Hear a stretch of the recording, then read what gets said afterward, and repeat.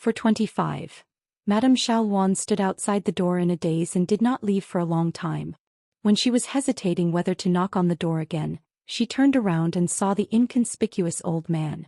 On the other side of the corridor leading to the banquet in the vast snow hall, Madame Xiaowan was good at observing people's expressions. When she first saw this person, from the length of his breath to the sound of his footsteps, she hid it very well. She deliberately maintained the cultivation of the 5 realms of martial arts. But this time the old man quietly appeared on the 4th floor, which was almost the same as Sun Dengxian. It was obvious that he was a shrewd person. Madame Xiaowan could only tell that this old retainer was a grandmaster whose martial arts were superior to Sun Dengxian's. However, she couldn't tell if he had already reached the golden body realm and started to step onto the spiritual refinement realm. Not being able to see the depth of a pure martial artist meant that Xiaowan had to be careful. The old man's smile almost gave the water god of the White Swan River goosebumps. The words he said made her feel uncomfortable. Madame Xiaowan, did you get the cold shoulder from my young master? Don't take it to heart. My young master has always been like this. He's not against you alone. Madame Xiaowan thought about how to phrase her words. She smiled and said, Old mister, it suddenly rained tonight. You also know that I'm a river god, so I naturally feel close to you. It was not easy to get rid of the smell of alcohol, so I took this opportunity to visit the Purple Cloud Palace. I happened to see your young master practicing his fist in the corridor upstairs. I originally thought that young Master Chen was a cultivator and a little sword fairy with a bright future. I didn't expect young Master Chen's fist intent to be so good, not losing to any of the Jianghu masters in our Huangting country. I was too abrupt. Zhou Xian said righteously, It's not abrupt, it's not abrupt. In this world, there are only boorish men who don't understand romance and abrupt beauties. Nothing a beauty says or does is abrupt. Madame Xiaowan did not want to be entangled with this person. Tonight's matter was destined to end in failure, so there was no need to waste time here. Moreover, did he really think that she did not have any sense of shame? As the principal god of the 3rd largest river in Yellow Court Nation, he was not inferior to the 5 mountain gods in Yellow Court Nation. If it wasn't for Wu Yi and the Xiang residents being too powerful and having the support of the Dali dynasty, Qin Pingon would have enjoyed the same treatment tonight if Xiaowan was at any other banquet in the Huangting nation. Hence Xiaowan said a few polite words and planned to leave. Nothing in the Purple Sun Manor was smooth sailing. Even if he left the treasure repository tonight, there would still be troublesome matters waiting for him. Zhou Xian smiled and said, Madam, please wait. Xiaowan was infuriated, but his aura was still graceful and luxurious. He asked doubtfully, Is there anything I can help you with? If you're not in a hurry, you can come and talk to me tomorrow. Zhou Xian stretched out a hand and shook it. What, old mister? Compared to Madame Xiaowan's long life, I'm just a young man who looks slightly older. Madame Xiaowan, you can call me Little Zhu, the Zhu with green hair and red complexion. There's no hurry. It's just that I don't have the guts to propose a toast to Madame in the vast snow hall. It just so happens that it's late at night and there are no outsiders, so I want to be like Madame and tour the Purple Sun Manor at night. What do you think? Xiaowan felt even more nauseous than drinking 4 jars of wine that old Flood Dragon coveted. She continued to smile. It's late at night. I'll be leaving the Purple Sun Manor tomorrow morning and returning to the White Swan River. I'm a bit tired and want to rest early. I hope you can understand. Zhou Xian was already striding forward. I must understand, Madame. Then allow me to escort Madame back to your residence. I really can't be at ease if Madame goes back alone. Madame is an outstanding beauty. Although you have the awe-inspiring and inviolable bearing of a peerless beauty, I feel that even if some of the Purple Sun Manor's patrolling cultivators took a few more glances at Madame, my heart would ache. No, Madame doesn't need to think for me. I must send Madame off. Xiaowan dismissed it with a smile. Even with her temperament, she almost couldn't help but curse at him. She directly turned around. She neither refused nor agreed. Once she rushed out of the building, her curvy figure instantly turned into a rainbow and left. Follow me if you can. She never thought that Zhou Xian would appear by her side in an instant and travel with her on the wind. Xiaowan's mind was shaken and she almost fell to the ground. The distant travel realm. This old lecher was actually a pure martial artist in the 8th realm. The #1 martial artist who had been renowned in the Yellow Court Nation's Jianghu for more than 4 decades was merely in the Golden Body realm. Zhou Xian followed beside Xiaowan. Madam, I've read in a random book that once the flood dragons and river deities of the world are aroused, a sweet rain will fall on the human world. I wonder if it's true? Madame Xiaowan was ashamed and resentful. He hated the mastermind behind the scenes. She even wanted to throw the old man beside her into the bottom of the White Swan River and peel his soul out of his cocoon. She would twist his soul into a wick and hang the lanterns to illuminate the water mansion. Zhou Xian continued, to be able to tour the Xiang mansion with Madame Xiaowan is truly a great joy in life. I'm not afraid that Madame will laugh at me, but I, little Zhou, like to write travel notes in my life. I've always wanted to write my travel notes in the future. I feel that I'm fortunate to be able to accompany Madame on a night tour tonight. I must describe it in detail in my travel notes. After the book is published, I'll personally bring the book to Madame and give her a copy. Xiaowan was so angry that her teeth itched. Her breathing became unstable and her chest heaved up and down. Tonight's outfit that made her feel overdone was originally thrown to her by that person and forced her to wear it. Zhou Xian glanced at the magnificent scenery that seemed to be close at hand and quickly turned his head to look at the Iron Ticket River. He said loudly, "What a beautiful scenery." Zhou Xian had already returned to his residence on the second floor. In the room of the treasure house, Qin Pingon was no longer sleepy. He simply lit a lamp and began to flip through the books. After reading for a while, he said with lingering fear, "What did it say in the Romance of Heroes? Heroes have a weakness for women." This heavenly Empress Xianxia was simply too unscrupulous. Over at the vast snow hall I helped you out of kindness. How could they harm me like this? I've only heard that those chivalrous people don't hold grudges overnight and settle them overnight. You, on the other hand, are repaying kindness like this? Motherf *her, if I wasn't worried that Zhou Xian would mistakenly think that I've exposed myself, I would have given you a slap. If the slightest bit of news were to spread out, wouldn't my pants be stained with yellow mud? Even if I'm not shit, I'll still be shit. Qin Pingon wiped the sweat from his forehead and rambled on, cursing that river deity of the White Swan River. In the end, Qin Pingon could only find an excuse to comfort himself. The trip to the lotus blossom blessed land to the River of Time was not in vain. If it was before, I might have foolishly opened the door for her and entered the house. Gradually calming down, Qin Pingon began to concentrate on reading the book. It was a Buddhist scripture. Back then he borrowed 6 books from the Cliff Academy's library, including the classics of Confucianism, Buddhism, Taoism, and Moism. The Maoshan Mountain Master said that there was no need to rush to return it. When Qin Pingon felt that he had finished reading it, he could have someone send it back to the academy. Qin Pingon suddenly closed the book and walked out of the house to the railing of the corridor. There must be something fishy going on. Outside the building, the rain had stopped and the night was heavy. Qin Pingon reached out to hold the railing and walked slowly.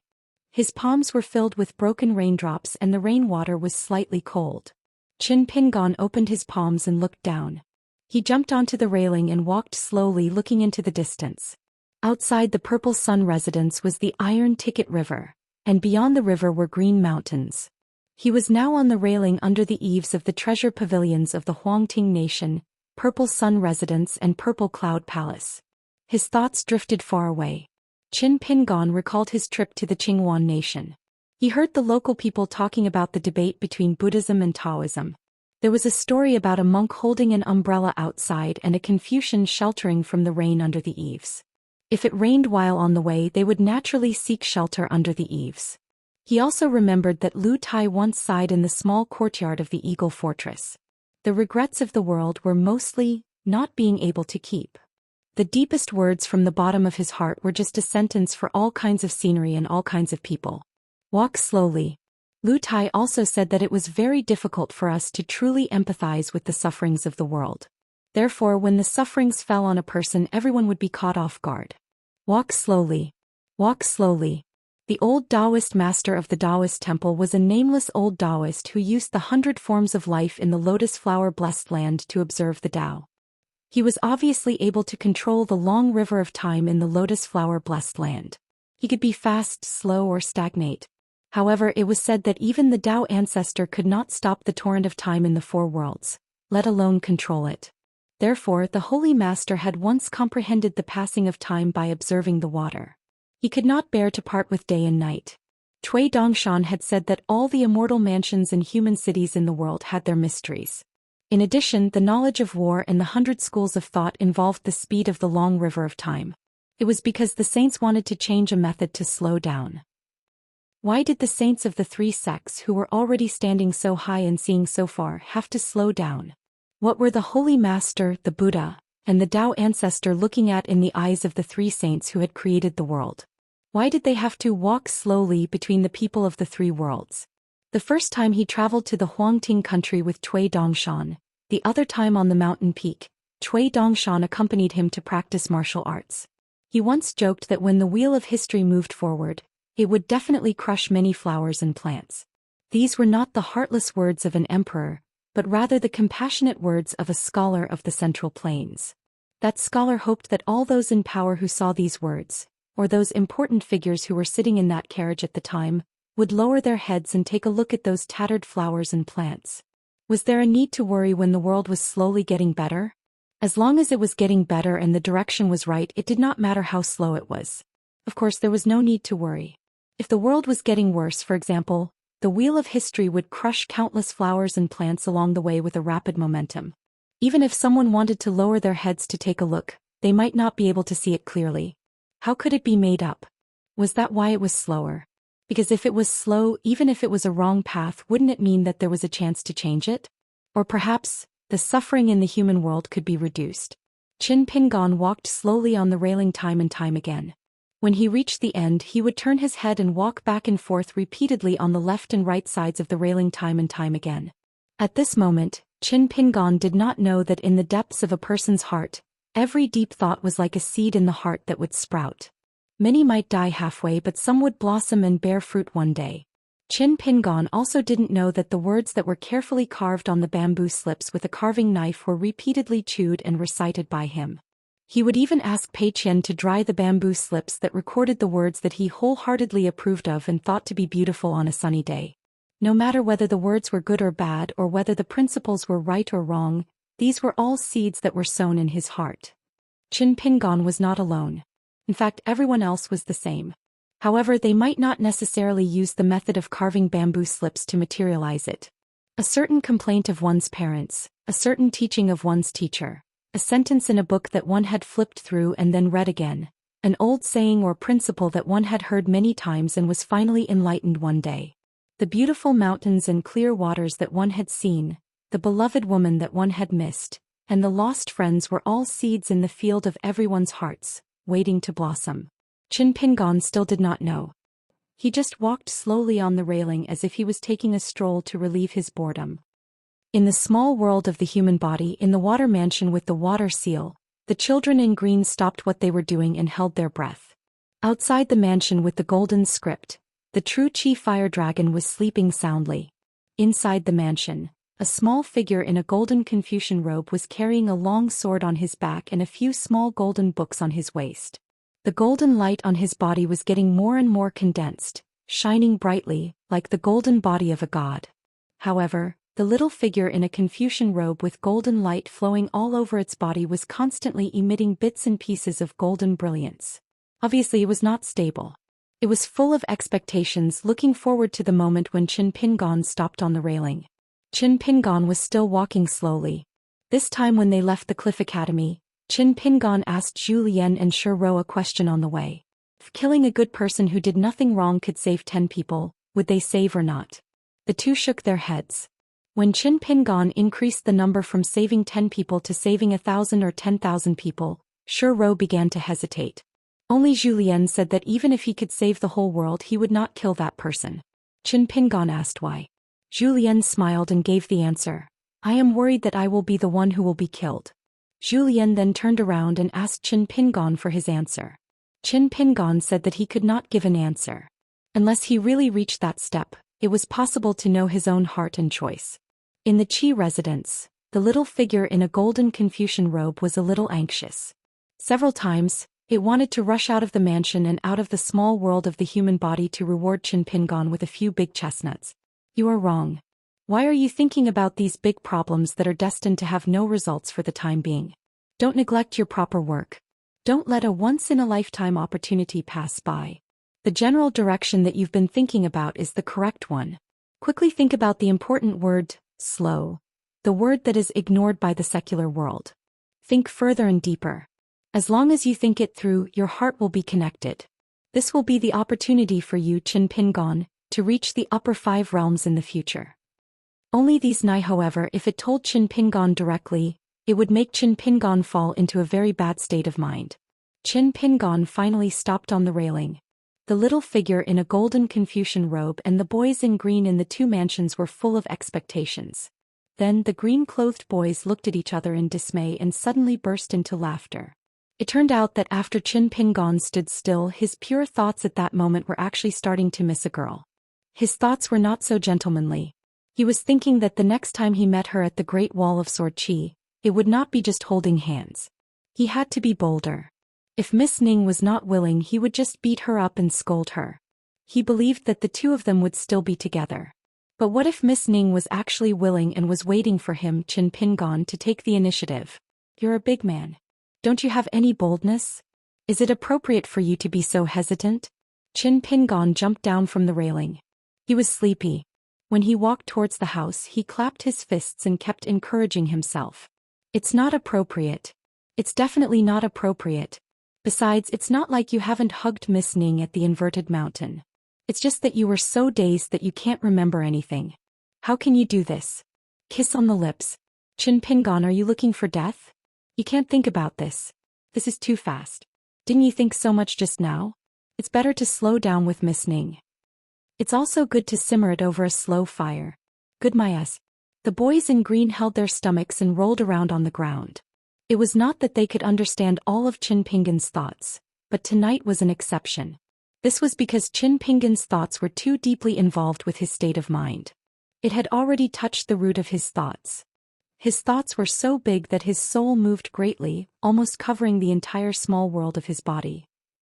His body was covered in a dense golden light, almost forming a golden pellet in his heart. He fell backwards and couldn't help but curse, "Qin Pingon, you bastard." After cursing, he laughed instead. Although tonight's blossoming and bearing fruit wasn't perfect enough, it was actually very beneficial to Qin Pingon and the Tree of Life. For example, the embryonic golden pellet in the heart of the golden-clothed figure was Mao Xiaodong's greatest hope for Qin Pingon to refine Shen Wen's golden pellet. Madame Xiao Wan and her maid, master and servant, lived alone in a courtyard in a remote area of the Purple Sun Mansion. If she was placed with Sun Dengxian and the other 2, even with Madame Xiao Wan's temperament, she would still turn hostile. At this moment, Madame Xiao Wan was standing in the main hall. Someone was sitting. The maid had already been put into a coma by that person using a secret technique. That person glanced at the water goddess of the White Swan River, who was wearing an overly tight dress with a strange smile. Madame Xiao Wan's face was full of embarrassment. This person was the self-proclaimed true Lord Cave Spirit, Wu Yi, the true master of the Purple Sun Mansion. No matter how bold Madame Xiao Wan was, she naturally wouldn't dare to enter the forbidden Purple Cloud Palace without permission. She even dared to wear such a dress that wasn't any better than a brothel's courtesan and knock on Qin Pingon's door. It was all Wu Yi's request. Wu Yi didn't use his cultivation to oppress her. He only gave Madame Xiao Wan a condition that she couldn't refuse. It was regarding the Imperial River Water God's attempt to harm the White Swan River through the relationship with Longquan County. Mansion Lord Huang Mang had already promised Madame Xiao Wan that he would help stop the Imperial River Water God's sneaky actions. For this reason, the White Swan River Water God Mansion would have to pay a large sum of money to the Purple Sun Mansion every 10 years. From then on, the White Swan River would be like the Iron Ticket River, becoming a vassal of the Purple Sun Mansion. However, the White Swan River Water God Mansion didn't just have to spend money to avoid disaster. After joining the Purple Sun Mansion, although they would have to distance themselves from the current emperor of the Hong dynasty and draw a clear line between them, Huang Mang promised Madame Xiao Wan that he would stretch the White Swan River, which was less than 900 miles long, to 1,200 miles within 100 years. The money had to be paid by the Water God Mansion. However, the Purple Sun Mansion could still help to settle all the resistance from the imperial court and the desperate counterattacks from the gods of mountains and rivers who had their destinies stolen. The White Swan River Water God Mansion only needed to hire Purple Sun Mansion cultivators according to the market price, and they could suppress and kill their way through. However, the length of the White Swan River determined the size and thickness of the river. Not only did it require the approval of the imperial court to open up a waterway, it would also face all kinds of strong resistance during the process. It wasn't something that could be done with money alone. After the White Swan River reached a length of 1,200 li, the area under the jurisdiction of the White Swan River would increase. The surrounding counties, cities, and Green Mountains would all be under the jurisdiction of the White Swan River God Manor. At that time, the annual income would become extremely impressive. This was something that Madame Xiaowan had always dreamed of. After 100 years, not to mention surpassing the Imperial River and successfully becoming the second largest river in the Yellow Court country, even if it could surpass the Hanxi River in one go, or even become the deity water palace in the future, it could be imagined now. This was the real reason why Madame Xiaowan was so humble in the vast snow hall. She had to hold on to this prospect. This was no longer a matter of enduring for a while and calming the waves. Enduring for a while would allow one to walk straight on the great Tao and flourish with incense. Therefore, after Wu Yi found Madame Xiaowan, she proposed a second deal. Madame Xiaowan, who was already filled with longing for the future, after weighing the pros and cons and hesitating, still suppressed all the grievances, grief and shame in her heart and chose to nod and agree. Wu Yi said that as long as Xiaowan was willing to climb into Qin Pingan's bed tonight, with that yini pleasure, it was equivalent to helping Wu Yi and the Purple Sun Mansion. Wu Yi would let the Iron Ticket River completely become a vassal of the White Swan River. The incense accumulation temple would no longer be able to use a river temple to contend against the Great River Water God Mansion. Furthermore, from today onwards she, Wu Yi, would put in a good word for Xiaowan and the White Swan River Water God Mansion in the Dali dynasty. As for whether it could be exchanged for peace and safety, she, Wu Yi, wouldn't pat her chest and guarantee anything, but at least she would personally handle this matter. Therefore, there was Madame Xiaowan's charming and gentle night visit. Even that drizzle was Wu Yi's magic, a smokescreen in the Purple Sun Mansion's territory. It was to prove to Qin Pingan that Madame Xiaowan was indeed in love. A river goddess who sincerely admired and fell in love with you at first sight took the initiative to offer her body, forming a short-lived marriage that didn't require any responsibility. Why not? Apart from that, there was also a mystery. Previously, Wu Yi deliberately mentioned the karma of killing a flood dragon monster. It wasn't a lie. In fact, she could see that Qin Pingan indeed had karma on him. How could she resolve it? Naturally, the water goddess of the White Swan River would use her own merit from incense to help her get rid of the poison. Wu Yi was straightforward about this loss. She would compensate Madame Xiaowan in the form of immortal coins.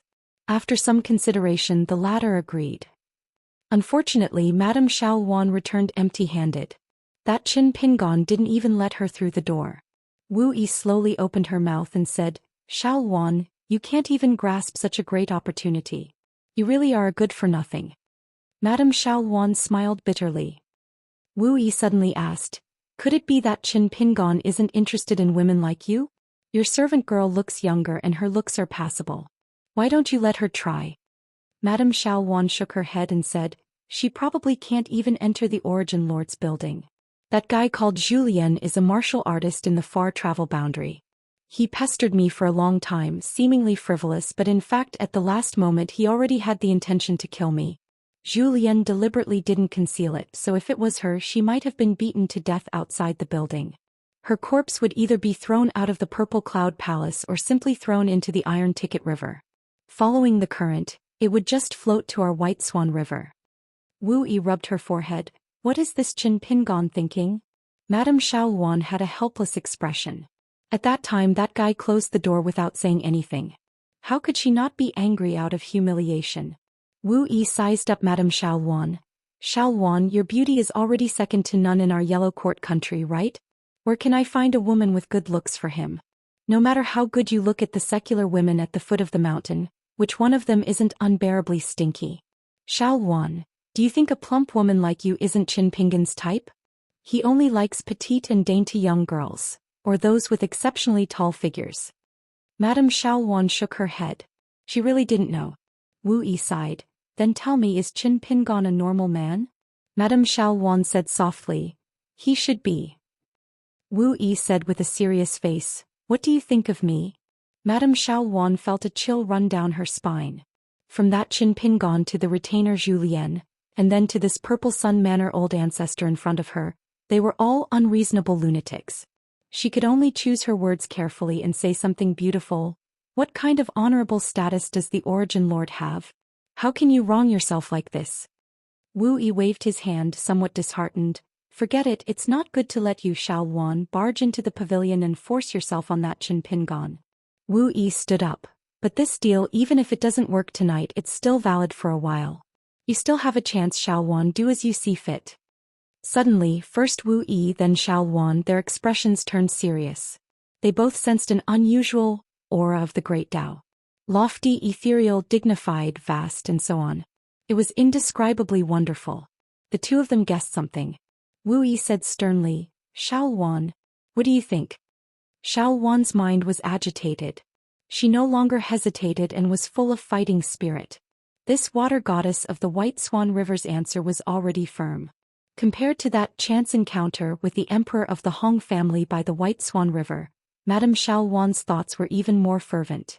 After Wu Yi left, Madame Xiaowan returned to her room to rest. She tossed and turned on her bed, unable to sleep. That night in the Purple Sun Manor, it rained again. Zhou Xian stood in the corridor under the eaves of the second floor. He laughed strangely. "All right, it's for real." Qin Pingon was unaware of all this. He returned to his room. The lamp on the table was still there. Qin Pingon began to flip through the book. As he read, he lifted his head and surveyed his surroundings with the help of the dim yellow light. The book said that some people's hearts were like a demon-revealing mirror. All the ghosts and monsters around them had nowhere to hide. But Qin Pingon wished that his heart was just an oil lamp. In his ancestral home in Mud Bottle Alley with it on the table, he could see the dust and moths that accompanied him through that bit of light. If there were guests, they could see that he, Qin Pingon, had placed a small crude pot on the yellow windowsill. Inside there was a small swaying grass. Qin Pingon lay on the table. With his chin on the back of his hand, Qin Pingon stared at the lamp. He vaguely knew that there was something waiting for him to face. Qin Pingon thought of many possibilities and felt that he was not afraid. There was only one thing, one person. Qin Pingon did not dare to think too much about it. There was no distinction between close and distant in the world. This was what Qin Pingon said himself. Pei Qian suddenly woke up and sat up as if she had a nightmare. She thought about it, but she had already forgotten the content of the nightmare. She wiped the sweat from her forehead. She was still a little confused, so she found a talisman and stuck it on her forehead. She lay down and continued to sleep. She could see through a person's heart and see the scene of a person's state of mind. For example, old Chef Zhu Lian's reign of terror, with only one tall building standing tall. For example, Cui Dongshan's deep pool with golden books scattered on the shore. She hid the biggest secret in her heart. She did not even tell her master, Qin Pingon. As long as she used her heart to look at Qin Pingon, she would feel as if she was standing in a small well. Looking up, there would probably be a lamp placed at the mouth of the well. A small ball of light should have made a coward like her feel warmth and yearn for it. However, it would make her feel the same way many times in Lotus Blossom Blessed Land.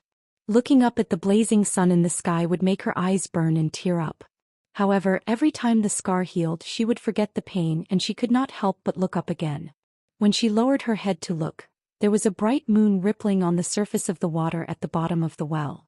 Below it, there was a vague shadow, as if there was a flood dragon that should have been terrifying, but made her feel particularly close to it. The well in her master's heart, the water in the well was spreading upwards. Maybe one day the bright moon in the water would meet the lamp on the mouth of the well. Pei Qian was sleeping soundly. She subconsciously put her hand on her chest. There was a small brocade pouch that Cui Dongshan had taught her. Cui Dongshan said that if one day her master was hurt and angry, she would take it out and give it to her master. Qin Pingon did not sleep for the whole night. He suddenly decided not to stay in Purple Sun Mansion any longer. He wanted to hurry on with his journey, so he asked Zhu Lian and the steward to inform them as a greeting to Wu Yi. He did not expect the mansion lord Huang Mang to rush over and try his best to persuade Qin Pingon to stay. He said that if Qin Pingon left Purple Sun Mansion just like that, he would have to resign from his position as mansion lord. No matter what, he wanted Qin Pingon to stay for another day or two so that he could send someone to bring Qin Pingon to enjoy the scenery around Purple Sun Mansion. He also told Qin Pingon that ancestor Yuanjun had already left for Hanxi River. However, before she left, she said that when Qin Pingon and the others left Purple Sun Mansion, they could choose one item from the first to the fourth floor of the Purple Chi Palace's treasure vault as a farewell gift from Purple Sun Mansion. If Qin Pingon did not accept it, it was fine. As the mansion lord, he could choose the 4 most precious items in front of Qin Pingon and smash them on the spot. Qin Pingon could not guess what Wu Yi was up to. This kind of shameless hospitality was too unreasonable.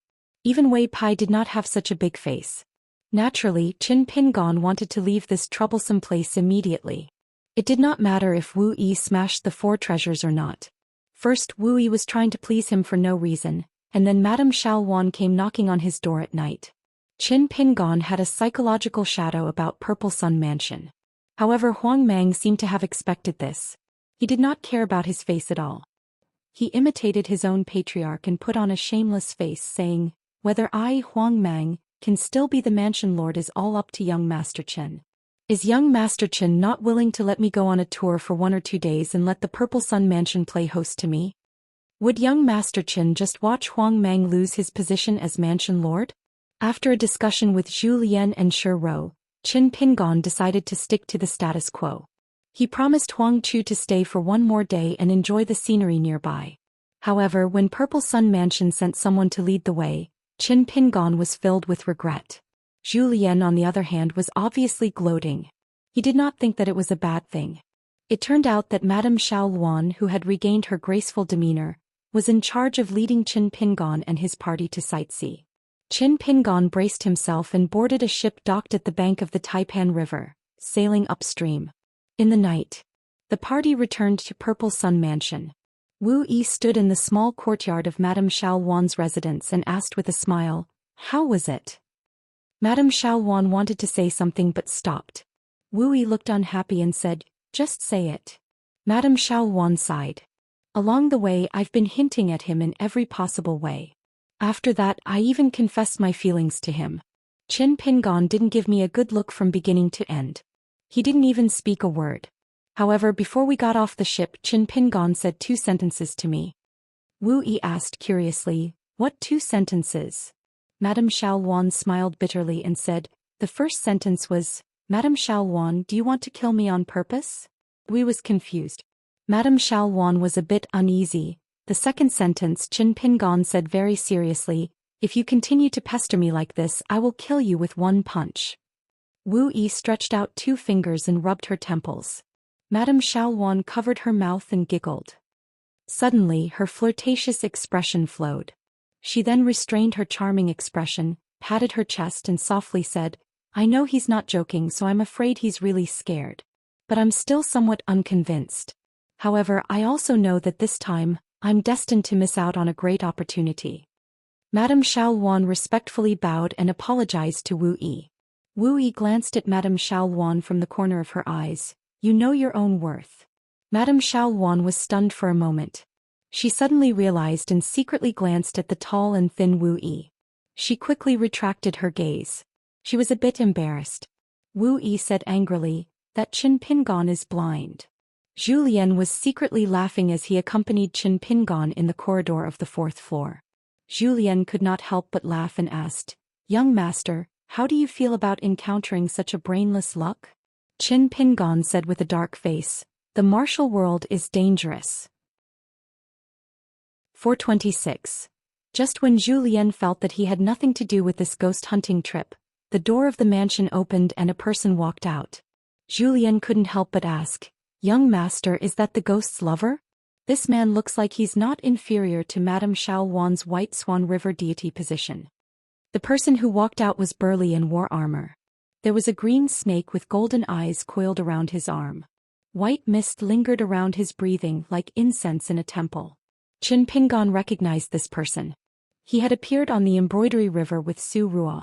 The person in front of him was most likely one of the Embroidery River or Jade Liquid River deities.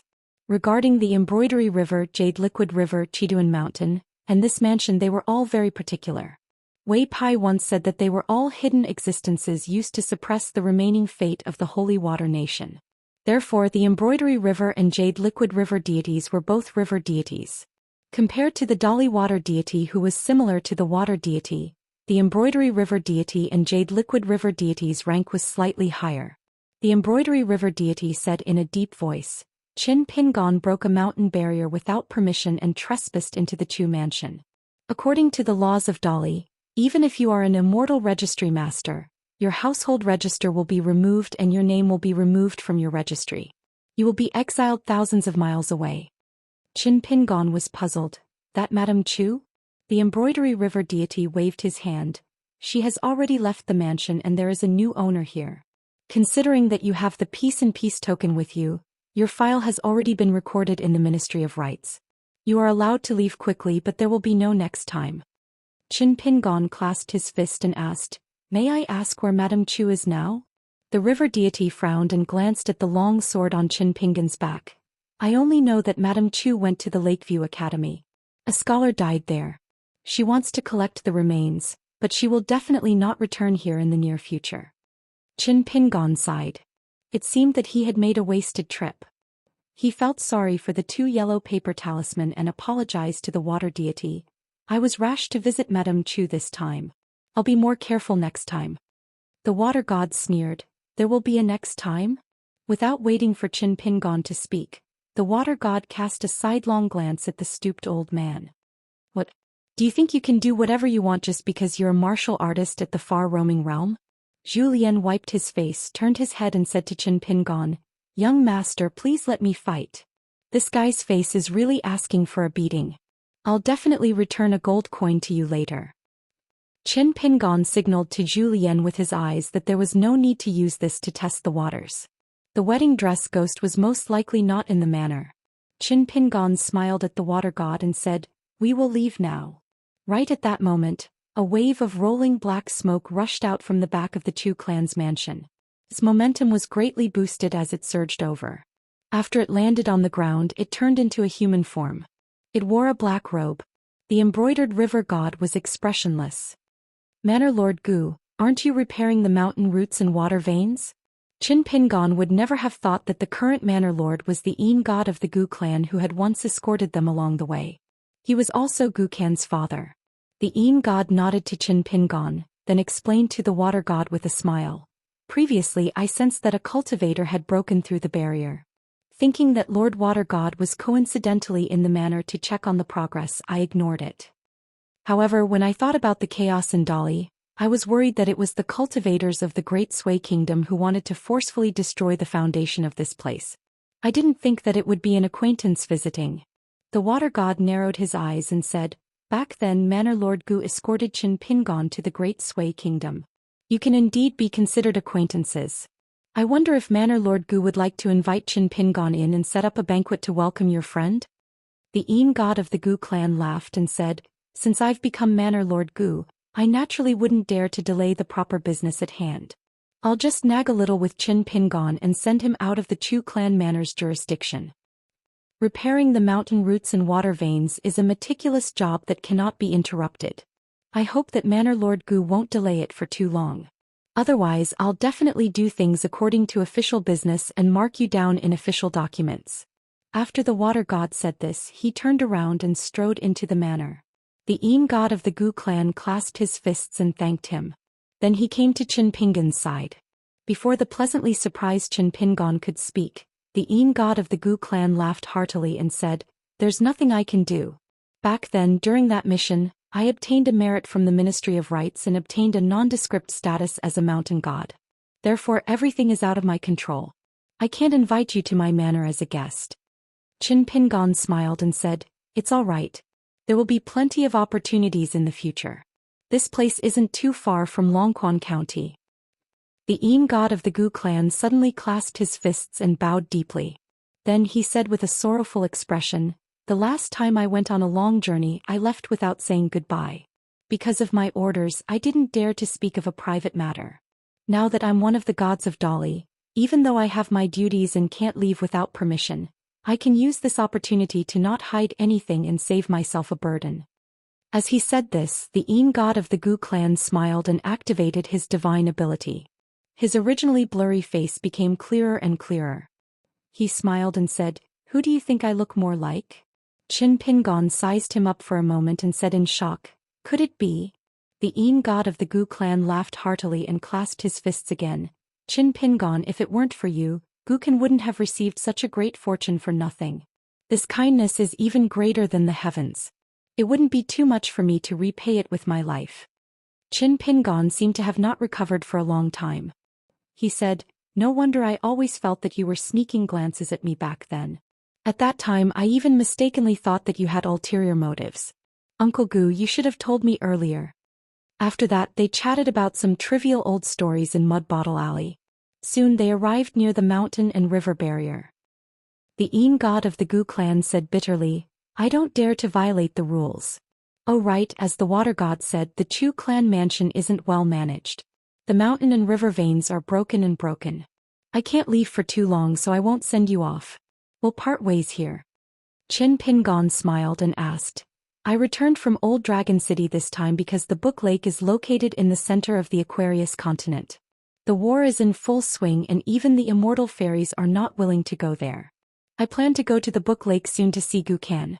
I wonder if Uncle Gu knows how Gukan is doing now. Is true monarch Xianxia treating him well?" The Yin god of the Gu clan laughed. "They are doing very well. Little Kin has already become the direct disciple of true monarch Xianxia. There's nothing to worry about. Otherwise, why would I stay here with peace of mind?" Qin Pingon nodded and cupped his fists. "I wish Uncle Gu to ascend to godhood soon." The Yin god of the Gu clan reminded softly, "Oh right, Qin Pingon, have you heard that there are many immortal forces in your hometown that have bought mountains back then that are starting to sell them at low prices? You should hurry back. Who knows, you might be able to buy 1 or 2 mountains at a low price. Don't miss such an opportunity." Qin Pingon smiled. "I've heard about it. That's why I sent a message to the Cloud Pinning Mountain and asked Wei Pai to take a look." The Yin god of the Gu clan waved his sleeve and a door appeared in the mountain and river barrier. Qin Pingon walked in and cupped his fists to bid farewell to the Yin god of the Gu clan. Walking on the mountain road again, Qin Pingon sighed. "I didn't expect Uncle Gu to become a Yin god and the master of this mansion. I just don't know when their family of 3 will be able to reunite." Zhou Xian smiled and said, "Although I didn't see the ghost in the wedding dress, this trip wasn't in vain. Just like what young master said earlier, the Chiduan Mountain was originally the quiet place where Wei Ba was reduced to a low-level deity, the local god, but it was also the place where the northern peak deity of the Li dynasty rose to power. That's why it's said that the world is unpredictable." Qin Pingon took a deep breath. "Let's go to the Red Candle Town." The two quickened their pace and went to the Red Candle Town where Pei Qian and Shi Ro were. Until they were dozens of miles away from the mountain, the two chatted along the way. Zhou Lian slowed down and carefully used his martial arts ability to condense his voice into a line and suddenly asked, "Young master, what's next?" Qin Pingon's expression was normal. He also used his voice to form a line and replied, "There's no hurry. We'll plan the next step when we reach the Red Candle Town. Otherwise, Uncle Gu will be annoyed." At the entrance of the Chu clan's mansion, the embroidery river god's face was gloomy. He looked at the mansion master who was slowly returning and said sternly, "Gu Tao, I told you to stay near the main water vein of the mansion and not leave. How dare you run out by yourself?" The burly water god with a green snake wrapped around his arm shook his arm. The green snake with golden eyes landed on the ground and coiled up, turning into a huge snake as thick as a water bucket. It then slowly slithered around its master and the mansion master in a big circle. Then it raised its head high and stared coldly at the Gu clan's Yin spirit. The water god stretched out his hand and a refined long spear appeared in his hand. Golden light flowed like water. He sneered, "The imperial tutor has ordered that if you do anything that crosses the line, I can destroy half of your soul. If you're not convinced, you can use the Chu clan's mansion and try to resist." The Gu clan's Yin spirit didn't move at all.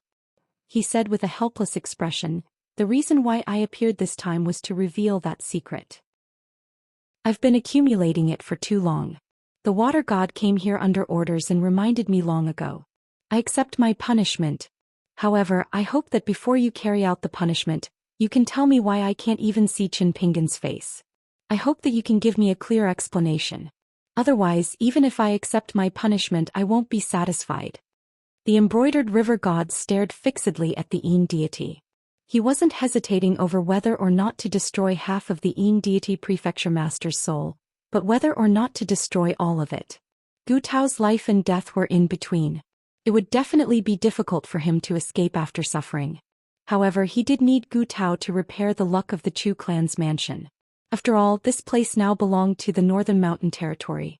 The mountain god was the first new god of the 5 mountains of the Dali dynasty. Wei Pai was more and more revealing the aura of a god. Therefore, apart from asking the imperial tutor when to destroy half of Gu Tao's soul, he also had to report it to Wei Pai according to the laws of the Dali Mountains. This was called a county official was not as good as the one in charge. If it weren't for the fact that Gu Tao didn't show any sign of persuading Qin Pingon to go to the Book Slip Lake from the beginning to the end and instead persuaded Qin Pingon to go back to his hometown to buy a mountain, Gu Tao's soul would have been scattered by now. This was reasonable. Gu Tao had secretly learned about the rumors of the Book Lake from Red Candle Town a few times. In fact, they were all information that the Dali spies wanted the Yin spirit to know. The water god threw the long spear without any warning. It pierced through the Yin spirit's abdomen and nailed into the ground.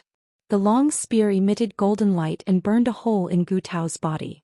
Gu Tao's body, which had transformed from an otherworldly item into a god's golden body, was still severely injured. Gu Tao was indeed a tough nut to crack. He didn't say a word. His face began to distort and black smoke billowed from his body.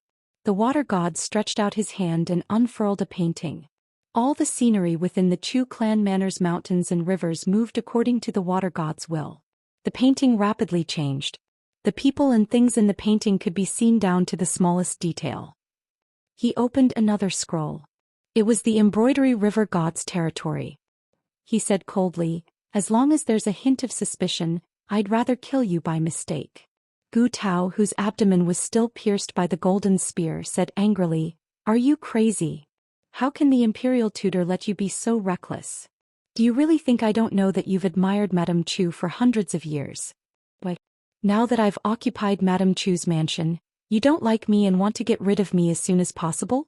If you want to condemn someone, you can always find a pretext. Good. I've finally experienced the magnanimity of you, the water god of the embroidery river." The water god ignored the grief-stricken Gu Tao. He only lowered his head and stared at Qin Pingon and Zhou Xian on a scroll. He observed their expressions and conversations, unwilling to let go of any details. As for what the imperial tutor was planning, the water god of the embroidery river was not interested in it at all. He did not dare to investigate. He did not dare to do so. For more than 100 years in the Dali dynasty, for the imperial tutor who had always stood in the shadow of the emperor, every time he walked out of the shadow he would bring about a storm of blood. Heads would roll. Regardless of whether it was the nobles or the immortal masters on the mountain, there was no exception.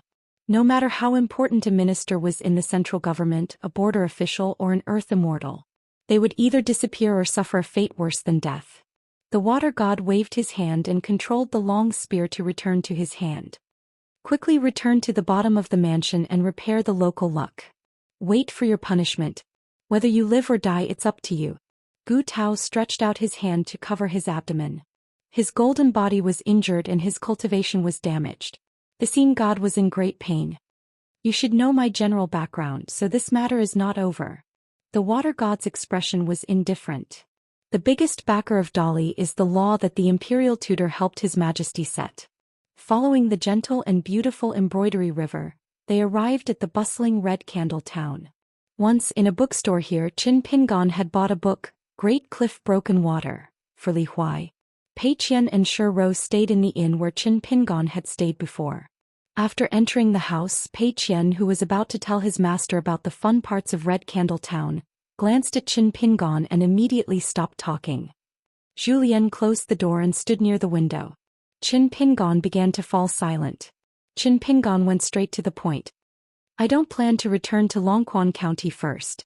Zhou Lian, protect Pei Qian and Shi Rou to Luopa Mountain. There's an immortal ferry in Huangting country. I'll go there and see if there's a ferry to Book Lake. If it doesn't work, I'll walk there. It'll only be harder to leave once we reach Longquan County. Zhou Xian thought for a moment and said slowly, "This old servant knows a decent disguise technique. Why don't you let this old servant pretend to be you, young master? You can pretend to be someone else and then find a suitable opportunity to leave Red Candle Town first. We'll stay here for a few more days. This is slightly safer. We might not be able to deceive everyone. Let's just treat it as better than nothing." Shiro was confused. Pei Qian was even more confused. Zhou Xian said softly, "Young master, you said it yourself. There's no need to rush. Take it slow." Qin Pingon smiled. "Don't worry, I know what I'm doing." Zhou Xian nodded. "Young master is still the most meticulous. Otherwise, when we reach Longquan County, Tui Dongshan will definitely lose this battle." From the moment the embroidered river's water god appeared first and Uncle Gu rushed over, Qin Pingon sensed a familiar aura. Therefore, Qin Pingon chose to remain silent at that time, waiting for Uncle Gu to speak instead of blurting out the words Uncle Gu. As expected, Uncle Gu's words had a hidden meaning. This was the first time he revealed Gu Kan's father's identity. Qin Pingon followed Uncle Gu's lead and acted out that show. Something like reminding Qin Pingon to hurry back to Longquan County to buy a mountain. Something about the mother and daughter being carefree at Book Lake. As long as Qin Pingon listened to everything the other way around, it would be right. Apart from that, the two of them had a tacit understanding. They would definitely not say a single word or exchange a single glance. This was because the embroidered river's water god was definitely spying on them in secret. Following that, Zhou Xian began to help out with the details. For example, tonight, they would go and drink the boat girl's wine that was unique to Red Candle Town. There were many people there and it was most suitable for someone to secretly spy on them. Qin Pingon took off the golden robe that he had to wear to Book Lake and changed into a green robe, so that Zhou Xian could pretend to be Qin Pingon and go to Luopa Mountain. Without the golden robe it would be too abrupt. Zhou Xian and Qin Pingon checked each other's flaws. Pei Qian sat obediently at the side, not jesting at such a time. Shiro protected the window. She no longer felt that Zhou Xian was abusing his position for personal gain when he suggested drinking the wine. That night, Qin Pingon and Zhou Xian left the inn and drank the wine. Qin Pingon sat upright and still while Zhou Xian was like a fish in water. He chatted with the boat girl so much that the young woman felt as if she had never been born. The next day Qin Pingon brought Pei Qian around Red Candle Town to buy all kinds of things. It was as if they were close to their hometown and winter was about to arrive, so they could start preparing for the new year. An ordinary-looking middle-aged man quietly left Red Candle Town. He did not take a ferry down the embroidery river, but took a busy official road to the border. He did not enter Huangting country with a customs clearance document, but like a wild cultivator who did not like to be restrained, he easily crossed the lofty mountains and precipitous ridges, and then traveled day and night. Covered in dust, he arrived at an immortal ferry in Huangting country. The middle-aged man did not ask the deacon at the ferry, but just chatted with him. He learned that there was no ferry that went directly to Book Lake. That route had long been suspended, so he chose a ferry that went to Gusu Mountain. It was said that after changing to a ferry at Gusu Mountain he could go to a vassal country of the Zhuang dynasty. After that he could only walk to Book Lake. The man paid a sum of money and asked for a single room on the ferry. He lived in seclusion. When he arrived at Gusu Mountain he heard another piece of bad news. Now even the ferry to the vassal country of the Zhuang dynasty had been suspended. The man stayed in Mount Gusu for a day and walked around. In the end he spent a lot of money and used the immortal money which was much higher than the market price. He paid half of the price and directly hired a private ferry that did not want to follow the rules. Under the fawning but foolish gaze of the ferry owner, the man boarded the ferry. He was the only guest. Jackals and wolves surrounded him. It was unknown whether the man was not experienced enough in Jianghu so he did not notice it. Or he was bold and skillful so he deliberately turned a blind eye. When the ferry told the guests that it needed to dock for supplies, the man finally left the cabin. He changed into a white robe, carried a long sword on his back, wore a hairpin on his head and tied a flagon on his waist. He went straight to the boat owner with the cultivation base of sea viewing. He patted the red flagon in the eyes of ordinary cultivators, and a flying sword flew out of the blade's strengthening gourd. He said, "It's easy to earn money but it's not worth my life." The old cultivator who already had the idea of killing and robbing was also an unorthodox cultivator. Since he was seen through by the guest, he did not bother to hide anything. He glanced at the flagon and laughed. "Guest, I don't know how you know about our business. One blade strengthening gourd is worth more than my life in this boat. What do you think?" Feng Yu said with a frown. Before the old cultivator finished his words, the flying sword flashed and disappeared. After all, the old cultivator was a mountain cultivator who had climbed to sea viewing. He was not unfamiliar with the sword cultivator, one of the 4 troublesome ghosts on the mountain. He happened to have a spiritual weapon that could slightly counterbalance the sword cultivator. However, the old cultivator relied on his natal item to dodge the flying sword. Another flying sword from the blade strengthening gourd pierced between his eyebrows. It was not enough to kill him, but if he moved slightly, the tip of the sword would pierce deeper and he would lose his life. Just as the old cultivator was shocked that a sword cultivator had 2 natal flying swords. A fist arrived. The spiritual qi in the old cultivator's qi residence was steaming like boiling water. Another fist. The old cultivator, who could use spiritual qi to nourish and temper his body, had a body that was roughly equivalent to a martial artist of the 4th realm. However, he still vomited bile from the punch and fell to the ground, unable to get up. The 2 flying swords pierced into the old cultivator's 2 natal qi residences and shattered them, causing the old cultivator to fall back to the cave realm on the spot. He wailed endlessly. That person looked around and picked a chair to sit on. He said to the others, "Let's continue on our way." The old cultivator then sat in a small corner of the spacious room. The 2 flying swords slowly flew around him. And that guest had been sitting there all along, flipping through books. The old cultivator mustered up his courage and asked if he could heal himself where he was, in case he could not even protect his cave realm cultivation. The man nodded and had no objections. After that, the man read one book after another. Occasionally he would take a nap. Occasionally he would stand up and walk slowly, punching slowly. When the ferry arrived at the largest vassal state at the border of the Zhou dynasty, the man gave the remaining half of the immortal money before disembarking. After asking the old cultivator about the general direction of the calligraphy lake, the man took off the long sword on his back and threw it into the air together with the scabbard. He rode the sword to the calligraphy lake. 427. A little late 9,000-word chapter, not included in the update on the 4th. The eagles circled in the sky and the crows on the branches screamed.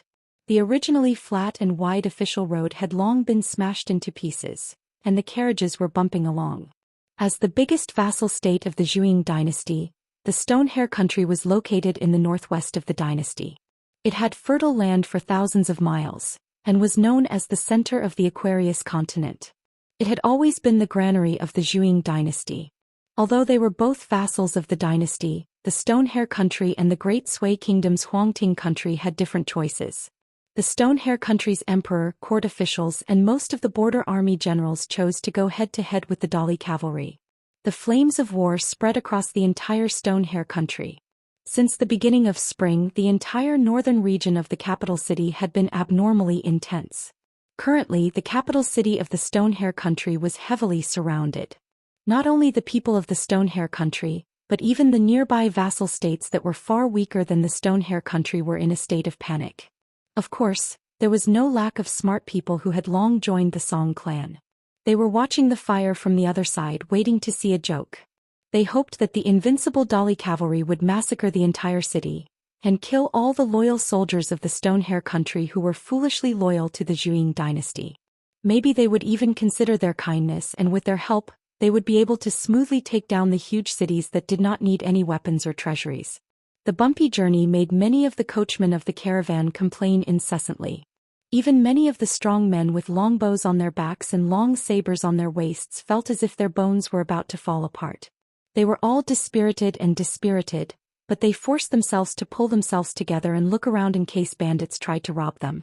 Almost all of the young men who were familiar with riding bows and horses reeked of blood. It was obvious that the journey to the south was not an easy one in the chaotic world. It was not an exaggeration to say that one's head was tied to one's belt to earn money. In the time it took to piss, one's head might accidentally fall to the ground.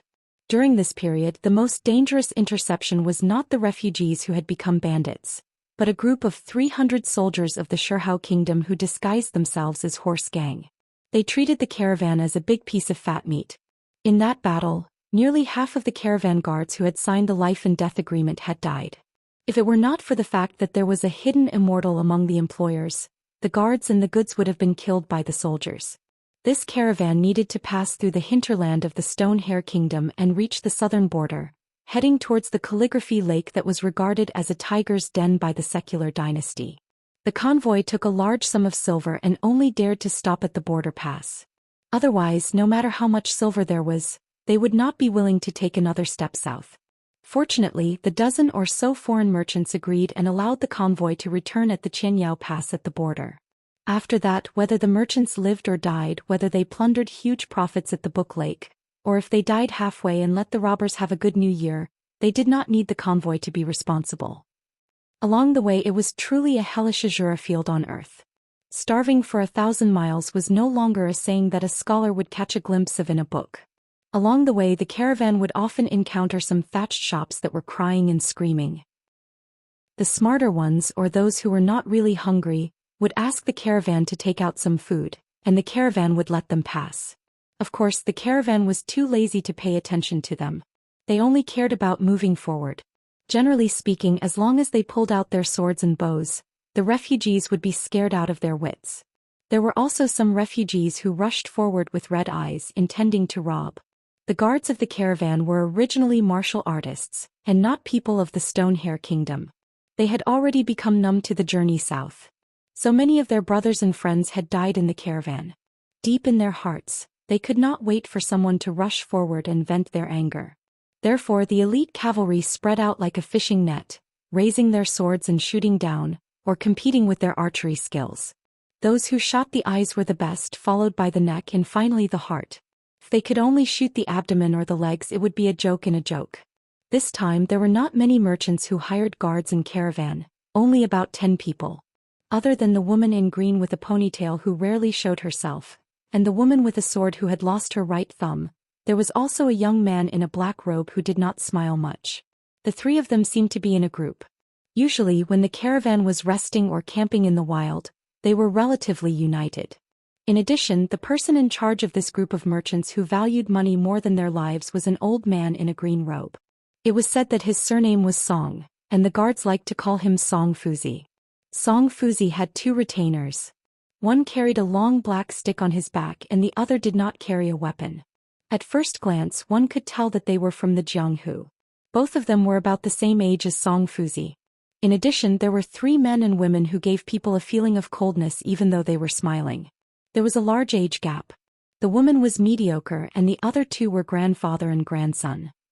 The retainers felt that this group of merchants, other than Song Fuzi, were arrogant and did not like to talk. That night, they rested in a deserted courier station where the officials had fled. Everything had long been looted. The woman in green with a ponytail squatted on top of a half-collapsed mud wall outside the courier station. The woman with a sword who was inseparable from her stood under the wall and said softly, "Senior sister, in half a month's journey, we will be able to pass through the border of the Book Lake." The woman in green was a little absent-minded and nodded.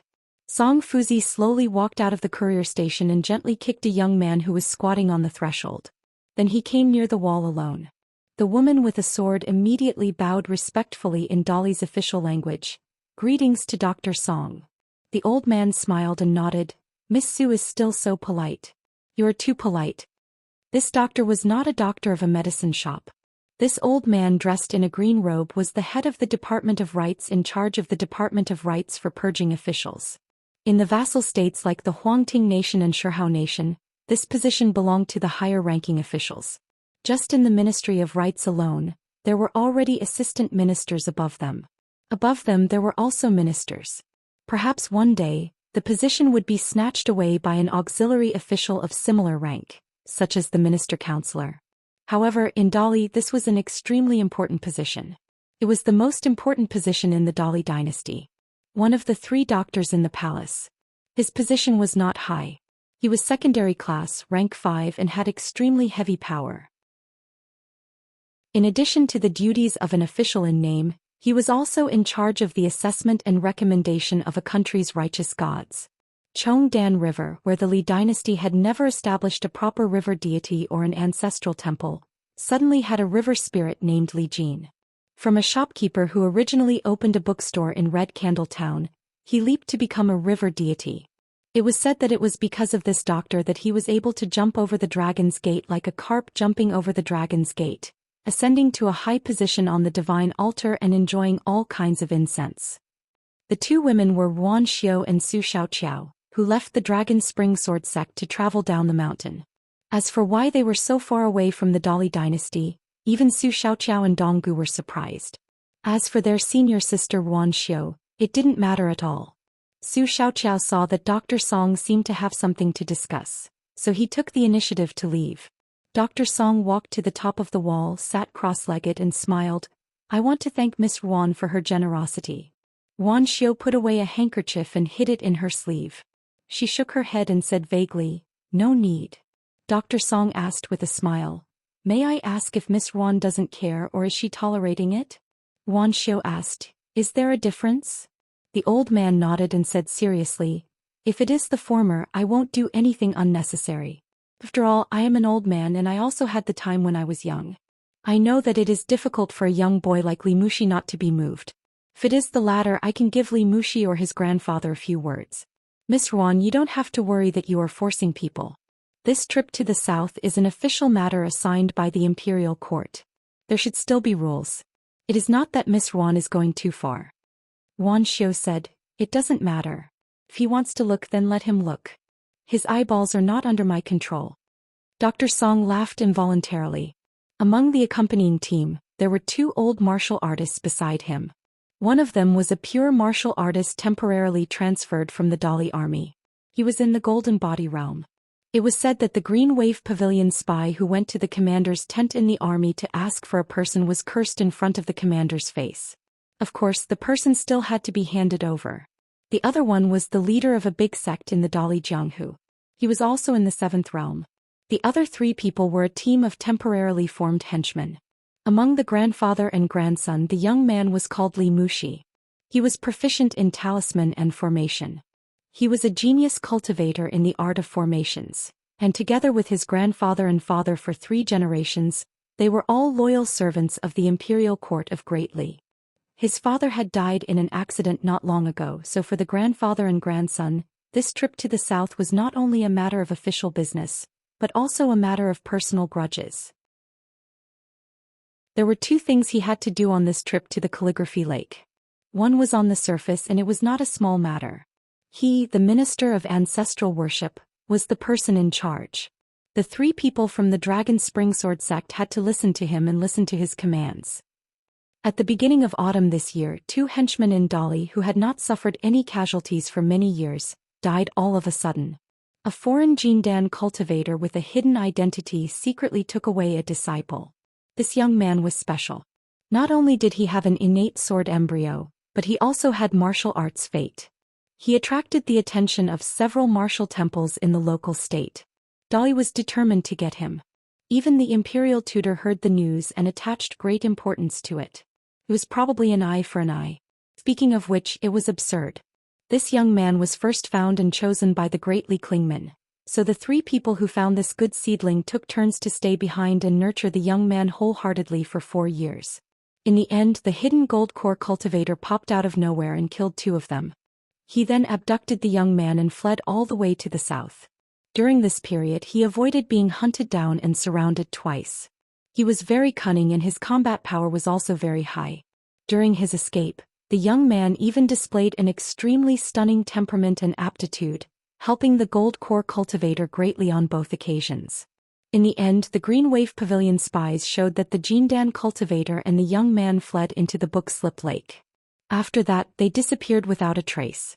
Towards this kind of pursuit, not only the Great Li dynasty, but also all the powerhouses in the Aquarius continent would not be foolish and underestimate it.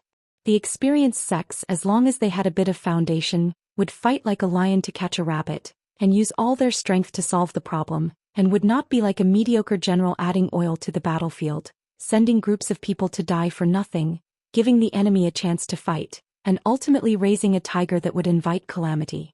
The other party was an old Jindan cultivator who was good at fighting and had the geographical advantage.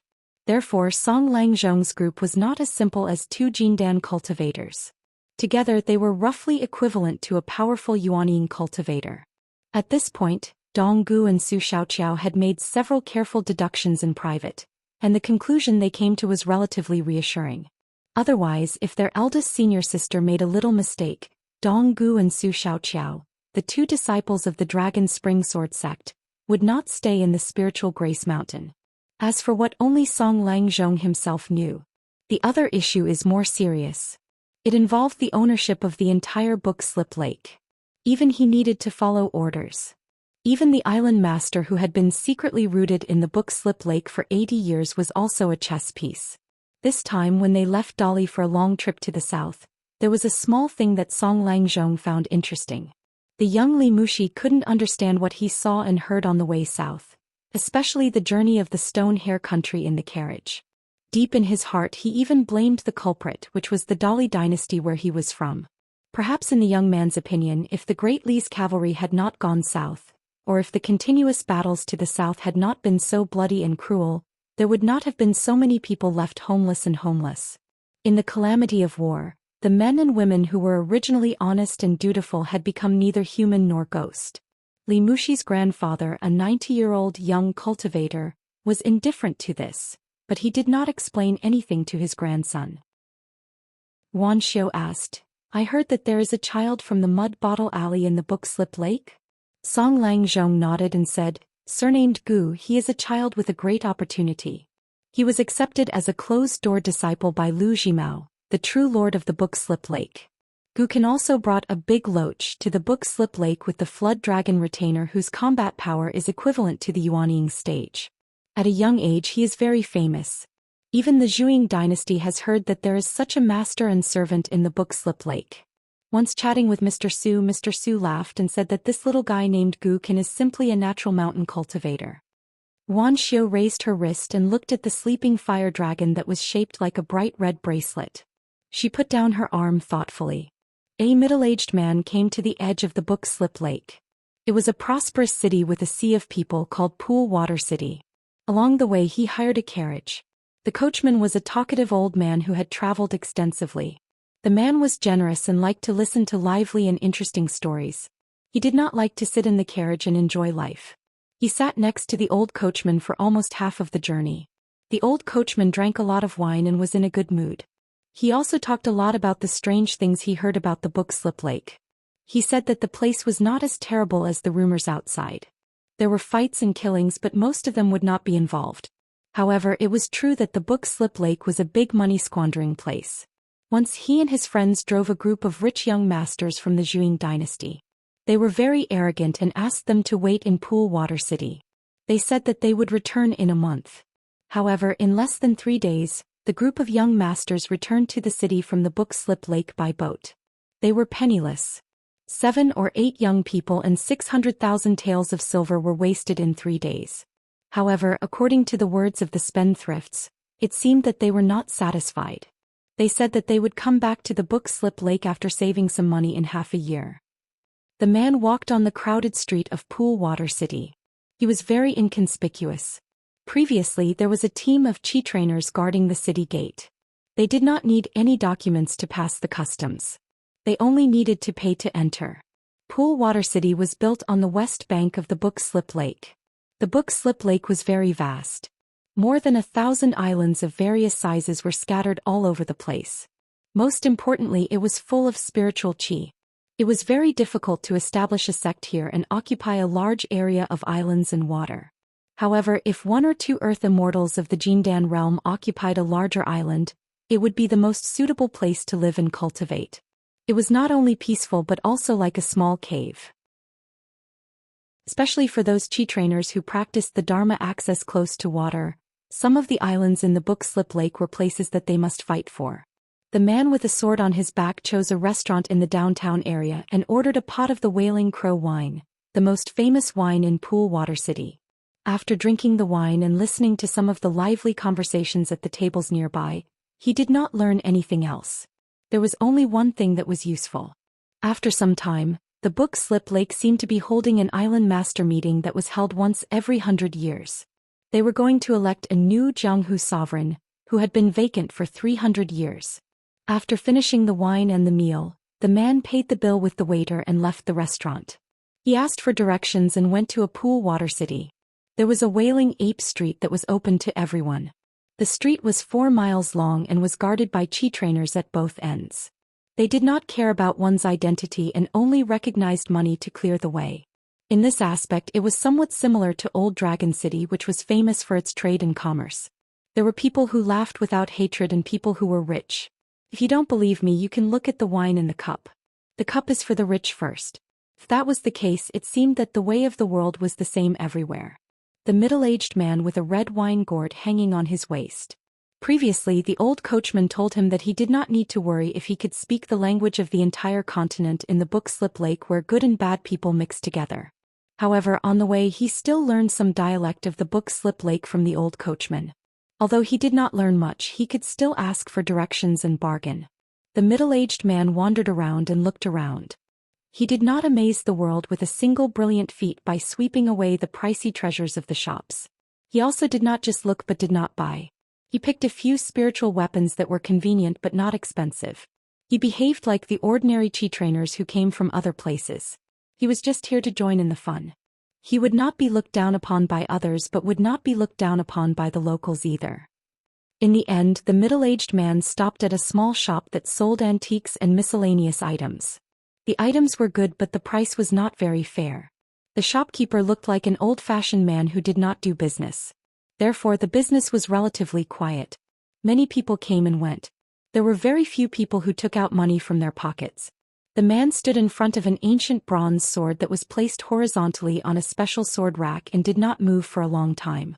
The scabbard was placed separately and the body of the sword was engraved with the words, "Great Imitation of Chu Huang." Looking at the man in a long robe and carrying a sword on his back who bent over and looked carefully, the old shopkeeper said impatiently, "What are you looking at? Can you afford it? Even the imitation sword of Chu Huang in ancient times costs a lot of money. Go away. If you really want to look at it, go somewhere else." A middle-aged man. His wallet was not bulging and his back was not straight. Instead he turned to the old man and asked with a smile, "Shopkeeper, this Chu Huang is one of the 8 horses that pulled the carriage that the Sage of Rites and the first monarch of the human world rode on when they toured the world together."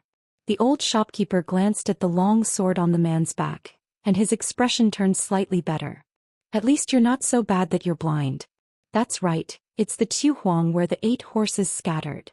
Later on, there was a great swordsmith from the Central Plains who used his life's effort to forge 8 famous swords and named them after the 8 horses. This man had a strange temper and was willing to sell the swords he forged. However, each sword was sold to a buyer from the corresponding continent, so he didn't sell all of them until his death. Later on there were countless imitations. This ancient sword that dared to carve the 2 words "Great Imitation" in front of the Chu Huang is an excellent imitation. Naturally it's extremely expensive.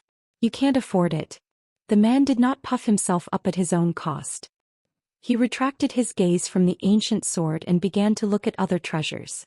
Finally he stood in front of a painting of a lady hanging on the wall. The lady in the painting was sitting sideways, covering her face and crying. If one listened carefully they would actually hear a soft sobbing voice coming out of the painting. The old shopkeeper exclaimed, "I didn't expect to meet someone who knows their stuff. The 2 items that you've looked at the longest in my shop are the best items in the shop. You're not bad, kid. You don't have much money in your pocket, but your eyesight is not bad. Why? You used to be rich in your hometown, but after your family declined, you started to roam the world alone? You carry a worthless sword on your back and hang a broken wine pot, and you think you're a wanderer?" The man was still looking at the magical painting. He had heard people say before that there were many paintings and calligraphy of the previous dynasty that had perished. Coincidentally, the words would give birth to grief and indignation, and some of the characters in the painting would also become spiritual creatures, mourning alone in the painting. The man turned his head and smiled. "Wanderers don't care about money." The old man sneered, "This kind of nonsense only a hothead who hasn't been in the world for 2 or 3 years would say. I see that you're not young anymore. I guess you've walked the world for nothing or you've walked by the pond. Then you'll think of it as the real world." The man was still not angry. He pointed to the painting hanging on the wall and asked, "How much is this painting of a lady?" The old man waved his hand. "Young man, don't ask for a snub." The man smiled. "If I can afford it, shopkeeper, what do you say? You can give me 1 or 2 small items that are not very valuable. How about that?" The old man, who had been guarding his ancestral shop for years and was indeed bored, suddenly had a fighting spirit. He pointed to a shelf near the door and raised his eyebrows. "Oh, see? As long as you can afford it, you can choose 3 items from the shelf over there. When the time comes, I'll take your surname if I frown." The man smiled and nodded. The old shopkeeper hesitated for a moment and said, "I won't say much about the origin of this painting of a lady. Anyway, you can see that it's good. 3 small coins. If you can afford it, you can take it. If you can't, get out of here." The man looked back at the painting hanging on the wall and then turned his head to look at the old shopkeeper, asking if there was no room for discussion. The old shopkeeper sneered and nodded. The man turned his head again and glanced at the painting of a lady, then glanced at the empty shop and the door. Only then did he walk to the counter, flipped his wrist and slapped 3 small coins on the table. He covered it with his palm and pushed it to the old shopkeeper. The old shopkeeper also glanced at the door of the shop. The moment the man raised his hand, the old man quickly covered it with his palm and pulled it to his side. He raised his hand and confirmed that it was indeed 3 small coins. Then he grabbed it in his palm and put it in his sleeve. He looked up and smiled. "This time I misjudged you. You're a good kid. You have some ability. You can make me misjudge you." The man smiled helplessly. "Then I'll go over there and pick 3 things that I like." The old shopkeeper laughed heartily and walked out from behind the counter. "Go ahead. When doing business, you still need to have some integrity. I'll help you put this painting into a box. Don't worry, just the box alone is worth 2 snowflakes. I won't spoil such a precious painting." The man's gaze wandered around the treasure shelf at the door. The old shopkeeper carefully took down the painting and kept it in a treasure box. He kept looking at the man from the corner of his eyes. "Damn, if I knew that this fellow was so rich and generous, I wouldn't have pulled out such a prize." Furthermore, he picked 3 items in one go. He was starting to feel heartache. When the man picked 2 items, the old shopkeeper was slightly relieved. He didn't lose much. However, when the man finally picked a black jade that hadn't been carved by a famous master yet, the old shopkeeper looked at him with a smile. The old shopkeeper's eyelids trembled as he hurriedly asked, "Kid, what's your surname again?" The man was originally hesitant, but when the old shopkeeper said this, he decisively took it and smiled. "My surname is Chen." The old shopkeeper said pitifully, "Then I will change my surname to Chen from now on. Can you put it back?" The man smiled and shook his head. "You have to be sincere when doing business." The old shopkeeper said angrily, "I think you should stop being a dog-shit ranger and become a businessman. In a few years you will be filthy rich." Although the old shopkeeper said this, he still made a lot of money and was in a good mood. He poured a cup of tea for the customer surnamed Chin. That person didn't have the intention to leave immediately. One was thinking about whether or not he could sell that imitation Chu Huang again. The other wanted to hear more about the deeper matters of the book Slip Lake from the old shopkeeper. Just like this, they drank tea and chatted. The man knew a lot of things that the old coachman didn't know. That's right. The calligraphy lake was a paradise for cultivators. Smart people would be able to survive here while stupid people would be miserable. Here there was no difference between good and bad cultivators. There was only a difference in cultivation level and a difference in the depth of one's schemes. Trade is flourishing, shops are everywhere, and there are all kinds of strange things. Those who had nowhere else to go or those who were in dire straits could often find a place to stay here. Of course, if they wanted to be comfortable and happy, they could forget about it. But as long as you have a pig's head and find the right temple, it won't be difficult to survive. How well you do in the future depends on your own ability. Relying on a big mountain and providing money and strength is also a way out. In the history of the Book Lake, there were people who endured humiliation for many years and finally rose to become the overlord of a region. Outside the shop, time passed slowly. Inside the shop, the old man was talking excitedly. There was once a nascent soul cultivator who was an immortal master of records and a golden coresword cultivator. Perhaps they felt that they could do whatever they wanted in the entire Aquarius continent, so they swaggered and held a banquet on a large island in Slip Lake. They sent out invitations to all the Earth Immortals and Dragon Gate cultivators in Slip Lake, declaring that they would end the chaotic situation of Slip Lake without a leader and become the ruler of Jianghu who commanded the heroes. At the banquet, more than 30 island owners of the Book Lake who were present didn't raise any objections. They either clapped and cheered, desperately echoed, or flattered from the bottom of their hearts. They said that the Book Lake should have had a big figure who could convince the masses so that there wouldn't be no rules and laws. There were also some island owners who were silent. As a result, when the banquet was over, there were already people who secretly stayed on the island. They began to hand over the proof of allegiance, give suggestions and explain in detail the foundation and reliance of the big mountains in the Book Lake. But the next scene made all the cultivators of the Book Lake, regardless of age, feel particularly happy hundreds of years later. That night, more than 400 cultivators from different islands flocked to the island and surrounded it. They used almost 900 Dharma treasures and more than 200 men of sacrifice on their islands to smash the two arrogant nascent soul cultivators and golden core sword cultivators to death. The ones with the strongest killing intent happened to be the island owners who were the first to surrender. The man listened attentively and casually asked about perfected cultivator Xianxia Lu Jimao. The old shopkeeper became more and more excited. He said that perfected cultivator Xianxia Lu was very powerful. 2 years ago, a little devil came and became the last disciple of perfected cultivator Xianxia Lu. What a student who surpassed his master. He rode a terrifying dragon and started a massacre in his own territory. He slaughtered the mansion of a senior guest, dozens of young ladies and more than 100 people. Most of them died tragically. After that, for some unknown reason, he even killed the eldest senior brother of the same sect. It was another bloody massacre. The ferocity and ruthlessness of that big loach was on full display. He bit down many times and it was no longer for the sake of killing. It was purely for the sake of satisfying the pleasure of killing. Everywhere it went, the ground would be filled with broken limbs and broken bones. After that, the master and disciple were like a hot knife through butter, occupying many nearby islands where other families' forces were deeply rooted. Those who obeyed would prosper and those who disobeyed would die. Many young and beautiful girls were said to have been forcefully captured by the little devil who hadn't even grown hair yet. It seemed that the little devil's second senior sister, she was reduced to a new young lady. After that, the Book Lake did not have peaceful days. Fortunately, that was a fight between immortals and it did not affect a remote place like Pondwater City.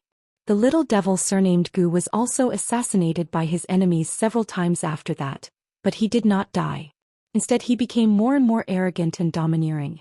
His fierce reputation was well known, and he was surrounded by a large group of fence-sitters, who gave the little devil the nickname of Prince of the Lake. This year, the little devil even came to Pondwater City in spring. The lineup and extravagance were not inferior to that of the crown prince of a secular dynasty. The old shopkeeper chatted happily, but the man did not speak much and remained silent. At dusk, the old man sent the man out of the shop, saying that he was welcome to come again, even if he did not buy anything. The middle-aged man nodded. When he got up, he had already put the 3 small items into his sleeve, and left with the brocade box under his arm. The old man was a little confused. Why did it seem that when the man left he was a little dazed? Strange, he was clearly a rich Jianghu person. Why did he have to be like this? The old man did not pursue the matter. He shook his head and walked back to the shop. Today's big business was really not opening for 3 years. But opening for 3 years, he would like to see if those black-hearted old bastards in the nearby shops dared to say that they were not made for business. As for whether the man would come back to buy the imitation Chu Huang again after he left, and why he began to force a smile as he listened, the old shopkeeper did not care too much about it. There was only silence. The fight between immortals in the Book Lake, the little devil Gu, and the grudges of life and death. Anyway, they were all other people's stories. If we heard them, we would just tell them and be done with it. After the customer left the shop, he walked slowly. Life was not a story in a book. Happiness, anger, sorrow, joy, separation, and reunion were all in the pages of a book. However, it was easy to turn the pages of a book, but it was difficult to mend a person's heart. Who said it again? Tui Dongshan? Butai? Julian? He could not remember. After the middle-aged man walked a few dozen steps, he stopped and sat down on a flight of stairs between 2 shops. He was like a roadside dog. 10. 428. It was the best time to eat golden-clothed crabs in Pondwater City. Once it was time to eat, the entire city would be filled with the unique fragrance. There would even be some old gluttons who came all the way from the Zhou dynasty. They would drink at the waterfront mansions and restaurants that they had good relationships with. However, very few people came to the Stone Hair country, which was the closest to the Book Lake. After all, their lives were about to be lost. The Island Master Alliance meeting would be held in 10 days. At that time, more than 100 island masters would go to the Palace Willow Island where the owner had not been for many years to elect a ruler. Lu Jimao, the immortal river severing of the verdant Gorge Island, was naturally the candidate that everyone wanted. However, this was Calligraphy Lake, a place where more than 400 wild cultivators would join forces to kill the nascent soul and golden core sword cultivators as soon as the banquet ended. In the past 2 days, there was news in Pondwater City that Little Devil Gu was coming to the city to eat crabs. Fan Yen, the young governor of the Pondwater City, had started to buy the fattest golden-clothed crabs in the Book Lake at a high price. They were the rarest bamboo branch of the golden-clothed crabs. They were extremely large and contained abundant water essence. Ordinary fishermen could not even dream of catching one in their lifetime. It was a treasure that only cave-dwelling realm cultivators could catch. Lu Jimao had stopped expanding the verdant Gorge Island in the past year. He was like a person who ate crazily. He had to slow down and digest his food first. Otherwise, although it seemed to be a good situation, it was actually still a mess. Lu Jimao had always been clear-headed about this. He was very strict about the selection of wild cultivators who came to join the verdant Gorge Island. The specific matters were handled by a female cultivator among his disciples named Tian Hu. She was Gu Kan's second senior sister at the beginning. Now she had naturally become the eldest senior sister. Since the eldest senior brother had been killed by Gu Kan, she could not leave the position empty. It would be inappropriate and would not be good if word got out. Now there were a lot of young cultivators and disciples of rich families around Gu Kan. For example, Fan Yen, the young governor of the Pondwater City, who was going to hold a banquet to entertain Brother Gu. He was the only son of the governor of the Pondwater City and was spoiled by his wife. He was not afraid of gods on earth and only heroes. In short, he was brainless. He was almost 30 years old, but he still liked to address Gu Kan as Big Brother Gu. Everyone in Poolwater City liked to treat this young city lord as a joke. Other than that, there was also the fourth senior brother of the Green Gorge Island, Qin Haodong. Bo? This Suzhou plant? Olivaceous oyster? Black Lulu mantis man si Jun? Shit confusion? Harder than shun? Changji? Servant? Thumb Phi Tan Tan Tan Tan Tan May Omega Mountain? There was also the Island Master's junior martial brother, Lu Kaisang, who was several hundred years older than the Island Master's senior martial brother. Because he was a disciple taken in by an ancestor before he went into seclusion, his seniority was exceptionally high. Huangshao Island was one of the few large islands that could compete with Green Gorge Island before Green Gorge Island was at its peak. Of course, it was definitely not as powerful as Green Gorge Island now. The young master of the Drum Island, Yuan Yuan, was nicknamed Yuan Yuan. His parents were a pair of cultivators from the Drum Island. Both of them were golden core cultivators. The woman's surname was Yuan while the man's surname was Yuan. Both of them were married into the family. Yuan Yuan's mother was a shrewish and unreasonable person who gave Lu Jimao a headache. Most importantly, this female cultivator was said to have a great background. She was the favored concubine of a nascent soul sword cultivator from the Zhou dynasty in her early years. Han Jingling, the prince of the Stone Hair country, and Huang He, the son of the great general. Gukin Fan Yen and Qin Fan. Pop. Susu. La Xing hashtag. Kaka. Pingzhu. Xia apologizes to you, Liu. Aside from Lord Tianhu, who was forcefully pulled into the group by Gu Kan, the other 8 people were like-minded. It was said that under Gu Kan's suggestion, they caught a huge rooster from somewhere and drank its blood to form an alliance. They became brothers and were known as the 10 heroes of Book Lake. Not to mention Book Lake, even the other 8 people were muttering to themselves. There were obviously 9 of them, so why did they announce to the public that there were 10 heroes? At that time, the little devil, Gu Kan, was only barefooted as she stood on the second chair. She jumped up and down and pointed at the empty first chair. She grinned and said that she would keep that seat for now. Gu Kan was not old, but after she came to Book Lake, she grew a lot taller like bamboo shoots after the rain. She was only a teenager, but she was already as tall as a teenager of 14 or 15 years old. There was a rumor that the flood dragon, which liked to eat chi cultivators as food, could nourish the body of Gu Can. On Verdant Canyon Island, the only assassination that was close to success was when the assassin heavily slashed the back of Gu Can. If it was an ordinary person, he would have died on the spot. Even if it was a chi cultivator in the lower 5 states, he would not be able to get out of bed without 2 or 3 years of recuperation. However, in less than half a month the little devil came out of the mountain again. She sat on the head of the flood dragon, which she called Little Loach, and wandered happily in Book Lake. On this day, overlooking Book Lake from a tall building in Pondwater City, one could see a huge ship sailing slowly towards it. The ship was as big as the city wall of Pondwater City. Around the ship, except for the waves caused by the ship, there were subtle ripples on the surface of the lake more than 1,000 feet away from the ship. There was a guy who looked like a teenager who was wearing a fitting dark green robe, sitting barefooted on the railing at the bow of the ship, swinging his legs. Every once in a while he would habitually sniff. It seemed that he had grown taller over the years. However, there were still 2 lines of snot on his face. He had to put the 2 little azure dragons back into the cave residence. There were 3 people standing behind him. The eldest senior sister, Tian, who was now in charge of the life and death of nearly 10,000 people on Verdant Canyon Island and the Vassal Islands. She already had a majestic aura similar to that of immortal Xianxia. On her left and right stood her 2 junior brothers, Qin Wushuang. After that, there was a row of more than 10 beautiful young ladies with different temperaments. They were just out for a trip and had changed into modest clothes. Under the lake around the ship, it was a little loach that was a few thousand feet long. The ferry on the shore had long since been occupied by the junior city lord of Pondwater City, Fan Yen, and all the unrelated people were expelled.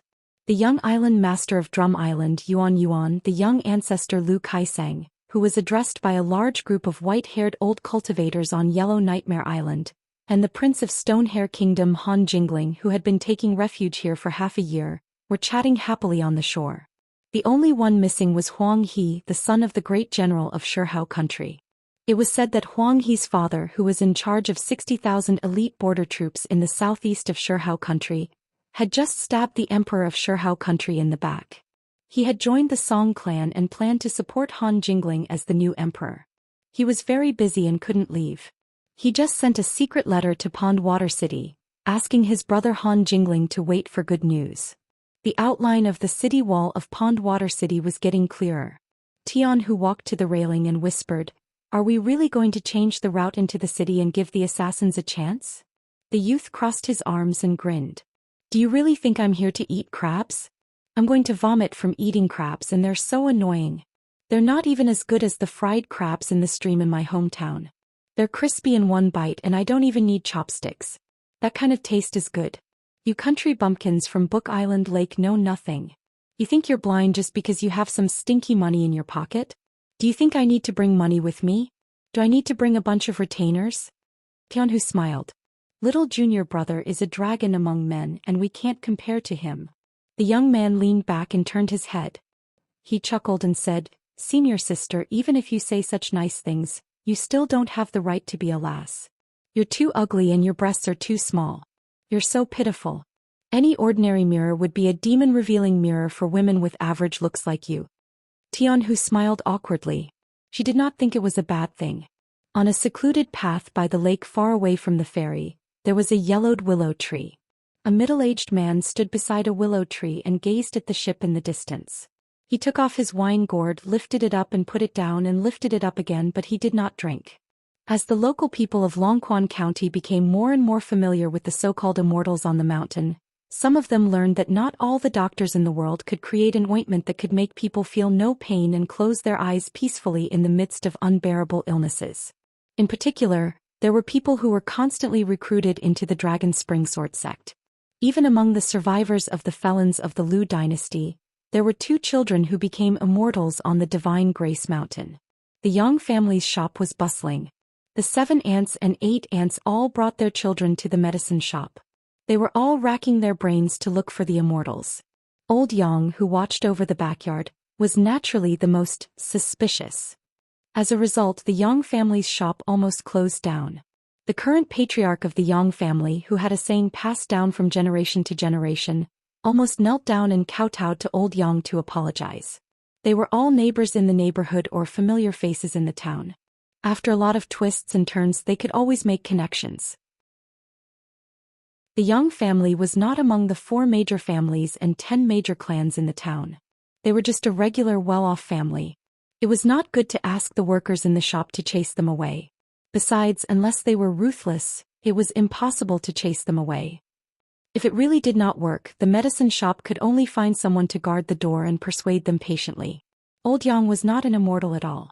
He was just an old man who had a few secret prescriptions passed down from his ancestors. Who would believe such bullsh**? The more it was like that, the more suspicious people became. They felt more and more that old Yang, who liked to smoke, was a hermit expert. Fortunately, old Yang did not seem to care too much about this.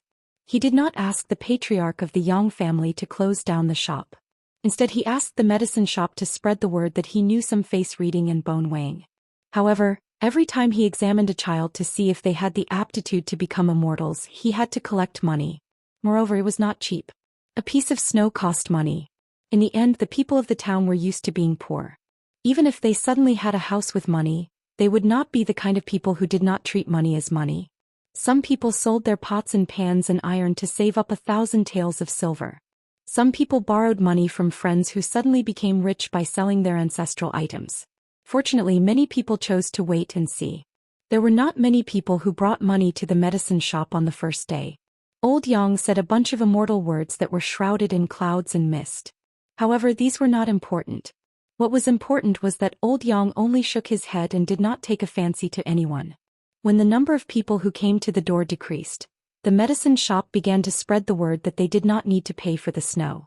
As long as they bought a packet of medicine from the Yang family's shop, it would be fine. Everyone was neighbors, so a piece of snow was indeed expensive. As a result, the number of people who came to the door decreased sharply. The Yang family's medicine shop must have gone crazy thinking about money. Then there were constantly people who went back on their word.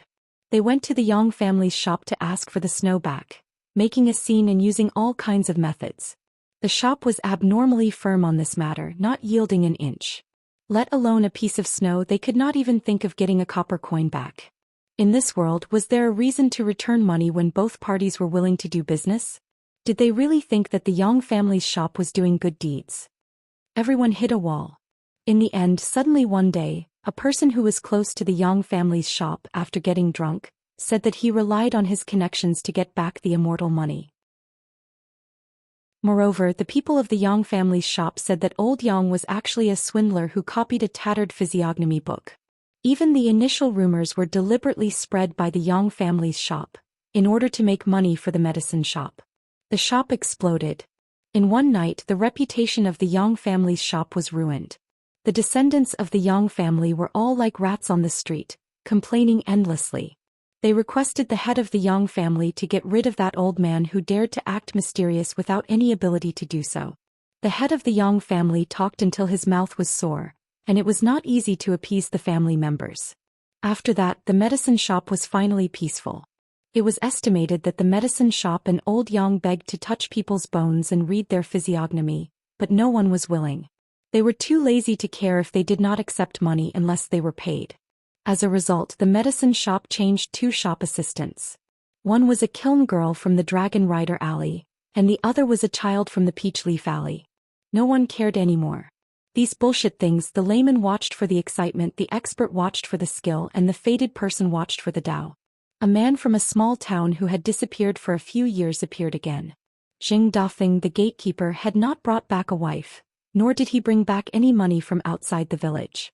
Although Zheng Dafeng was not a shop assistant, he often sat at the entrance of the medicine shop with a wooden stool. He did not stop anyone but just watched the excitement. He still had that sloppy look and his eyes were sneaky. He kept sticking to the breasts and buttocks of the women, which made the women in the small town look down on him. After Zheng Dafeng returned to the small town, in addition to this farce, he also saw many people who had become rich by accident. They stayed up all night, gathered in groups to gamble, and hung around the newly built brothels every day. They walked in with their heads held high and walked out with their legs a little weak. There were also people who had so much money in their pockets that it was almost impossible to count. Their waists were even harder than the old locust tree back in the day. The men and old bachelors who did not dare to breathe loudly when walking on Fulu Street in Peachleaf Alley now had the guts to start drinking with the managers. They discussed the possibility of buying 1 or 2 maidservants with decent looks. It would be best if they were women who could read and read. Even better if they were young girls, that would be even better. In the past he did not even dare to dream. If he could press down on a woman with the fragrance of a scholar on his bed, then this life would be worth it. In the past a bag of copper coins was the boss. Now even the silver was his grandson. Money and whatnot were just farts. Money flowed like water, flowing in the hands of different people. People's hearts were the same. After autumn, Xing Dafeng was a little worried. Basking in the warm autumn sun, Xing Dafeng lowered his head and glanced at his crotch. He was even more worried. He always felt that he had let down this little brother of his. Was he really going to turn from a handsome young bachelor to an old bachelor? For no reason, he thought of the woman who had said her surname was Jiang on the street outside the dusty medicine shop.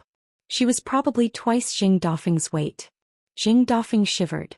The girl was a good girl, but some things could not be dealt with just by turning off the lights. Such a big girl, no matter how good her temperament was, no matter how willing she was to be friends, Xing Dafeng would rather mistreat his little brother than mistreat himself. Just as Xing Dafeng was filled with guilt towards that Miss Jiang because of his thoughts, Wan Ting suddenly appeared in the medicine shop's backyard. For the first time, old Yang was not smoking tobacco today. He was sunbathing and taking a nap. He opened his eyes and glanced at Wan Ting. A rare guest. Wan Ting picked up 2 jugs of wine and raised his arm. Old Yang shook his head and smiled. "I don't drink this." Wan Ting moved a long stool and sat opposite the main room. He was separated from Old Yang by a courtyard. Old Yang asked, "It's rare for Saint Wan to be uneasy. Why? Are you worried about Wan Xiao?" Wan Ting nodded. Old Yang made a rare joke. "Is it so difficult to accept Qin Pingon as a son-in-law?" Wan Ting drank a mouthful of wine. "Qin Pingon is not bad. Although I am unwilling to accept him as a disciple, it's not that I don't recognize Qin Pingon's character. If Wan Xiao was not Wan Xiao but an ordinary girl, I would let her be. Perhaps I would often drink with this son-in-law. It wouldn't be bad. Moreover, I don't have to worry about my daughter being wronged. I only have to worry about my daughter being too unreasonable and my son-in-law running away. But my daughter is Xiao Xiao." Old Yang nodded. "Things are too good, but there are also worries. I can understand." Wan Ting drank the wine of worries. After a big mouthful of wine, he wiped his mouth and said gloomily, "Because the old divine lord had talked about it before, this time it's Cui? I can guess the general plan, but I can't guess how sinister it is, how it's interlocking and meticulous. This is not my strong point and I can't be bothered to think about it. But when it comes to cultivation, the most taboo is to drag things out. If my Xiao Xiao gets stuck in deeper, something will happen sooner or later. So I let Xiao Xiao go to Bookslip Lake this time." Old Yang said, "You're willing to throw the peach? Such a smart person will definitely return the plum. Don't worry. She will do things beautifully and flawlessly. At least it won't backfire." At this point, Old Yang smiled slightly as if he had thought of something. Returning a plum for a peach, substituting a plum for a peach. It's all a bit chewy.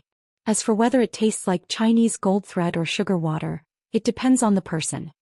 Wan Ting also didn't bother himself with this kind of riddle. Let alone him, perhaps other than Qi Jingchun, all the people from the 3 sects overseeing Dragon Pearl Paradise wouldn't be able to guess what this old divine lord was thinking, scheming and seeking. Wan Ting had never engaged in pointless competition. He had plenty of time and he was already busy enough with forging iron and swords. He also had to worry about Xiao Xiao's future. Where would he have the leisure time to play games with others? Old Yang was just speaking casually. He returned to the main topic. "You wanted to settle things, so you used Guken from Mud Bottle Alley, and then used that embroidered tiger's unknown scheme to create a rift between Wan Xiao and Qin Pingon. The more transparent their state of mind, the more they like to go down a dead end. When they become stubborn, a sesame-sized flaw would be bigger than the sky. That's why I didn't stop Wan Xiao from leaving Longquan County. This is also your Wan Ting's human nature as a father." Wan Ting sighed with emotion for no reason. "This Cui? He's really amazing. He, Ruan Ting, hoped that his daughter Ruan Xiao would no longer be entangled in matters of love and could cultivate in peace. The sooner she ascended to the upper 5 realms, the sooner she would have the power to protect herself. When she wanted to sleep, someone would pass her a pillow. Ruan Ting and Cui? They didn't have any contact. They didn't even hint at anything. Everything was because Ruan Ting had voluntarily thrown himself into the chessboard and acted as Cui with his daughter. One of the chess pieces on the chessboard. This was Cui. Accurate calculations and accurate predictions on people's hearts. This was the chess ability of a national player outside the chessboard. Old Yang laughed. Don't look down on the Wenxing's first disciple. That battle that decided the entire world's literature vein, half of the rules were the same as Cui? How can they not be amazing? But at that time Cui was already a bird startled by the twang of a bow, and was somewhat guilty, hiding here and there. It was very difficult, and he didn't dare to show himself, so he lost the last chance to mend the relationship between master and disciple. Of course, this was also the Wenxing's protection against Cui. Look at my first disciple, he deceived his master and destroyed his ancestors. He was even more like a stray dog than the most holy master back then. Your second sage's lineage still has the nerve to pester him endlessly? Didn't you all clamor to have compassion, then put Cui? Treat it as a fart and let it go. So Cui ran to our Aquarius continent safe and sound. Ruan Ting, don't look at me like that. This kind of shameless thing the Wenxing is capable of doing. So out of so many saints, I only find this Mr. pleasing to the eye. Ruan Ting's mouth twitched. The twisted intestines of a scholar. I reckon it is more twisted than all the mountains in the world. Old Yang laughed. Adding the Taoist's green underworld, the Buddhist's lotus underworld, and the demon race's savage underworld, they still can't compare. It was the first time Ruan Ting felt that drinking and chatting with this old divine lord was much better than he imagined. He could come often in the future. Anyway, a grown girl couldn't be kept at home. Even if he kept her by his side, she wouldn't put him in her heart. Every time he thought of this, Ruan Ting wished he could open a wine shop in the town, so that he wouldn't have to go to the shop to buy wine and be teased by a common woman. After Ruan Ting left, Xing Dafeng walked into the backyard. As a disciple, the first thing Xing Dafeng did when he returned to the town was to visit his master. That meeting was the first time Xing Dafeng dared to look straight at Old Yang, and calmly said some rebellious words. For example, even if he had no future in this life, he could either continue to work at the relay station to earn a living, or go to Qinpingan's Luopa mountain and continue to be a gatekeeper. And he, Xing Dafeng, did not feel that it was shameful and had a stable life, which was good. Old Yang just stood there smoking. He did not say anything good, nor did he scold him. After Xing Dafeng finished speaking, he left the backyard of the medicine shop, although he still felt a little guilty, but he had never felt so relaxed before. He then felt that it was laughable in the past he was still a martial artist of the 8th realm, and did not dare to speak to his master like that. Every time he spoke, his master would never say more than 10 words. Xing Dafeng was afraid that his master would misunderstand him and look down on him even more. But after thinking about it, Xing Dafeng felt that this was a good thing, staying in the town and coming to the medicine shop every few days to find the old man. Who cared if the old man found him annoying? Xing Dafeng entered the backyard, sat on a bench and did not say anything. He planned to sit with his master for a while and then leave. Although he had a lot to say, Xing Dafeng knew his master's temper very well. Once he made a decision, not just him, Li Er or anyone else in the world could change his master's mind. Old Yang smoked his pipe, blew out a smoke ring and said slowly, "When you returned home, didn't you bring a pipe? Why did you throw it away? Can't you see it?" Xing Dafeng was struck by lightning. The first thing he did was to count with his fingers and said in surprise, "Master, you said 22 words in one go today." Old Yang asked, "A disciple who does not even dare to look straight at his master is worthy of being called a master. How many words can you say? Back then was you worthy?" Xing Dafeng sat up straight. "I've disappointed you, master." Old Yang's following words were as harsh as ever. "Without hope, how can you be disappointed?" 8 words. This was the most normal conversation between master and disciple before Xing Dafeng left home. Xing Dafeng did not feel wronged and was rather happy. With these 8 words, his master had already said 30 words today. In the future, when he met Li Er, he had to brag about it. Old Yang threw out the pipe that Xing Dafeng had secretly thrown outside the town. Xing Dafeng caught it and realized that it even contained tobacco. Old Yang said, I only have one question for you. Is anyone else worthy of being treated like this? Is this a scheme? Xing Dafeng sighed, and with a twirl of his fingers he lit the tobacco. He still had the ability to do this. Old Yang said, if Qin Pingan's natal porcelain had not been broken, he would have the aptitude of an earth immortal. It was neither good nor bad, just not outstanding. Now Qin Pingan's heart has been broken, and his future as a qi refinement warrior has been cut off. He can still walk the path of martial arts. At the very least he will be completely disheartened. What's wrong with being a rich man in Luopa Mountain who has lost his soul but leads a stable life? The master and disciple were both smoking when Xing Dafeng suddenly said, this is not good. Old Yang sneered, oh? Xing Dafeng raised his head, mustered up his courage and said, he is Qin Pingan. Old Yang knocked the tobacco pipe on the stairs and said casually, the real reason why Qin Pingan was chosen was because of Qi Jingquan's words, which persuaded that existence to choose to gamble. Do you really think that it was because of Qin Pingan's aptitude, temperament, talent, and circumstances? Xing Dafeng retorted, would Qi Jingquan choose Ma Kushuan or mayor of the Xie family to persuade that existence? I think that even Qi Jingquan would be too embarrassed to say that. Therefore, according to Qin Pingan's theory, if you want to know what the result is, you have to go back step by step. Qi Jingquan's words are of great importance. But can Qin Pingan's aptitude, temperament, talent, and circumstances be ignored? After I went out, I realized that the people of the outside world are more convinced of the sufferings of the world than the people of the small town. As long as someone is rewarded, it is no longer sufferings. The sufferings of the sufferings and the ups and downs of people's hearts are nothing compared to a level, a magical equipment, a flying sword, or an opportunity in their eyes. Old Yang smiled, but his eyes were cold. Do those idiots deserve to be mentioned by you and me? How are you going to talk to a bunch of ants when they are fighting for the crumbs of food? Lying on the ground and talking to them? It seems that the longer you go on this long journey, the more you live, the more backward you are. Xing Dafeng quickly changed the topic with a smile. Master, you have bet a lot on Qin Pingan. Are you not worried that you will lose everything? Old Yang shook his head and said, you have bad taste. Don't complain that you made a loss in your business. Xing Dafeng sighed. He had already done everything he could. If he continued to nag for Qin Pingan, it would probably backfire.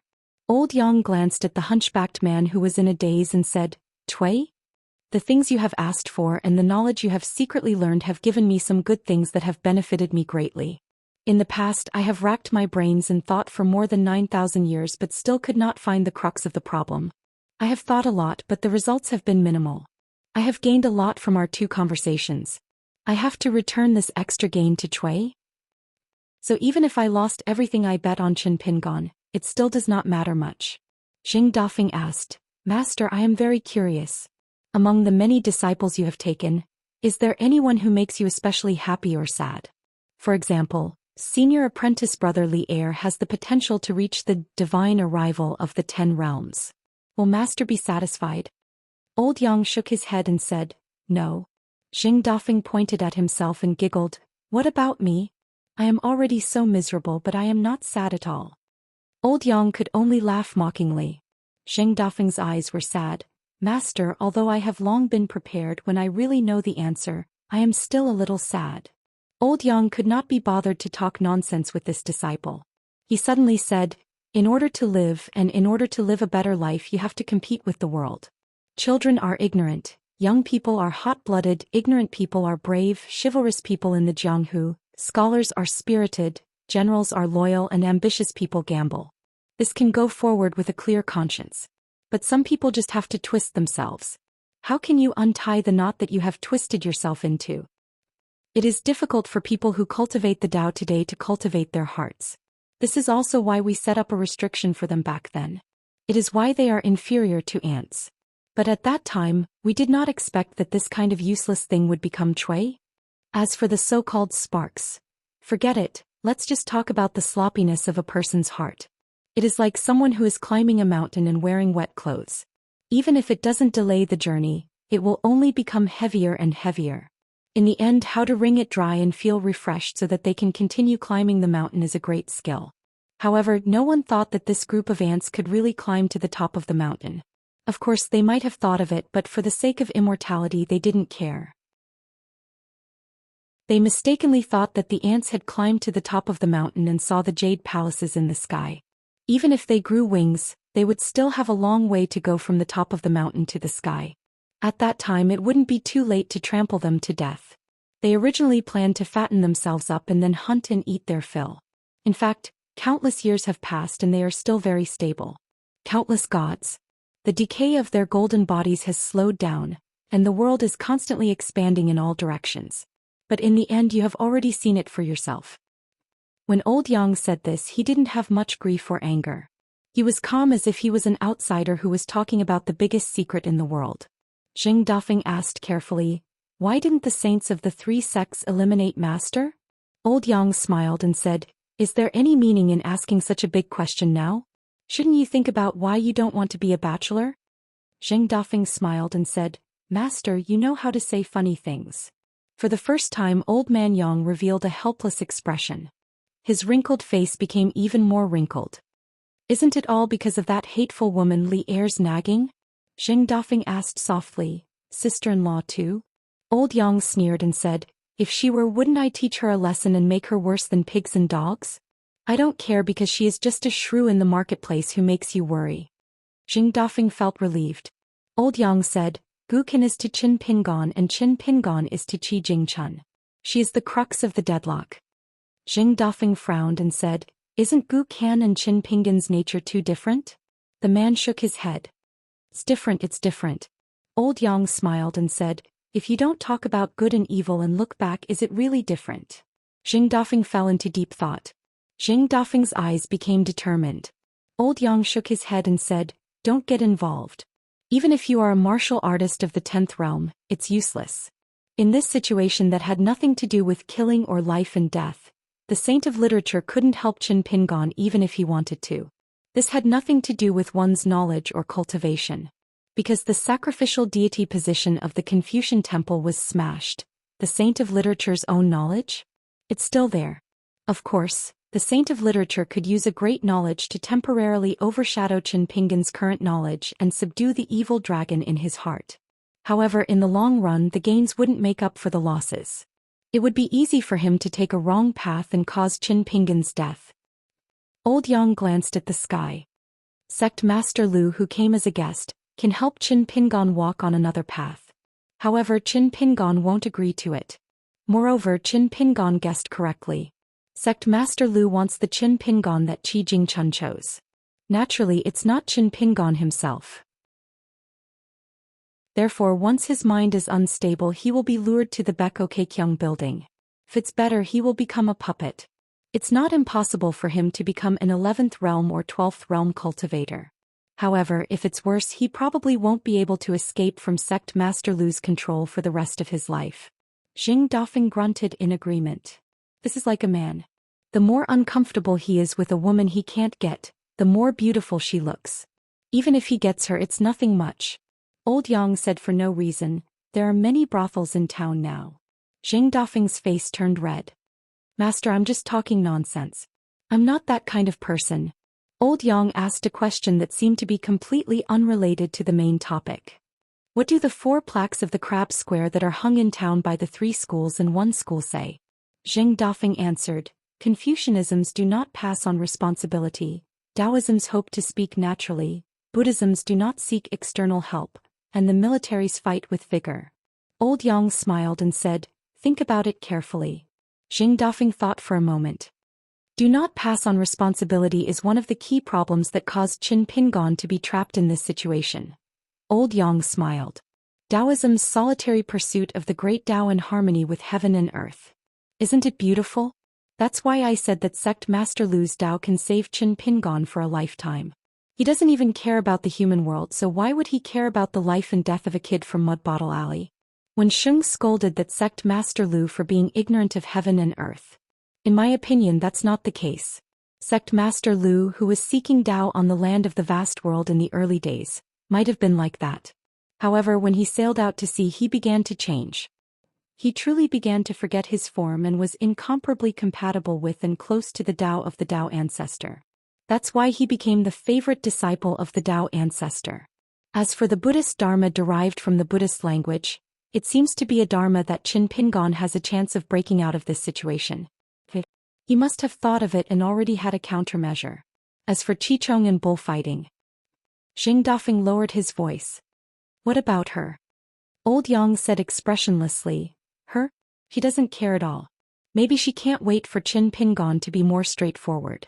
As long as Qin Pingon doesn't die, it's fine. Even if he goes to an extreme, she'll be happy to see it happen.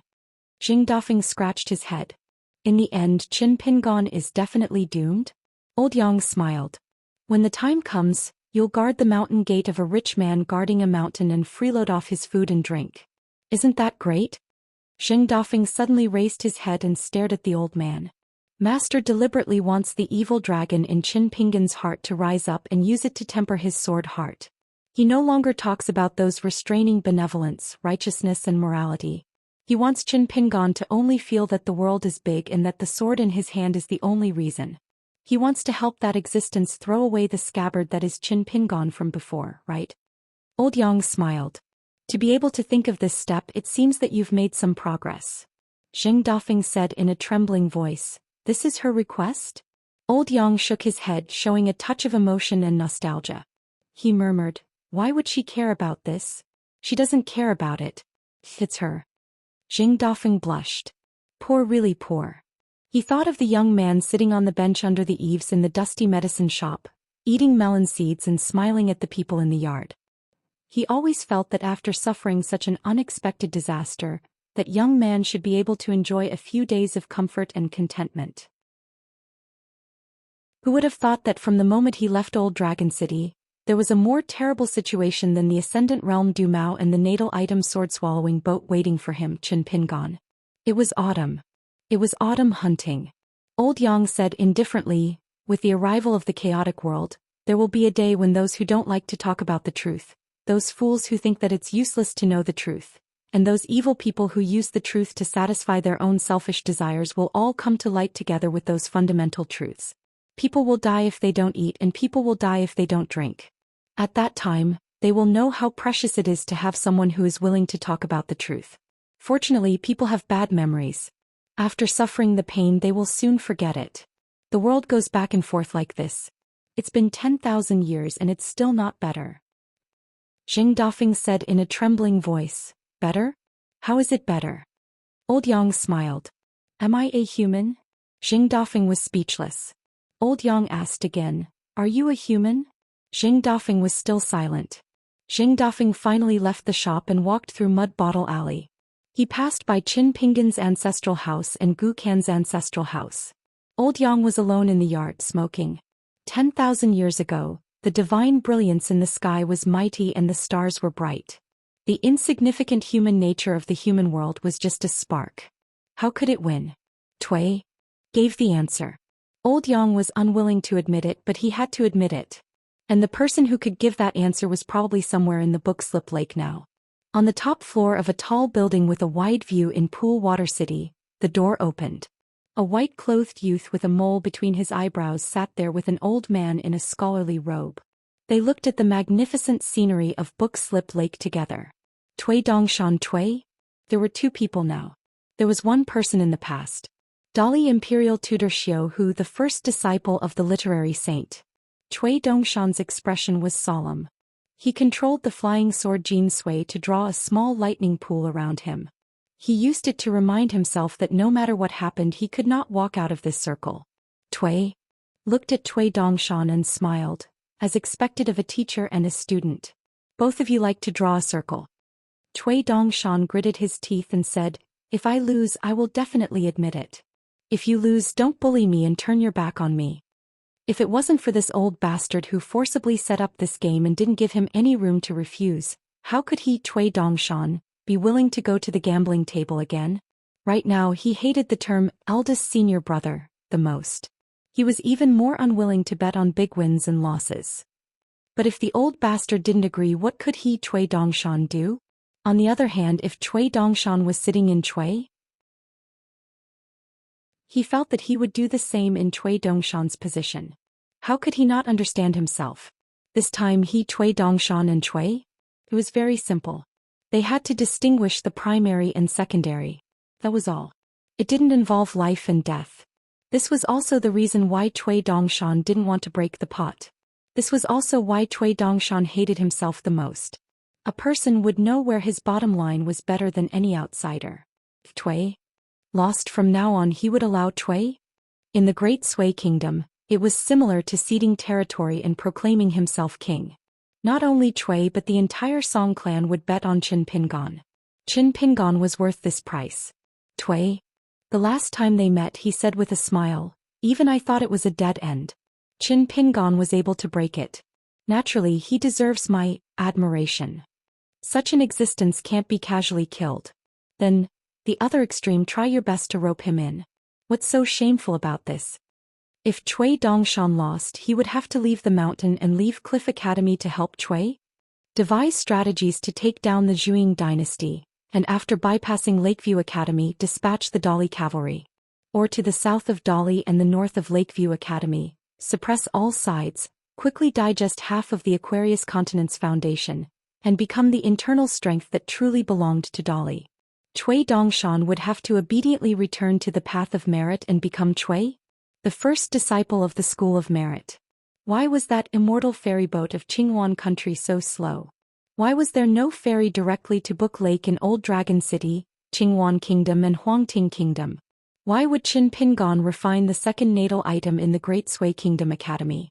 Why did Longquan County suddenly start a new round of mountain trading? It was all for the sake of Book Lake. Even the east wind was lacking.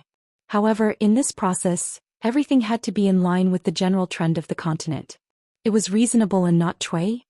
It was a forced layout under the premise that Cui Dongshan was personally watching. Cui? Step by step he placed his pieces. Every move he made could not be that unreasonable hand. Dali had already secretly infiltrated Book Lake. Now it was quietly closing the net. As an important place adjacent to the Zhuang dynasty, Book Lake had long been in the hands of Dali imperial tutor. Lu Jimao, the true lord of the river Severing, wanted to unify Book Lake. After unifying the Jianghu, who would he give it to? Naturally, it would be sold to the imperial family for a sky-high price. It was just that this imperial family was a little far from Book Lake. Would the imperial family sell it again? Who would they sell it to? It was Yugui sect of Tongye continent.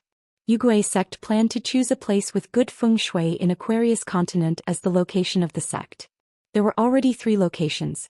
One was Longquan County, which was split into 2. Wankan and Yugui sect were equally divided. One was somewhere near Yunlin Jiang clan and Qingwan Kingdom. The last one was Book Lake. Lu Jimao had always been ambitious. Over the years he had acted fiercely and roped in others. He had shown the disposition of an overlord who could monopolize the Scroll Lake. Now that he had made his last move and had the help of the greatly cultivators, he was expected to settle the matter with one blow. He should have added Wan Xiu, who stood on the opposite side of Gukan. He should have waited until the new king of Jianghu was elected and experienced a series of battles with the Oriole behind. It was fine. Wan Xiu was not in the chessboard in the first place. Whether she was there or not, it did not matter. At most it was just icing on the cake. Originally, Qin Pingan should have arrived at Longquan County and happily bought 1 or 2 mountains. He would practice his fist techniques in the bamboo house of Luopa Mountain and chat with the 2 little fellows happily. Then he would suddenly hear the grievous news from Book Lake. A huge battle had started at Book Lake and the young Gukan was deeply involved in it. Furthermore, he had exerted a considerable amount of influence. After that, Qin Pingan would anxiously board an immortal ferry that happened to pass by Oxhorn Mountain. Through Wei Pai's personal connections, he would spend a large amount of immortal money and take the risk to pass through Aquarius continent's territory and arrive at Book Lake. At that time, the situation would be even more complicated and difficult to solve. Because there would be more dead people. And maybe Wan Xiu would be added. Cui? He laughed. It's fine, the situation has already been decided. Just take it that I do not have the heart to kill you, Cui Dongshan. It will save you the time of changing your path. It will take too long and delay the direction of Aquarius continent. Cui? He shifted his gaze and looked at a small road beside the lake. With a smile on his face he said slowly, You Qin Pingan have always been upright. You are willing to be reasonable in everything. Don't tell me you want to become a Buddhist? Then I'll leave it to you. The reason you believe in there is no difference between close and distant. Then when the person you care about the most, the person closest to you, commits a huge mistake, but that person seems to have his own reasons at that time, what will you, Qin Pingon, do? The reason that you, Qin Pingon, have always insisted on, will it still be useful? I am very curious and I am looking forward to it. Or should I go to those messy writings of scholars or the so-called warnings, and find a few reasons that I want? Cui. He squinted his eyes. You and I can wait and see. Cui Dongshan sneered. What a good saying, a gentleman can be bullied. Cui. He continued to speak. In the past, during the test in the small town to Qin Pingon, there were many temptations and it was not pure enough, that was why we lost so badly. At the end of the day, I still underestimated a youth from a shabby alley. Since he was able to be chosen by Qi Jingchun, we should have been more cautious. Therefore, in this current test, we only need to ask the heart. Cui Dongshan was not actually Cui. He was kept in the dark and was schemed against by that old bastard behind his back. In fact, every step Cui would tell Cui Dongshan clearly and straightforwardly. The more it was like this, the more Cui Dongshan felt that he was waiting for death. Therefore, when Qin Pingon, the picture scroll, and the other 3 people arrived at Qingwan country, Cui Dongshan finally could not sit still. He could not watch himself become the vassal of that old bastard. That was why he suddenly appeared in that quiet and peaceful little village. After that, until Qin Pingon arrived at Cliff Academy, Cui Dongshan cheated a little twice. The first time he also, naturally, borrowed from the debate between Buddhism and Taoism in Qingwan country to talk about legalism. That time when they parted, he, Cui Dongshan, secretly gave Pei Qian a brocade pouch with a note inside. The second time was when they met again at Cliff Academy. He persuaded Qin Pingon to read more of the serious books of the 3 religions and 100 schools. His real intention was to secretly recommend those Buddhist books to Qin Pingon. It was already an extravagant hope to break out of this situation. Then, taking 10,000 steps back, let Mr. Qin Pingon at least protect his Taoist heart. Cui Dongshan knew that he was struggling with all his might, so he gave 2 possibilities. One was legalism, right and wrong, right and wrong. One was determined by the law, there was no difference between close and distant. The other was Buddhism, the theory of karma, all living beings suffered. Yesterday's various causes, today's various effects. The various causes of the previous life, the various effects of the present life. Those innocent people's misfortune today was because of the sins of the previous life, so it was reasonable. Actually, Cui Dongshan's cheating was even more covert. It was in the courtyard of Cliff Academy and it was the most ingenious. At this moment, Cui, looking at the Xianxia Island's junk ship on the lake that was slowly approaching the ferry on the shore, he smiled. You cheated twice, I can pretend that I didn't see it. If I suppress you with the general trend, you will inevitably be unconvinced, so what if I give you a handicap of 2 pieces? Cui Dongshan smiled. You old bastard, you really talk like a generous person. I like it. Otherwise, give me a handicap of 1 piece again. You can't do it more than 3 times, how about it? Cui, looking at the junk ship, didn't I already give you a handicap? I'm just afraid that you will be embarrassed if I say it out loud. Cui Dongshan's face was ugly. Cui, he said to himself, in the courtyard of Donghua Mountain, you deliberately seduced the 2 naughty and lively children, and wantonly painted on your fairy paintings. Then you deliberately scared Pei Qian with a skeleton painting, and deliberately overdid it, and then you really provoked Qin Pingon's beating and scolding. Qin Pingon's performance must have made you very happy, right? Because he had come so far, but he didn't stick too much to the rigid principles in the book. He knew that a gentleman's bending and stretching were indispensable, and he also knew what, when in Rome, do as the Romans do meant. He laughed that Qin Pingon didn't care about those paintings at all, because they were worthless in his eyes.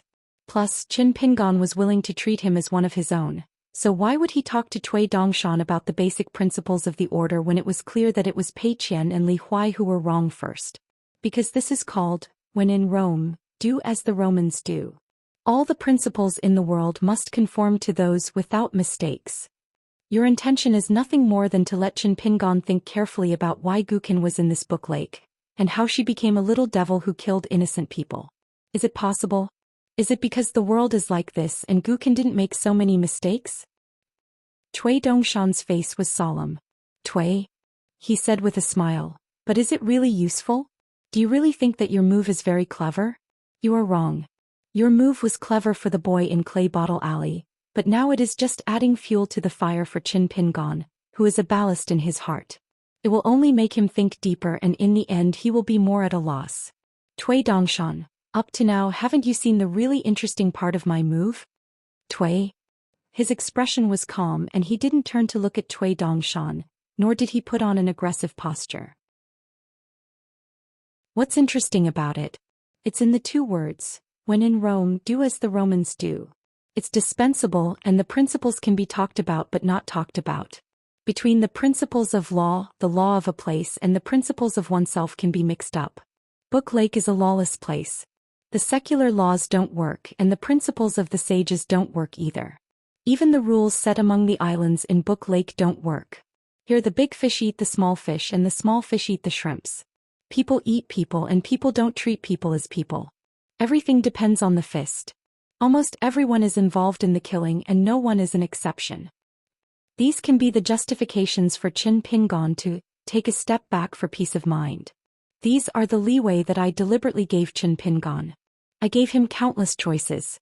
The main road and the fork in the road are all under his feet and no one can stop him. In this way I can let him experience it firsthand. It seems that there is really no such thing as righteousness in the world. I want Qin Pingon to have no choice but to deny himself for Gu Kan and accept the bastard theories of the world that only have one's position and that there is no right or wrong. Cui? He smiled and said, when a reasonable person meets a world that believes in the fist and only talks about reason, then this good person will be badly battered and bound by his own hands and feet. I'd like to see how you Qin Pingon will talk about disappointment and hope in the end. Cui Dongshan smiled bitterly. It's wonderful. It's really wonderful. Cui? After that he spoke tirelessly. Every sentence was like a knife stabbing into Cui Dongshan's heart. Qin Pingon thinks that Gukin's mother saved your life because of the bowl of gratitude she gave you back then. Your affection for Gukin is no less than Zhou Xian Yang's. You treat Gukin as your own younger brother. In fact, you were the one who personally gave that loach to Gukin back then.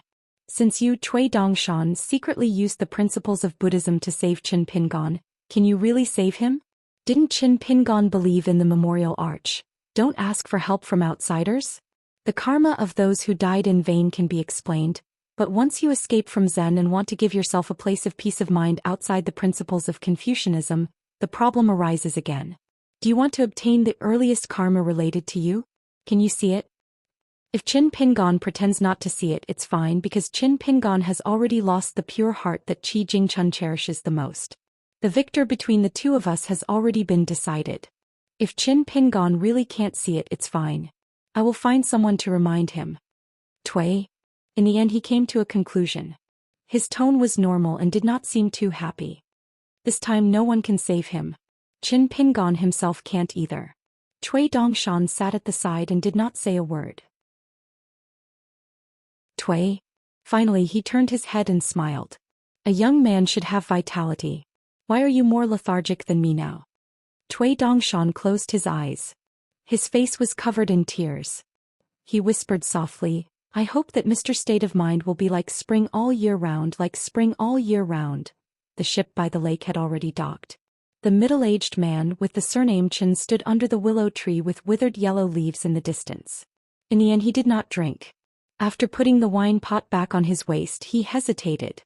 He was 17 years old this year. Cui stood up, stretched out a hand and said with a smile, please enter the trap.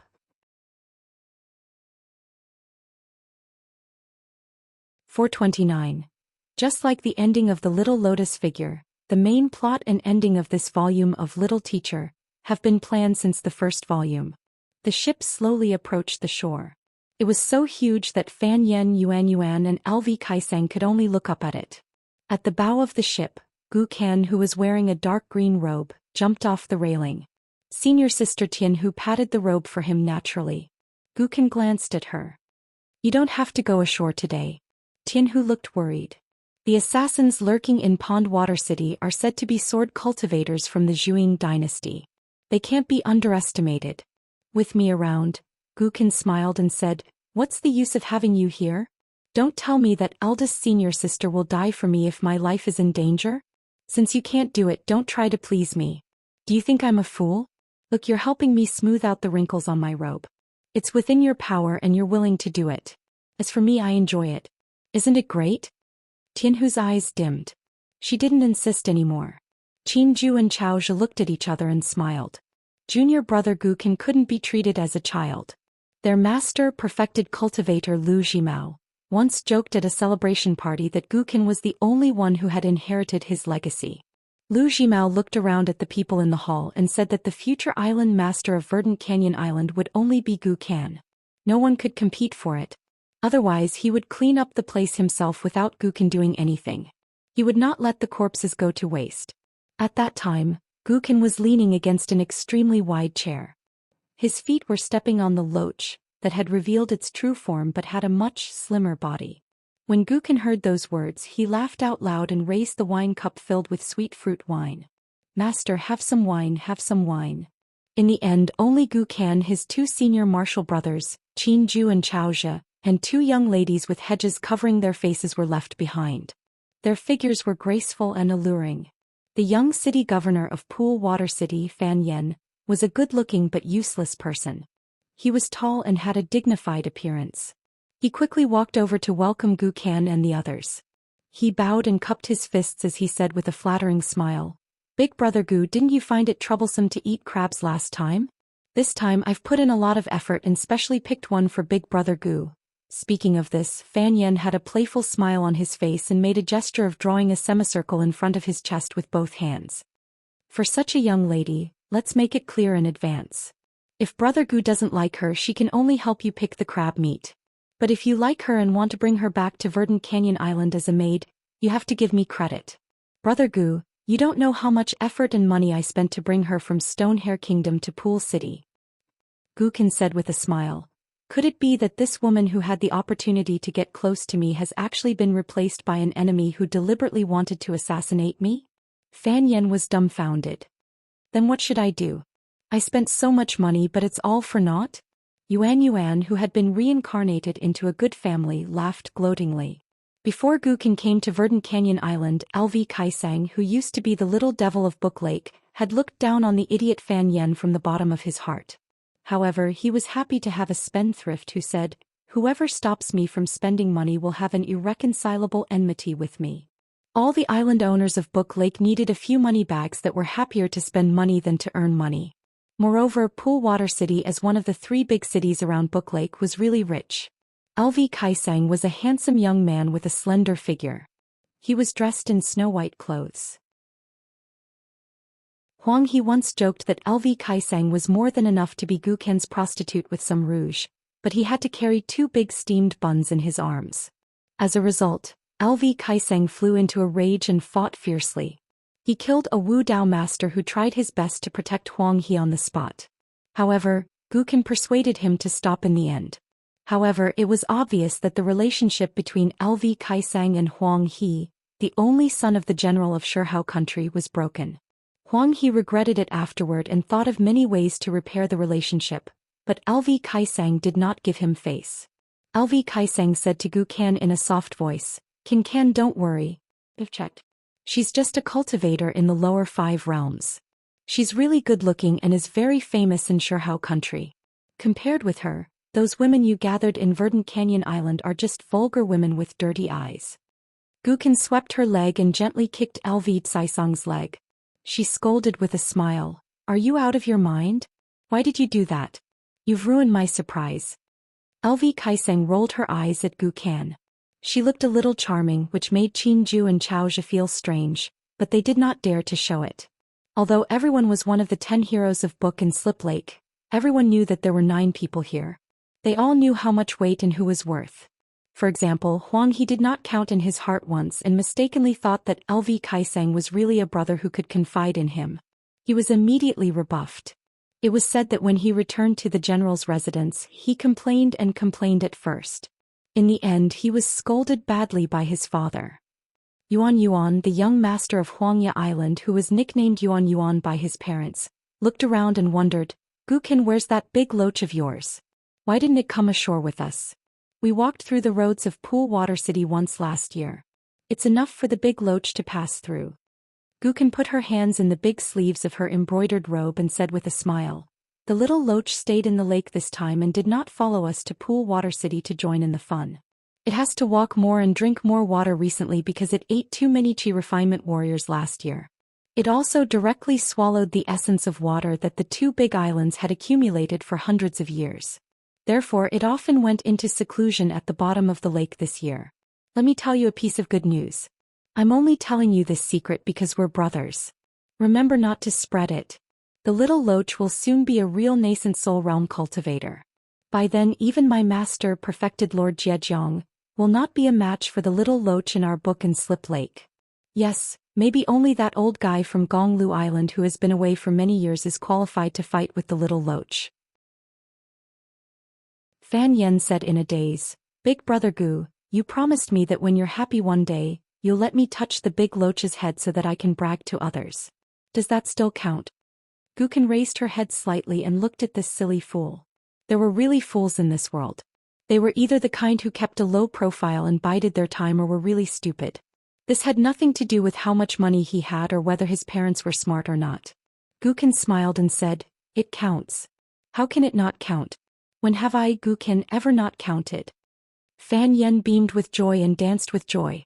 In the end he was kicked in the crotch by Gukin. What a waste of being so big and so small. Fan Yen bent over in pain and covered his crotch. He was still not angry and begged, Big Brother Gu, don't be like this. My parents are easy to talk to, but when it comes to carrying on the family line, they don't allow me to mess around. The words you taught me last time, saying that heroes in the world would be embarrassed to go out and greet people if they didn't pursue being alone for the rest of their lives. Mother was so angry that she chased after me and beat me. Mother didn't hit me hard so I didn't feel pain. However, Mother's eyes were red and I began to feel sorry for her. Gukin stood on tiptoe and patted Fan Yan's head. Fools have fool's luck. In the future you'll definitely be able to give birth to a nest of little fools with your wife who hasn't reincarnated yet. Fan Yen grinned and laughed to himself. Gukin rolled her eyes. He could never understand good and bad words and he could never tell whether a person was good or bad. However, everyone could see that Fan Yen was a brainless guy. If he really left his parents' wings and vision he would be cheated wherever he went. However, Gukin was the most tolerant of Fan Yen. She cheated him of his money but she didn't go overboard. She also didn't allow others to bully Fan Yen too much. Lu Caisong's eyes were shining as if she was happier than Gukin. This is a great thing. Later at the banquet, Kin, I'll drink a few more cups of woody wine with you. Yuan, who had a round face, was the most heartless among the brothers. He smiled at everyone and no matter what kind of joke they made he would not get angry. However, after hearing such a shocking news, Yuan, who was caught off guard, was stunned for a moment. He quickly returned to normal and clicked his tongue. In the future we'll be basking in Gukan's light. Won't we be able to walk sideways in Book Slip Lake to be worthy of our status? Gukan smiled. Fan Yen, Yu Kaisang and Yuan, take my two senior brothers to the crab-eating place and occupy the place. I'll take a detour and buy a few things. Fan Yen was so annoyed that he dared to glare at Gukan. He said angrily, Buy things? Buy. Brother Gu, are you looking down on me from the bottom of your heart? In Pool Water City do I need Brother Gu to buy things that I like? Gukan jumped up and slapped Fan Yan's face. Who the hell said that I have to spend money to buy things? How unpleasant is it to snatch things? Fan Yen was slapped but he smiled brightly. He covered his face with one hand and gave a thumbs up with the other. Brother Gu, you're so particular. Gukan waved his hand. Get lost, don't disturb me from enjoying the scenery. How can I have fun if I stay with you guys? Lu Kaisang said with a straight face. No, Book Slip Lake is very chaotic now. I have to stay by your side. Gukan said helplessly. Fine. You and I will eat dust the day after tomorrow. You're like a woman. Lu Kaisang snorted coldly. The two sides parted ways at the ferry. Of course, Fan Yen had prepared a luxurious carriage for his brother Gu. Gukan and Lu Kaisang walked to one carriage and the other two girls sat in the other. In the eyes of the tens of thousands of cultivators in Book Slip Lake, the only thing Gukan and Lu Kaisang had in common was that both of them had a good master. But the two of them had a good relationship. Gukan still had his hands in his sleeves. He suddenly hit Lu Kaisang with his elbow and said in a low voice, "If you go to my hometown and happen to have no cultivation, I dare say that when you walk in the alley, you will definitely be chased by those lecherous bachelors who happen to pass by and touch you. At that time you will cry and run to my door, knocking hard on the door saying, 'Gukin, Gukin, it's not good, there are men who want to take off my clothes.' Ah, I'm so happy just thinking about it. But do you know what's even more fun? After those bastards take off your pants, they will curse you and say that you have a penis. Do you know what's the most fun? It's when they grit their teeth and make up their minds to flip you over and do you on the spot. I can't. My stomach hurts." Gukin walked with his head down and waist bent, laughing. Lu Caisong's face was cold. "Disgusting." The two of them sat in the carriage one after another. Lu Kaisang asked softly, "Why did you change into this outfit? I thought you didn't like to dress so fancy before?" Gukin closed his eyes and didn't say anything. Lu Kaisang hesitated for a moment. Yuan is a very shrewd person. His mother is related to a nascent soul sword cultivator in Zhou dynasty. Many people in Book Slip Lake think that Huang Xiaolong is deliberately scaring people, but my master said that this matter is absolutely true. Yuan's mother's earliest identity is that powerful sword cultivator's favorite concubine. Although there is no way to give her a status, the relationship is definitely still there. You must be careful. Once you kill Yuan who has evil intentions, it means that you will be targeted by a nascent soul sword cultivator. Gukin didn't open his eyes, but the corners of his mouth curled up. "Don't think of Yuan as such a bad person." Lu Kaisang said angrily, "I'm doing this for your own good. If you don't care, you will suffer losses. Yuan's family is the kind of bad people who like to secretly harm people." Gukin finally opened his eyes and asked, "No matter how bad Yuan is, can he be compared to me, Gukan?" Lu Kaisang suddenly covered his mouth and laughed. Gukin imitated his tone and said sweetly, "Disgusting." Lu Kaisang suddenly felt a little sad. He looked at Gukan, this child who changed every year. Who would dare to treat him as a child? Even his master, one of the few old cultivators who could make perfected cultivator Zhejiang afraid, said that Gukin was a freak. Unless he suddenly died one day and accidentally fulfilled the Bulsh *T saying that those who commit evil are doomed to destruction. Once he gathered the general forces that had little to do with Verdant Canyon Island, even the immortals of the upper five realms might not dare to provoke him. Lu Kaisang asked softly, "Gukan, when will you open your heart to me?" Gukan pulled out a hand from the big sleeve of his embroidered robe and lifted the curtain. He said casually, "Don't even think about it, Lu Kaisang. There are only two people in the world who can make me open my heart to them. It will be like this for the rest of my life. I know it's not fair to you because you are one of the few cultivators of Book Lake who really treat me as a friend. But there's no other way. We met late. When you met me, I had already made a name for myself, so you can't." They had already entered the city. Gukin put down the curtain and said to Lu Kaisang with a smile, "But don't worry, if you are beaten to death one day, I, Gukan, will avenge you." Lu Kaisang curled his lips. Lu Kaisang leaned against the wall of the carriage and asked, "Gukan, how did you do it at such a young age?"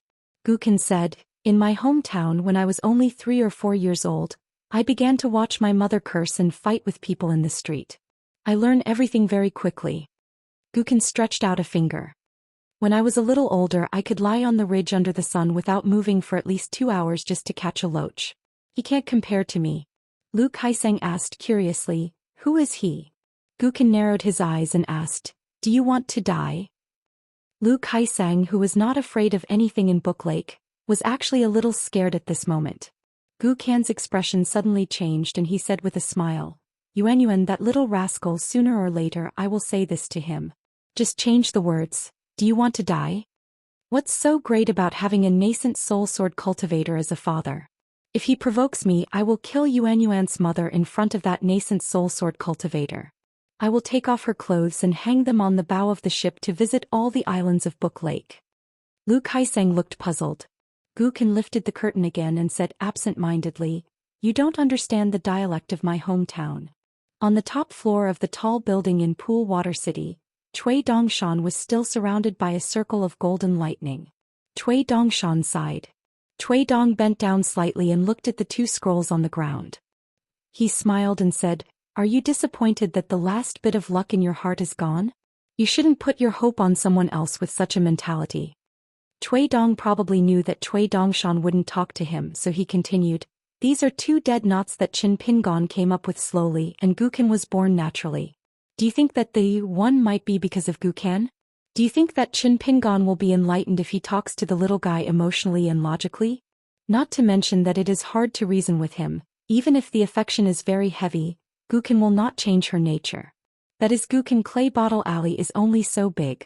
Do you think that I won't look at Gukan, a little guy with such a strong backbone, that even Lu Jimao can't lift? Cui Dongshan, don't you think that you underestimate Cui Dong too much? How dare you set up this trap when you don't even know Gukan's true nature? For people like us, we can't make any more mistakes after making one. But I can't blame you. When you are at the end of your rope, people like to grab hold of a life-saving straw. This is human nature. In fact, we were the same person back then. I saw it, so did you? It's just that you are confused now."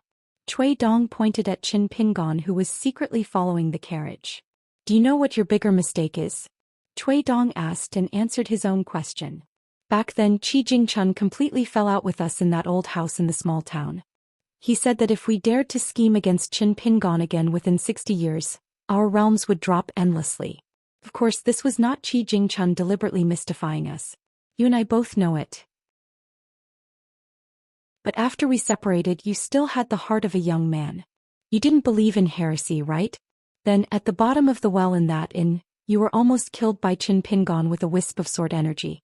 After that, you went to the other extreme and began to believe in this sentence without a doubt. This is the last life-saving straw that you, Cui Dongshan, are currently in the chaotic heart lake." The corner of Cui Dongshan's mouth twitched. Cui Dong's expression was still calm. He stared at the picture and said to himself, "Qi Jingchun, the haunting ghost, really can't be more dead. Then we might as well look at this problem safely. Let's say that Qi Jingchun's chess skills were superb and his prediction was far-reaching. He had already predicted the disaster at the calligraphy lake. So, before Qi Jingchun died, he used some kind of secret technique to place a part of his soul somewhere in the calligraphy lake. But have you ever thought about what kind of scholar Qi Jingchun was? He would rather Zhao Yao, whom he had high hopes for, not inherit his literary lineage. He wanted Zhao Yao to study in peace and travel far away. Do you think that Qi Jingchun, whose soul was not complete, would hide in a corner and look at Qin Pingon, only hoping that Qin Pingon could live on without any worries and worries? He sincerely hoped that Qin Pingon would not have so many messy things on his shoulders in the future. Even you feel sorry for your new husband. Do you think that Qi Jingchun would not feel sorry for him? Cui Dong smiled. Of course, I won't deny that even though Qi Jingchun's soul had been divided into three, I was still somewhat afraid of him. Now, as long as he dares to show up and catch some clues for me, I won't give him a chance to say a word. Not a single word. Cui Dong turned his head and stared blankly at Cui Dong, the version of himself who had grown up and aged. Tell me, why did I turn into the current you? Cui Dong smiled and moved his finger to point at the carriage. Qin Pingon will probably say the same thing to Gukan when he meets her. Why did you turn into the kind of person you hated the most in the past? Cui Dong did not even look at Cui Dong and the slightly swaying pool of golden lightning. He slowly said, "Let's not talk about the fact that you can't kill me. Even if you did, this dead end is still a dead end. Just like the general trend of the world, it can't be changed. So you should just sit there obediently. Since I still have some time and haven't returned to Dali yet, you can still ask me, Cui Dong, if there are many questions that you don't understand." When Cui Dong stopped talking, then the building became silent. Cui Dong seemed to have thought of something interesting.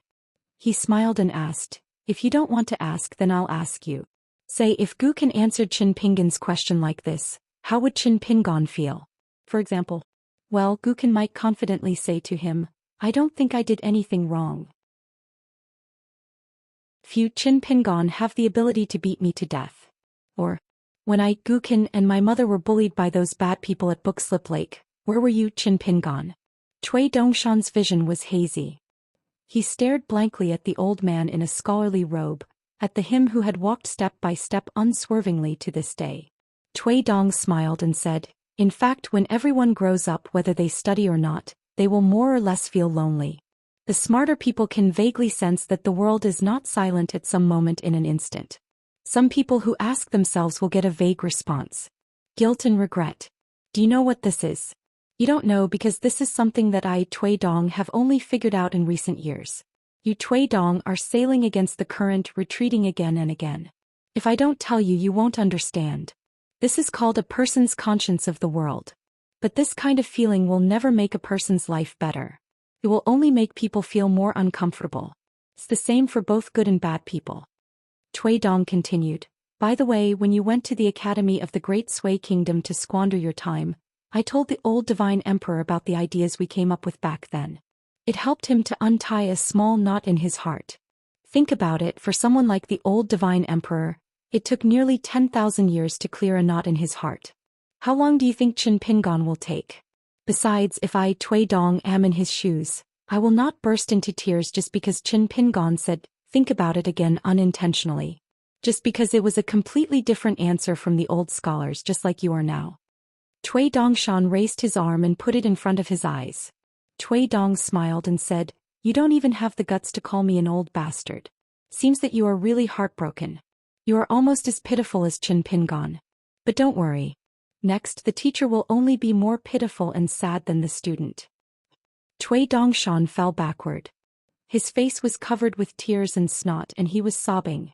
Tui Shi said expressionlessly, if I remember correctly, the earliest time I had such a miserable state of mind was a long time ago. It was on the top floor of the library in my hometown that my grandfather had taken away the stairs. At that time I was about the same age as you. I was angry with my grandfather and deliberately tore a sage book that my grandfather admired the most. I used it to wipe my ass and then threw it down. When my grandfather saw those pieces of paper, he didn't fly into a rage out of humiliation. He didn't even say anything. He didn't even scold me. He just put the ladder back and then left. Tui Shi smiled and said, what I told the old god was only half of the story. It was about the hidden strength of weak human nature. It was the so-called empathy, synesthesia, and compassion that later generations would interpret as empathy, synesthesia, and compassion. It could make a person, no matter how strong he or she was, do stupid things that the aloof, indifferent, and flawed gods could never imagine.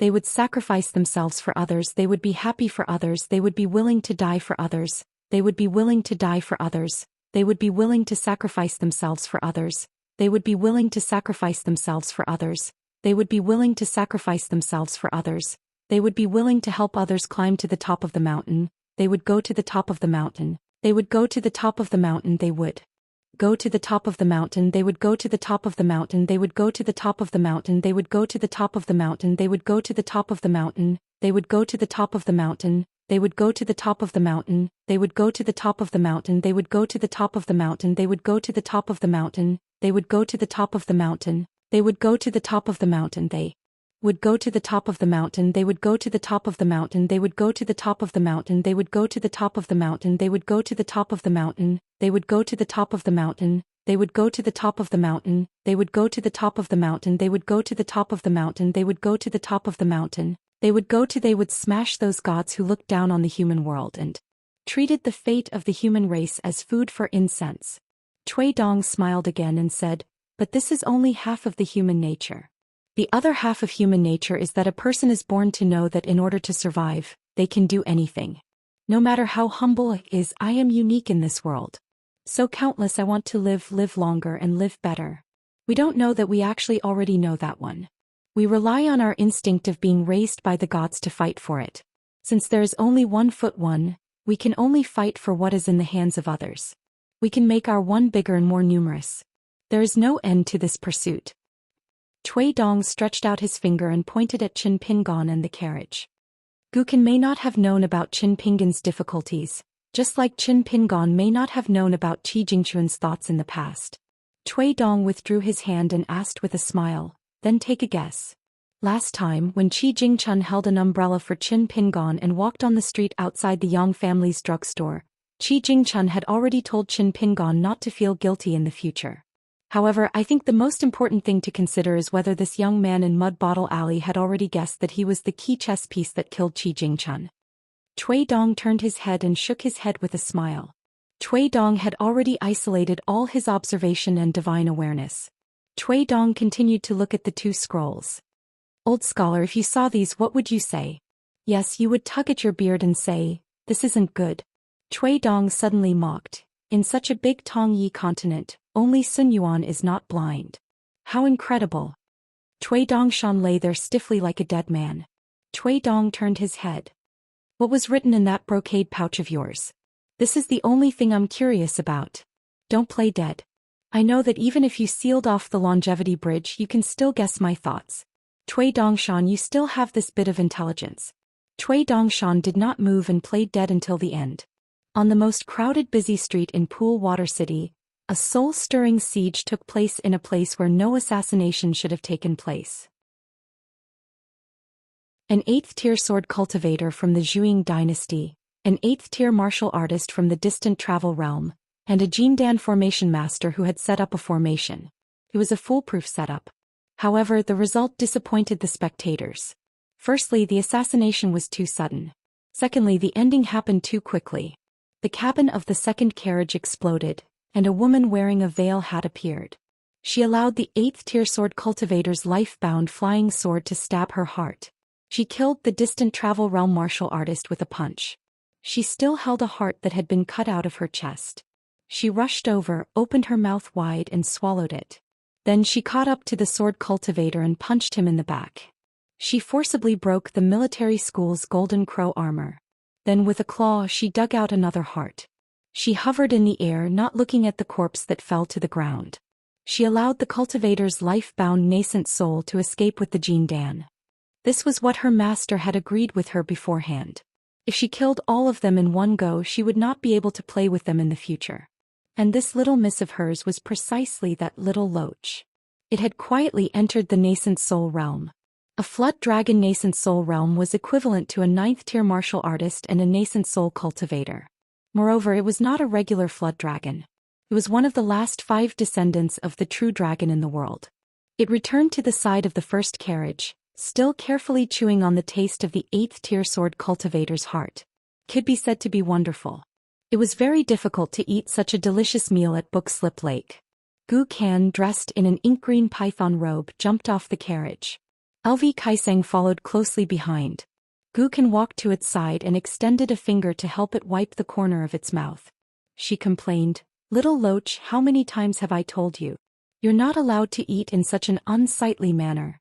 Do you still want to eat at the same table as me and Mother in the future?" It smiled bashfully and turned its head away, somewhat embarrassed. This scene caused LV Kaiseng to tremble with fear. Gu Kan swaggered over to the golden core formation master who stood by the side of the street and did not dare to move at all. The Earth Immortal was surrounded by Jindan formation master had already dispersed like the tide. It was not that the formation master's mind was not tough enough and she was so frightened that she could not move her legs. Instead, she was already being watched by that evil creature. As long as she dared to move, she would die. Gu Kan covered her sleeves with both hands and walked around the Jindan formation master who looked like an ordinary woman. In the end, she stood in front of her and sighed. "It's a pity that you're too ugly. Otherwise you wouldn't have to die."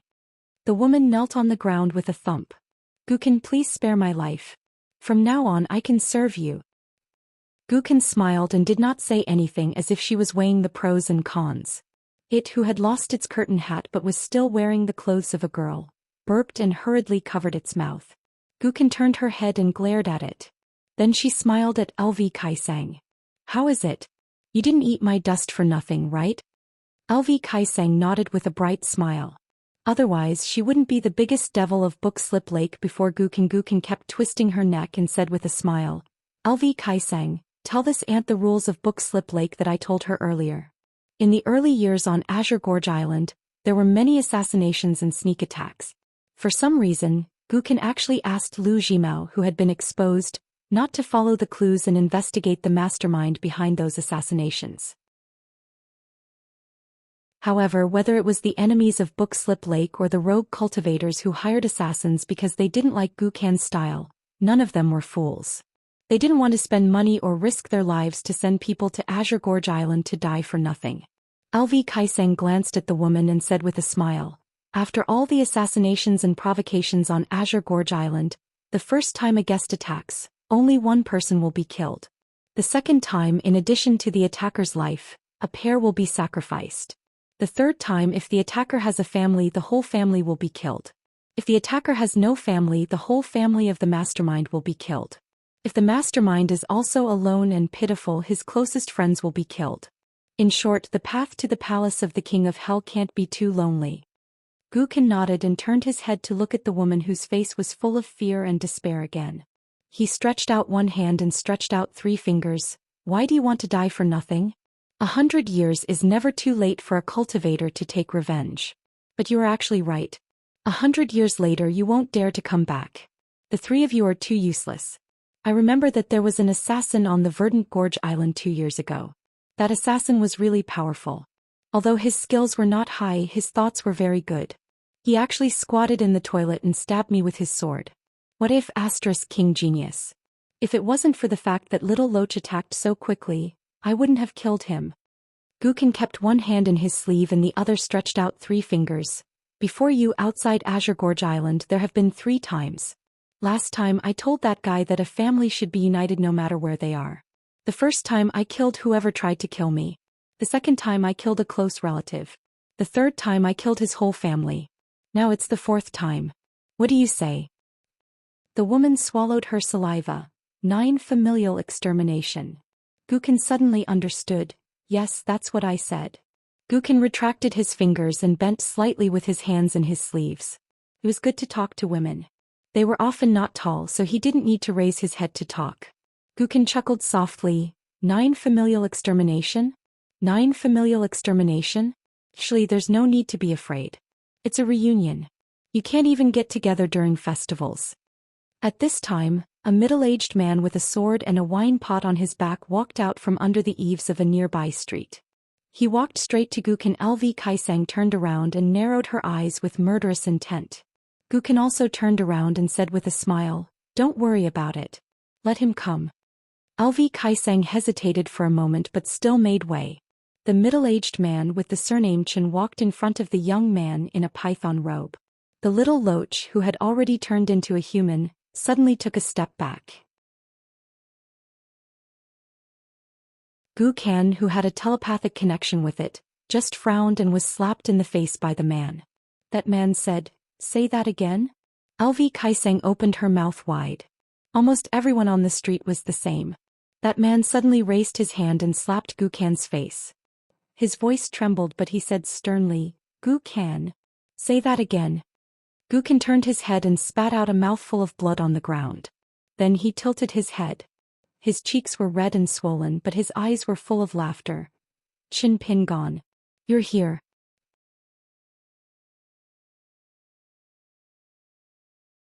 430.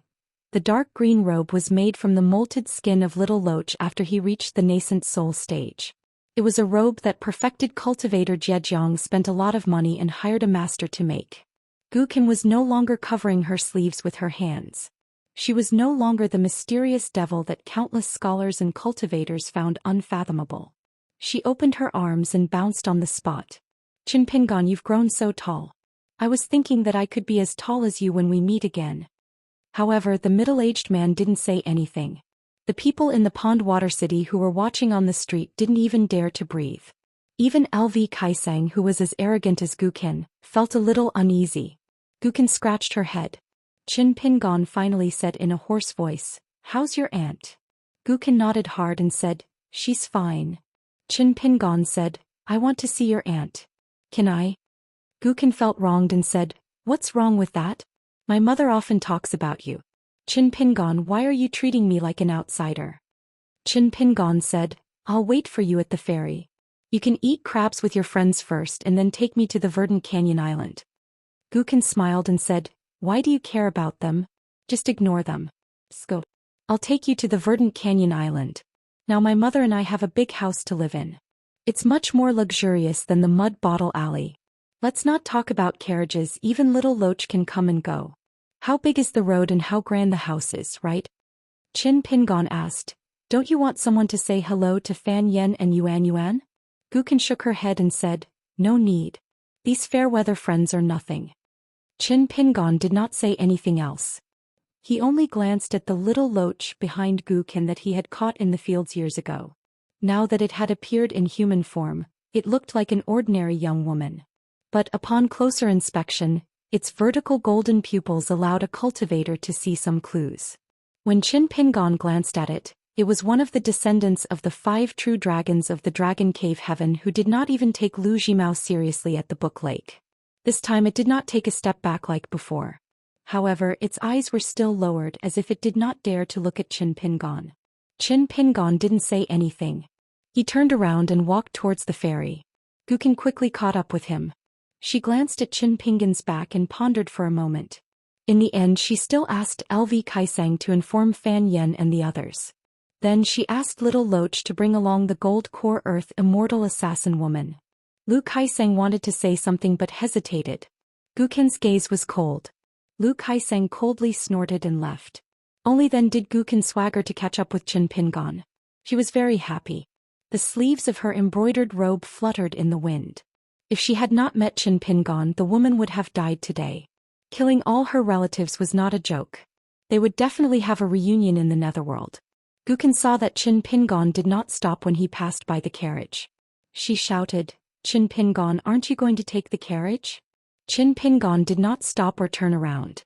"I have my own feet and I can follow the carriage." Gukin asked Little Loach to take the assassin to the carriage. She followed Qin Pingon and went to the Xianxia island ship at the ferry. All along the way, Gukin didn't ask Qin Pingon why he slapped her twice, nor did she talk about her awe-inspiring performance at Book Slip Lake. She just chatted idly with Qin Pingon about the interesting events of Longquan County that she'd heard about. However, the closer they got to the Book Lake, the more disappointed Gukin became. Because just like how she ignored her bad friends, Qin Pingon did not say a word to her throughout the journey. However, what Gukin found most strange about Qin Pingon was that he did not seem to be in a state of anger but absent-mindedness. To be precise, Qin Pingon's mind was immersed in her own matters. This made Gukin feel slightly relieved. What Gukin was most afraid of was that Qin Pingon did not say a word. After seeing her, he slapped her twice and then left without saying a word. They would never meet again in this life. If they met again by chance in the future, they would just be strangers. When they boarded the ship, Little Loach followed behind with the Golden Core Woman. Gukin asked carefully, "Qin Pingon, why don't I let the assassin go? I'm in a good mood today. It's okay to let her go." Qin Pingon's footsteps paused for a moment, but he did not stop and continued forward. Gukin clearly sensed Qin Pingon's anger and disappointment at that moment. However, Gukin did not understand why she said that and did that. But she was wrong on Qin Pingon's side. Thus, Gukin turned her head and covered her sleeves with her hands. She did not stop walking and twisted her neck as she looked coldly at the woman. It was all because of this woman who came out and tried to assassinate her today that she had angered Qin Pingon. She truly deserved to die 1,000 times. Even the execution of 9 generations of her family would not be enough. When they arrived at the bow of the ship, Qin Pingon stood still and looked at the distant lake by himself. Gukin felt wronged and resentful. However, she wanted to be closer to Qin Pingon, so she could only stand a few steps behind him. She did not even have the confidence to stand side by side with Qin Pingon. At this moment, the assassin woman who finally felt that she had a chance of survival knelt down and kowtowed to Qin Pingon. "Please let me go. I know you're a good person, a merciful living bodhisattva. Please tell Gukin to let me go this time. As long as you don't kill me, I'll build a memorial arch and a temple for you in the future. I'll offer incense and kowtow to you every day. Even if you want me to be Gukin's slave." Little Loach's fingers moved slightly. Gukin smiled. She turned around and shook her head at Little Loach, allowing the assassin to kowtow and beg for mercy. Banging sounds could be heard on the deck of the ship. Qin Pingon took off the blade's strengthening gourd with trembling hands and drank a mouthful of wine. Then he turned around. However, he was not looking at the woman who called him a good person and a living bodhisattva but Gukin. He asked, "Why don't you just kill her?" Gukin said with a serious face, "Just killing her won't work. There are too many people in the Book Lake who are looking for death. Qin Pingon, you may not know this, but in this lawless Book Lake, I'll only kill whoever tries to kill me. That would be the greatest kindness of a bodhisattva. It would make the tens of thousands of cultivators in the mountains and lakes, as well as the lakeside cities that depend on the island owners, look down on me and laugh at me." Gukin was probably afraid that Qin Pingon did not believe her. She turned around and asked little Loach, "Is that so? I'm not lying to Qin Pingon, am I?" The most lawless little Loach in the book Lake nodded timidly. The woman was able to become a gold core earth immortal and dared to assassinate Gu Kan. Of course she was not stupid. She immediately understood the meaning of the life-saving straw. She could kill Gu Kan. She felt as if she had fallen into an ice cave. When she lowered her head, her eyes were wandering. Qin Pingon looked at her and asked, "If I can guarantee that I can kill you and everyone related to you can live, what will you do?" The woman raised her head with tears in her eyes. "I know you're a good person. Why can't you let me go as well? I know I'm wrong. I shouldn't have tried to assassinate Gu Kan. I promise that I'll take a detour if I see Gu Kan in the future. Please save me. Saving a life is better than building a 7-4 pagoda. Please." Qin Pingon said slowly, "If you succeed in your assassination today and Gu Kan kneels on the ground and begs you to let him and his mother go, will you agree? Just tell me the truth." The woman wiped her tears and said, "Even if I'm willing to let Gu Kan go, that sword practitioner from the Zhuang dynasty will definitely kill him. But as long as Gu Kan begs me, I'll definitely let his mother go. I'll protect that innocent woman and won't let her be bullied." Gu Kan smiled brightly. Of course he knew that the woman was bluffing. In order to survive, she would say anything to deceive a ghost. Gu Kan was not surprised at all. But what did it matter? As long as Qin Pingon was willing to agree and not be angry with him, it was not a big deal to let one or two of these ants go. Not to mention the lowly life of an earthly immortal realm golden core realm cultivator like her, he didn't care even if it was the lives of her entire clan.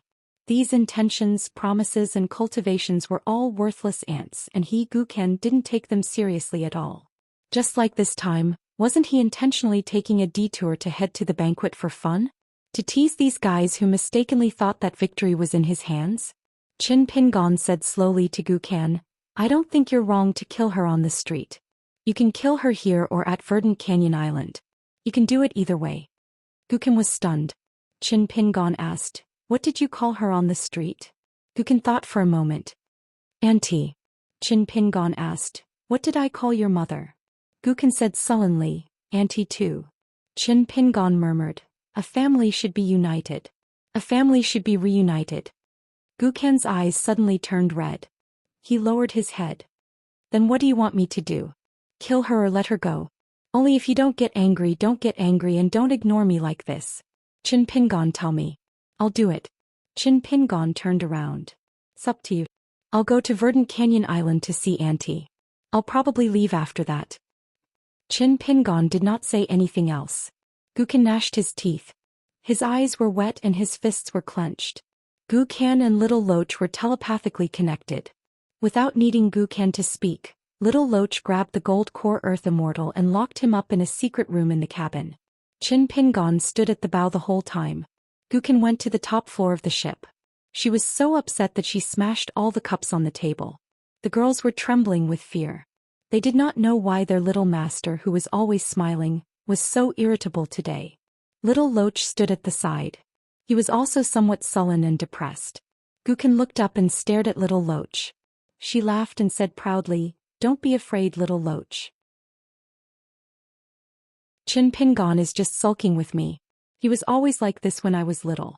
After I made him unhappy, he would ignore me no matter how much I tried to flatter him. It's exactly the same as today. But every time he saw me or my mother being bullied by the neighbors or the bad guys in town, he would still help us. After that, I just cried and threw a tantrum. Qin Pingon would definitely not be angry anymore. Alas, it's a pity that I don't have those 2 streams of snot anymore. That's my greatest Dharma treasure. Do you understand? Every time Qin Pingon helped me and my mother, as long as he saw me sniffling, he couldn't keep a straight face and would laugh. Every time after that, he wouldn't be angry with me anymore." Little Loach nodded. Gu Kan and itself finally knew why it had taken a step back on the street. It was really scared. It was a kind of respect and fear that involved the root of its Tao. Perhaps even Qin Pingon himself, the entire Dragon Pearl Grotto Heaven, and Gu Kan's master, perfected cultivator Lu Jimao, did not know the reason. That was because this Little Loach was very different from the golden carp in Li Er's basket and the 5-legged snake in Song Jisen's courtyard. To be able to successfully capture Little Loach, this great opportunity, was Qin Pingon's own opportunity. It was the only opportunity that Qin Pingon had grasped by himself in Dragon Pearl Grotto Heaven and had the chance to firmly grasp it in his hands. However, Qin Pingon had given it to Gu Kan, who had also acted out of his own heart and had shamelessly asked Qin Pingon for the loach. This was equivalent to him giving away his own opportunity and turning it into Gu Kan's own opportunity of the Great Tao. However, this didn't stop Little Loach from considering Qin Pingon as half its master. Although Qin Pingon was definitely unable to control Little Loach, which was already in the nascent soul realm, Little Loach would only dare to attack Qin Pingon if its current master, Gu Kan, ordered it to do so. Gu Kan suddenly leaned on the table. Little Loach, in this world apart from mother, only Qin Pingon is truly willing to give me the best things he has. When he was not a kiln worker and after he became a kiln worker, Qin Pingon was always like this. As long as I was greedy for something that he was unwilling to buy, he would not frown at all. He even lied to me that he was earning a lot of money. I only found out later when Lu Xianyang let it slip. Little Loach, tell me, why is Qin Pingon angry? Little Loach shook its head. Gu Kan turned around and leaned her head against the table. She covered her sleeves with her hands. Then how long do you think Qin Pingon will be angry this time? Alas, I don't even dare to talk to him about these things. What should I do? Gu Kan shed tears. I know that Qin Pingon is different this time. In the past it was others who bullied mother and me, so whenever he saw us he would feel sorry for me. Therefore, no matter how insensible I was or how angry I was, he would not refuse to acknowledge me as his little brother. But it's different now. Mother and I have lived very well. He will feel that even without Qin Pingon we can still live very well. Therefore he will continue to be angry and ignore me for the rest of his life. But I want to tell him that it's not like this. Without Qin Pingon I will be very sad.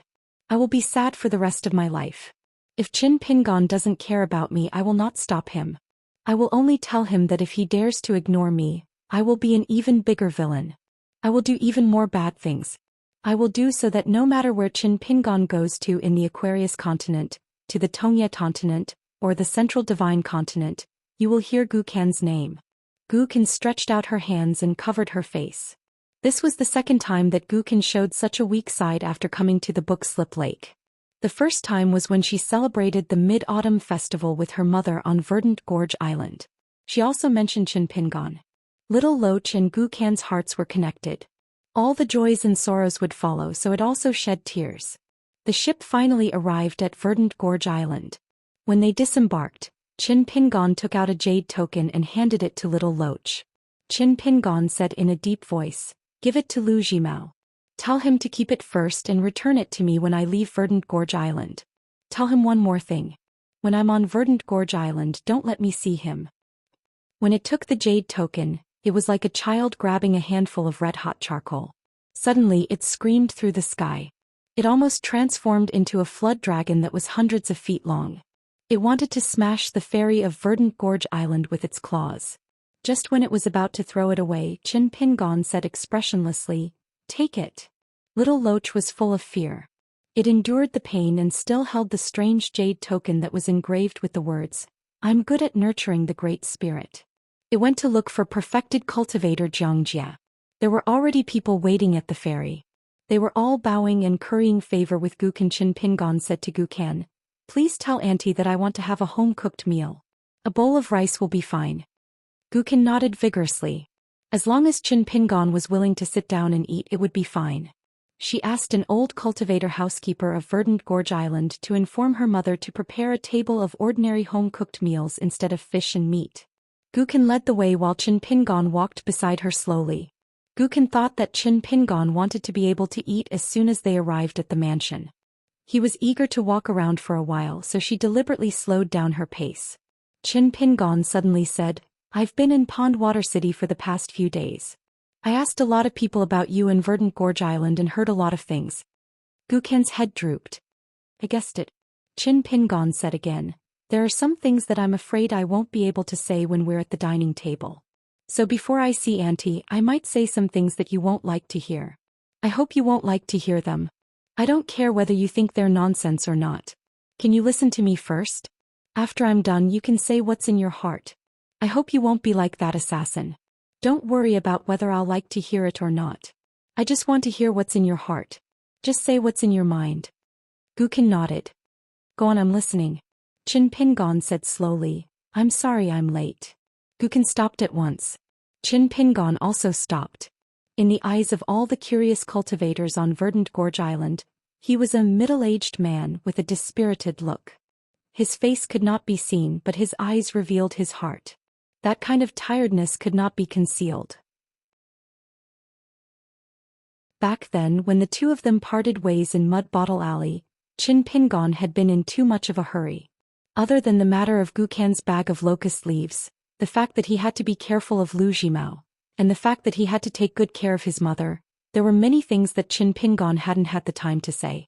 Qin Pingon raised his head and looked at the top of the mountain of Verdant Gorge Island. After the little slug left my hometown, I left soon after and began to travel in Jianghu. There were all kinds of bumps and bruises. So I was afraid that the little slug would become you and I, Qin Pingon, who was the kind of person we hated the most. A big man liked to bully a woman who didn't have a man at home. If he was stronger, he would bully the woman's son. When he was drunk, he would kick the kid who passed by and make the kid roll on the ground. Therefore, every time I thought of Gukin, the first thing that came to my mind was whether or not the little slug was doing well in a foreign place. The second thing that came to my mind was whether or not the little slug who held grudges would slowly become stronger and more capable. When she was in a bad mood, she would kick her child and not care about the child's life. Would the child die from the pain? After Qin Pingon rescued the child and returned home, the child's mother would feel sorry for the child and would have to spend a lot of copper coins to buy medicine for the Yang family's shop. Would the child's livelihood be even more difficult for the next 10 days to half a month? I'm afraid of that. But I can't blame anyone else. It's all my fault. After returning from the Great Sway to the small town for the first time, I was going south to Old Dragon City. Why didn't I take a detour to deliver the sword? Why didn't I take a detour and delay it for a few months?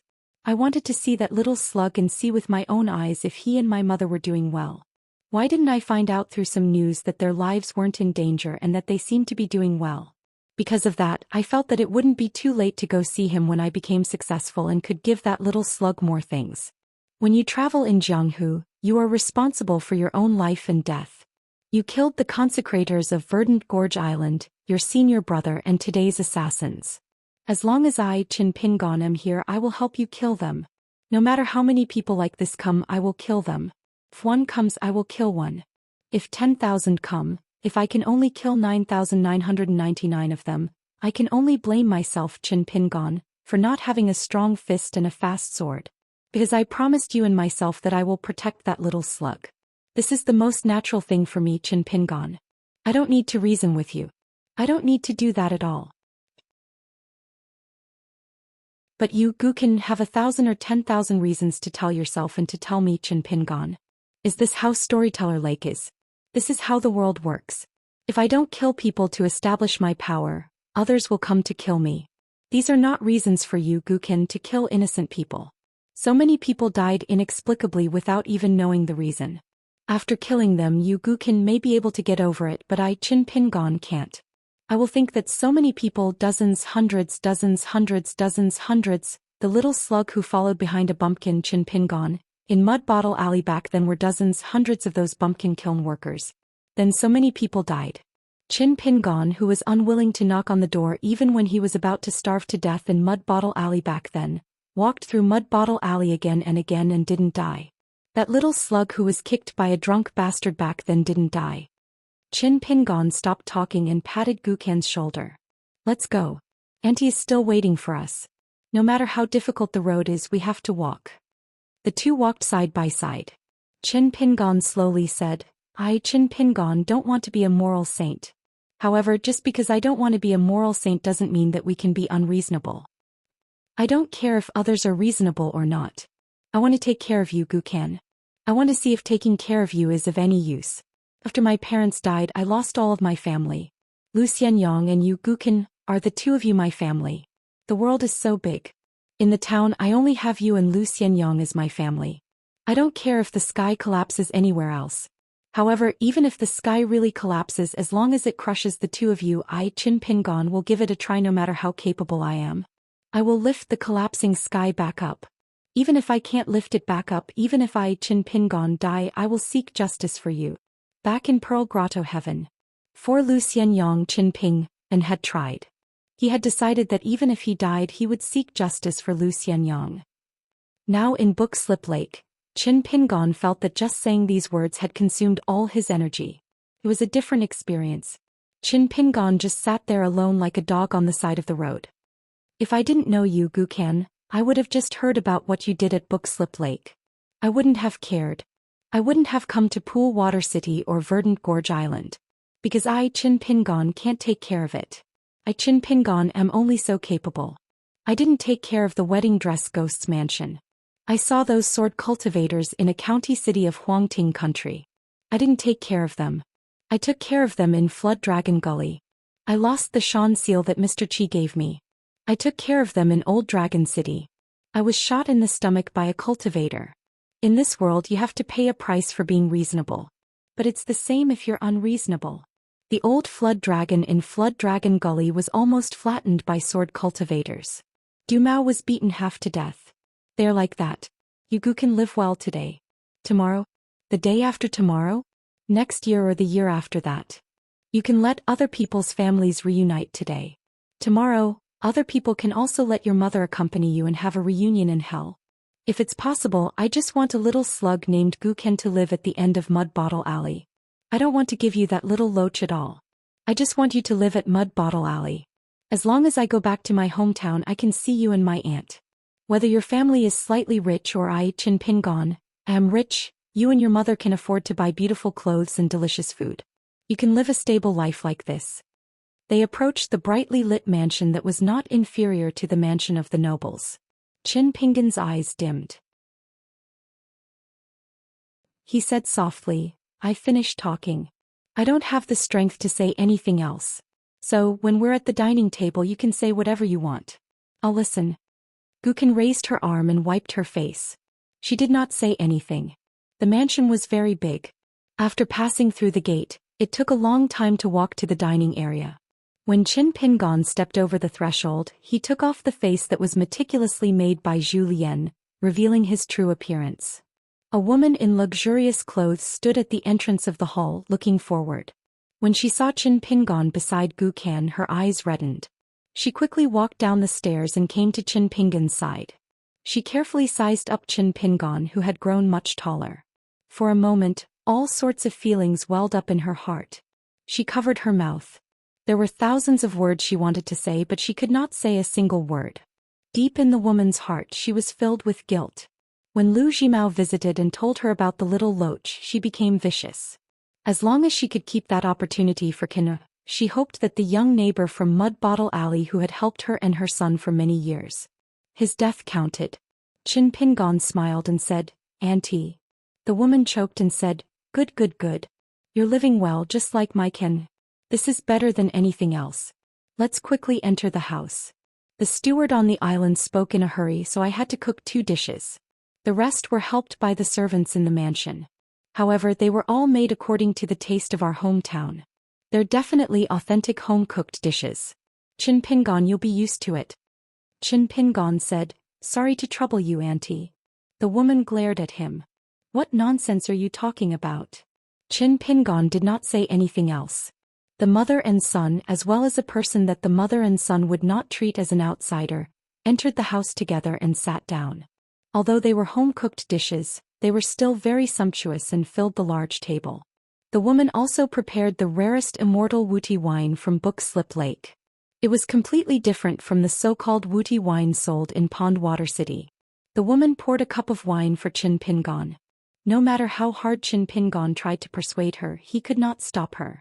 In fact, Gukan, who did not like to drink especially at home, also asked her mother for a cup of wine today. The woman was stunned for a moment. Then she smiled and poured a cup. At a large round table the woman sat in the main seat. Qin Pingon sat with his back to the door. Gukan sat in the chair between them.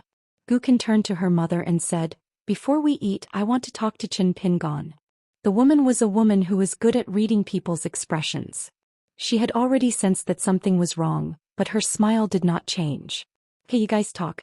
After you finish drinking I'll help you pour more wine. Gukan drank the wine in the cup in one gulp and covered the cup with her hand, indicating that she would not drink anymore. Then she turned to Qin Pingon and said, Qin Pingon, how do you think I, Gu Ken, can protect my mother? Do you know how many times my mother and I almost died on the Verdant Gorge Island? The woman's heart trembled and her expression turned stiff. She sat in her seat and her hands under the table tightly twisted the corner of her clothes. Gu Ken continued, only kill those people who tried to harm me? What about the people behind the assassins? What about those bad guys who are sneaking around and hiding further away? I'll go to them one by one and greet them first. Tell them that I, Gu Ken, am very powerful and the little loach is even more powerful. So don't provoke me or I'll kill you. Do you think that those assassinations on Verdant Canyon Island were done by outsiders? That the enemies were looking for death? Don't you think it's possible that Lu Zhimao, my good master, arranged it? Hiding among those murders. You, Qin Pingon, may say that it's not necessarily true. It's true. I won't lie to you and say that Lu Zhimao must be involved. But I only have one mother and I, Gu Ken, only have one life. Why should I bet that it's not necessarily true? Gu Ken stood up and said angrily, Qin Pingon, even if you kill me today I won't fight back. But before I'm beaten to death by you I want to tell you that I, Gu Ken, did nothing wrong. Even if I'm wrong I won't admit it. I won't change. I won't change in this life. I won't change even if I die. Gu Ken's face was ferocious, but it was not the kind of hatred that she used to have for the people in her sight. Instead she hated herself, hated the entire Book Slip Lake, hated everyone and felt wronged that the person she cared about the most would not understand. I'm asking a tiger for its skin in this place. If I don't peel off their skin and wear it I'll freeze to death. If I don't drink their blood and eat their flesh my mother and I will starve to death and thirst. Qin Pingon, I'm telling you this isn't our family's clay bottle alley.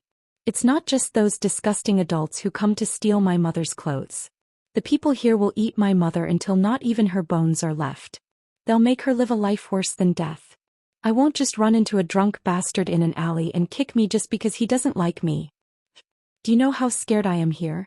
Do you know how much I hope that you can stay by my side and protect me like you did in the past? Protect my mother well? Qin Pingon, you don't know. You only know how to hit and scold me. In the end, Gu Ken's face was full of tears as she sobbed. I don't want you, Qin Pingon, to come to Book Slip Lake to visit our graves the next time you see me and my mother. I still want to see you, Qin Pingon. Gu Ken sobbed as she walked out of the house. However, she didn't go far. She sat on the threshold. Qin Pingon sat in the same place. He raised his head and said to the woman in a hoarse voice, Auntie, I won't drink anymore. Can you get me a bowl of rice?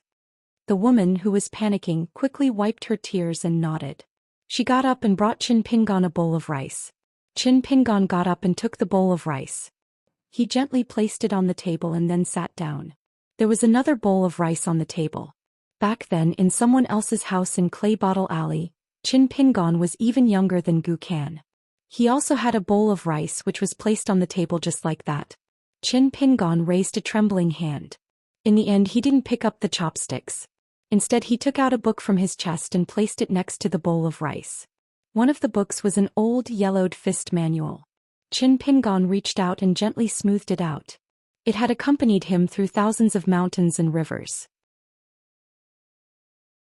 It had seen all kinds of strange things in the boundless world. It had witnessed all of Qin Pingon's joys and sorrows. After flipping through it so many times, it was still neat and tidy. There were almost no wrinkles. He only showed it to the old man in the bamboo house in Luapa Mountain once. However, at that time, Qin Pingon couldn't wait for the old man to be careful with every page he turned. He nagged the old man countless times. In the end, the old man gave him a punch and taught him a lesson. A martial artist can't even put down a shabby book. How can you store the world in your fist intent? He showed it to his beloved girl. At that time, they hadn't fallen in love with each other. He showed it to her because she needed to know how to read and what the fist manual said. At that time she was still unhappy. She mistakenly thought that Qin Pingon looked down on her. She thought that she coveted the fist technique in the manual and would secretly learn it. The grace of a meal was the grace of saving her life. A fist manual was also the grace of saving her life. Qin Pingon bit his lip.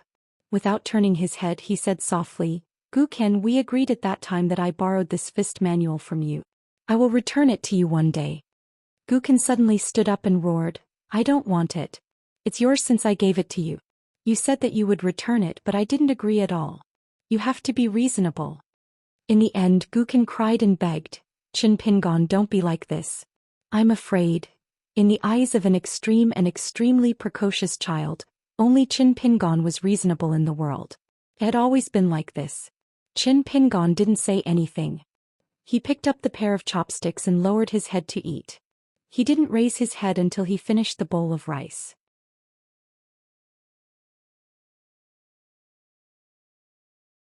431. After Gukan cried and said those words, woman F lowered her head and trembled all over, not knowing whether it was because of sadness or anger. Watch. Avoid. D.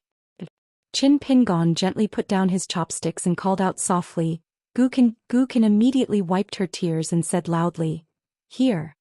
Qin Pingon slowly said, I'll beat you, scold you and tell you the reasons that I figured out, the reasons that make you feel wrong.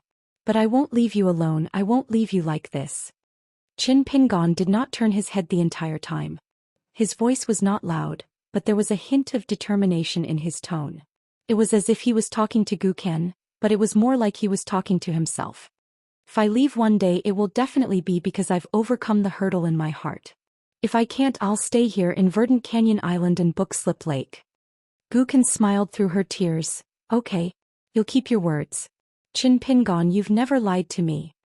Qin Pingon suddenly said, Then I may have to make an exception today. Gukan's heart suddenly jumped to her throat. Her body that had just relaxed a little tightened again, and so did her heartstrings. Qin Pingon said, On the way here I said that I'll only listen to you at the dinner table and I won't say anything else. But I feel that I have some strength after eating this bowl of rice, so I want to say something else. It's still the same old rule. I'll talk and you listen. If you want to talk later, then it's my turn to listen. No matter who's talking, the one who's listening, the one who's talking and the one who's listening, don't be anxious. Gukan smiled brightly, scratching her head and asking, Qin Pingon, can I go back to the table? I haven't eaten yet. Qin Pingon nodded, Eat more. You're still growing. Gukan wiped his face and walked back to his original position. He just moved his chair closer to Qin Pingon, for fear that Qin Pingon would go back on his words and leave the house in the Verdant Canyon Island.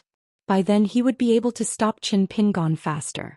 Then Gukan ran to get himself a bowl of rice. After sitting down, he lowered his head and began to eat. Ever since he was young, he liked to imitate Qin Pingon. He ate like this, and he also did the same with his hands and his sleeves. At that time, when it was winter, the two of them, who were poor and did not have any friends, liked to wrap their hands in their sleeves to keep warm. This was especially so every time after they finished building a snowman, the two of them would wrap their sleeves together and shiver together. Then they would laugh and mock each other. When it came to scolding and insulting people, Gukan, who had 2 lines of snot hanging from his nose, was already much better than Qin Pingon. Therefore it was often Qin Pingon who made Gukan speechless. Qin Pingon glanced at Gukan, then turned his head and said to Person F, Auntie, if there is another child wandering outside the door today, will you still open the door and give him a bowl of rice? Or will you deliberately tell him that this bowl of rice is not given for free, and that he has to repay it with the money from selling CY? Person F carefully deliberated. Qin Pingon said to himself, I don't think so. Of course, I don't think Auntie is wrong. Even if we don't talk about the environment of the book lake, even if Auntie didn't do this back then, I don't think Auntie is wrong. So, I will never forget that bowl of rice back then. It also made me, Qin Pingon, feel a little relieved. I feel that I am not the beggar my mother said I must not be. Instead, I owe Auntie money first. After eating, I will definitely be able to pay it back. Person F turned her head and wiped the corners of her eyes. Qin Pingon asked calmly, But Auntie, have you ever thought that if it wasn't for that bowl of rice, I would never have given that loach to your son? You might still be in Clay Bottle Alley now, living a life that you think is very poor and difficult. So, good will be rewarded with good and evil will be punished with evil. We still have to believe in it. We can't just believe that good will be rewarded with good and forget that evil will be punished with evil when we are living a stable life today. Do you think what I said today is right? Person F was still crying silently. She did not say yes or no. She was afraid that no matter what she said today, it would not be good for her son, Gukan's future. So she would rather not say a word more. Qin Pingon understood this. So even when Gukin said person F's choice in the matter of the little loach back then, Qin Pingon still did not have the slightest bit of resentment. If he should be grateful, he would be grateful for a lifetime. No matter what happened later, whether it was right or wrong, it could not cover the earliest kindness. It was like a heavy snow in one's hometown. No matter how thick the snow was on the mud road in Clay Bottle Alley, it was still the familiar road in front of every house in Clay Bottle Alley after spring. The only difference was that Qin Pingon had walked a very long path and learned not to force others with his own principles. So at the dinner table today he was willing to listen carefully to all of Gukan's principles and all of the little slug's inner thoughts. Qin Pingon squeezed out a smile. Don't worry. I won't force Gukan to learn from me. You don't have to do this. I don't have the ability. I just want to see if I can do something that Gukan and I feel is right. If I stay here, I won't hinder Gukan from protecting you, and I won't ask you to give up the hard-earned wealth. Qin Pingon asked, Can I? Person F hesitated, but in the end she nodded with difficulty. Qin Pingon just sat there. He did not take the pot of woody wine on the table, nor did he take off the blade strengthening gourd at his waist. He said softly, Auntie and Gukan, I have a piece of good news. Although Uncle Gu is dead, in fact he's not really dead. He's still alive because he became Person Y. However, this is still a good thing. I came to Book Slip Lake this time because he took a huge risk to tell me that you're not worry-free here. That's why I'm here. I don't want Gukan's actions to cause your family of 3 to suddenly lose this rare opportunity to be reunited with each other. My parents once said that Uncle Gu was the man who was most worthy of Auntie in the alley near us. I hope that a good man like Uncle Gu, who wrote beautiful couplets in Clay Bottle Alley, who didn't look like a farmer at all, and who was more like a scholar, would also be sad. Person F covered her mouth and her tears immediately burst out. This time it was the most sincere and it had nothing to do with right or wrong. Qin Pingon said slowly, Auntie, Gukan and me, the 3 of us have suffered greatly because of other people's unreasonable behavior. We're not the kind of people who are born without worries. We're not the kind of people who can be educated and reasonable as long as we want to. Auntie and I have both had times where we almost couldn't live anymore. Auntie is only alive for Gukan's sake, and I'm only alive because I want to fight for our parents. We've both clenched our teeth and endured through it. So we know what not easy means. Speaking of which, when it comes to this, Gukan is the youngest, but after he left Clay Bottle Alley he had it even harder than the 2 of us. It's because at his age he's already had it harder than me and his mother. No matter how poor Auntie and I are and how hard our lives are, we're not like Gukan, who worries about death every day. But this doesn't stop us from asking why, when life is at its most difficult. But no one will tell me why. So, after we think about it for a while, we'll often be slapped in the face the next day. After a long time we won't ask why anymore because it's useless to think about it. When we're trying to survive, it seems like it's wrong to think even a little bit more. It's our fault, other people's fault, and the world's fault. If the world punches me, why shouldn't I return the favor with a kick? Everyone who's been through this kind of thing seems to have become the unreasonable person they were in the past.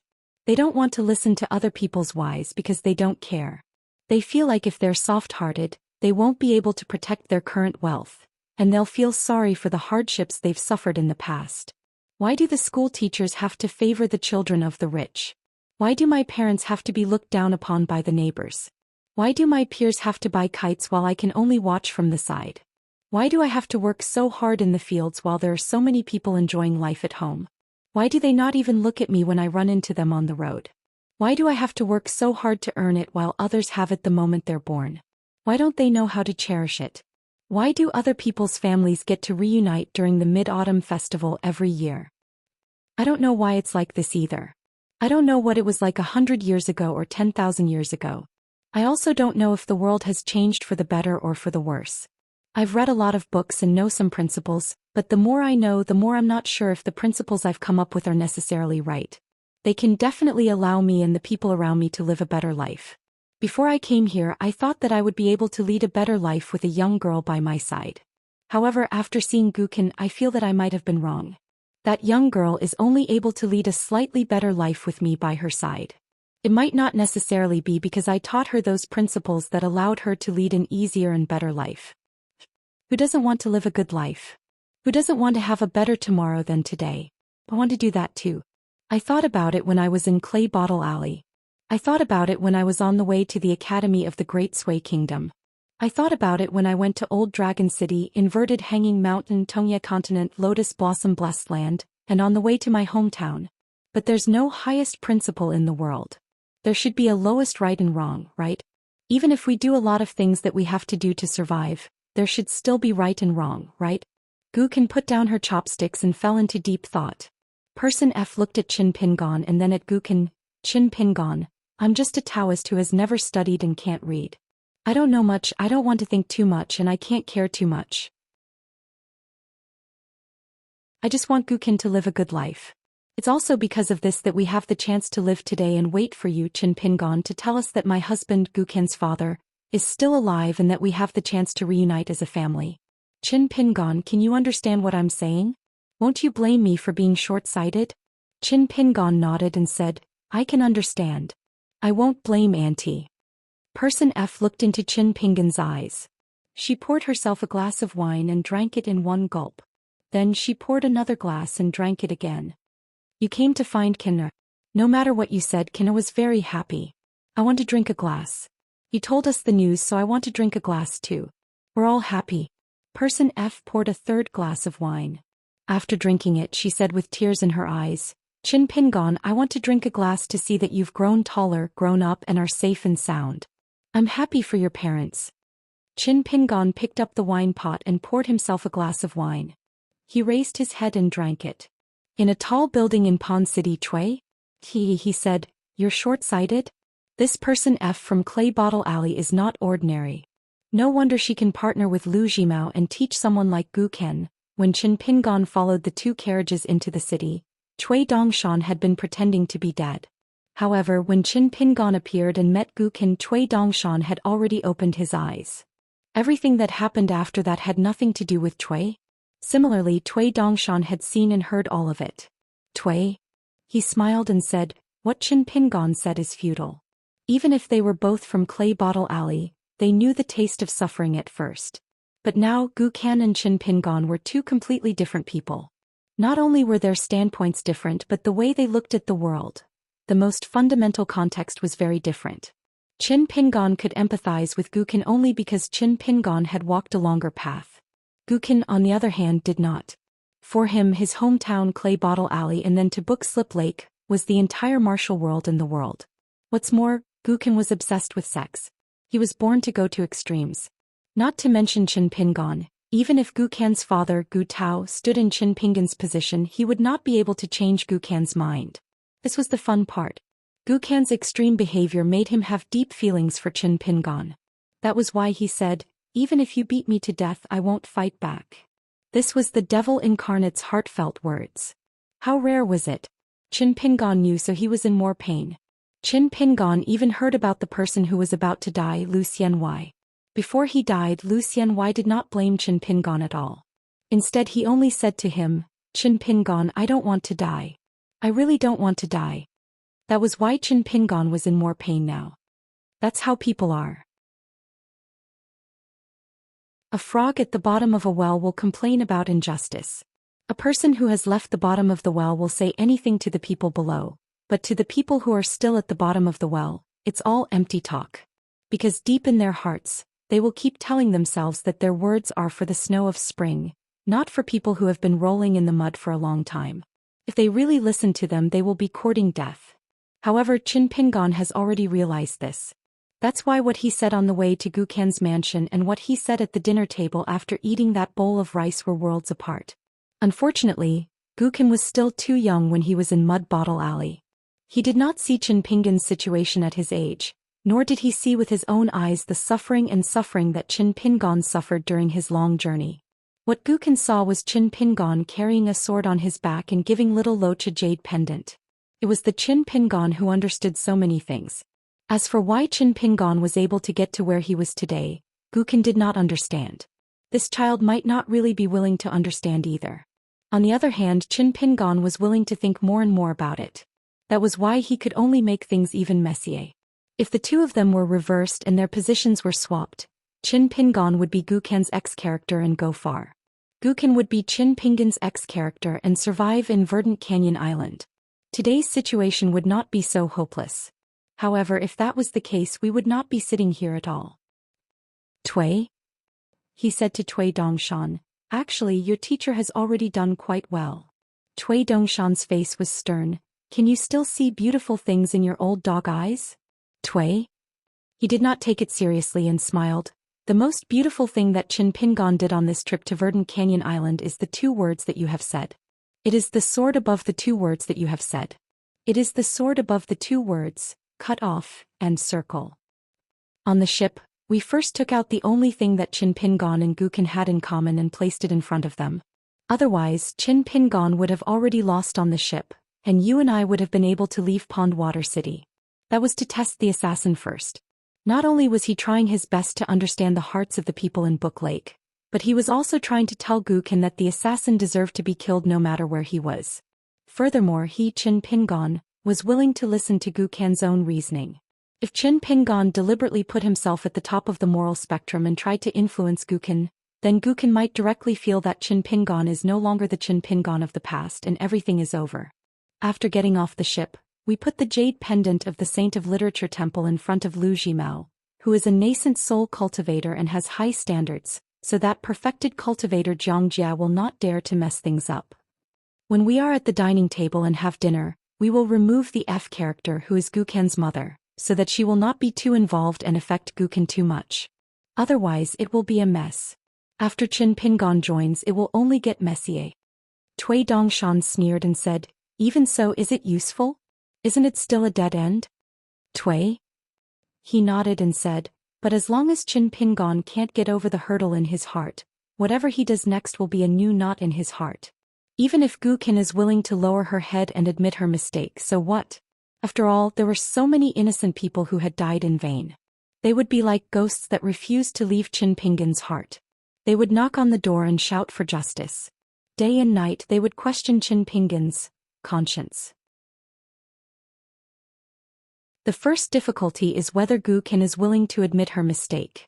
The second difficulty was how Qin Pingon was going to figure out all the principles he had read in books, heard from others and figured out on his own. He was going to find the foundation of his own principles. The third difficulty was whether he would realize that he was wrong after knowing everything, and whether he would be able to stay true to his heart. The fourth difficulty is how Qin Pingon will do it. The third and fourth difficulty is the hardest. The third difficulty is that Qin Pingon is destined to fail. Tui Dongshan directly asked Qin Pingon about the last obstacle in his heart. The fourth difficulty? Tui? He seemed to be deliberately mystifying and said, the difficulty is that there are countless difficulties. Tui Dongshan responded with a sneer. Tui? He did not think much of it. If Qin Pingon really has the ability to be in the fourth difficulty, after we finish reading this difficulty, we will be able to understand why there are so many idiots and bad people in the world, and why everyone knows so many things but still lives worse than dogs. Then it will become Zhu Lu Dali's Queen Du Mao. Why can't we be Qi Jingchun Alliance? But it's a pity that Qin Pingon will not be able to reach this step, because if he reaches this step, Qin Pingon will have already lost. If you are interested, you can stay here and slowly watch your master become skinny and haggard. As for me, I will have left long ago. Tui Dongshan said, oh, are you leaving here in a hurry to be reincarnated? Tui? He laughed, stretched out a finger and pointed at Tui Dongshan. You have to learn from your master, learn to be calm, learn to control your anger, then you can restrain yourself. Tui? He looked at the scroll on the ground again. I think Guken still won't admit her mistakes, what do you think? Tui Dongshan closed his eyes again, not pretending to be dead but waiting for death. Tui?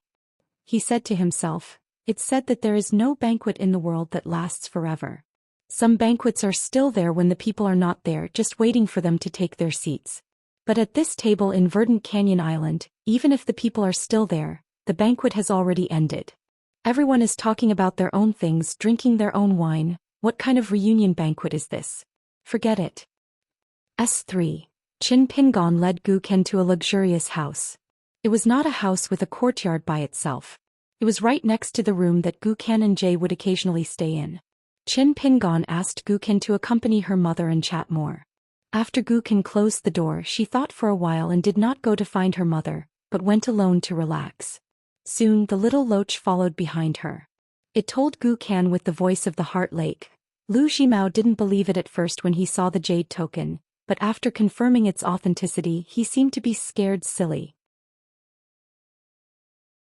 Gu Kan smiled and answered it in the Heart Lake. I told you Qin Pingon will be great. You didn't believe it before, so what? Now you believe it. It sighed softly.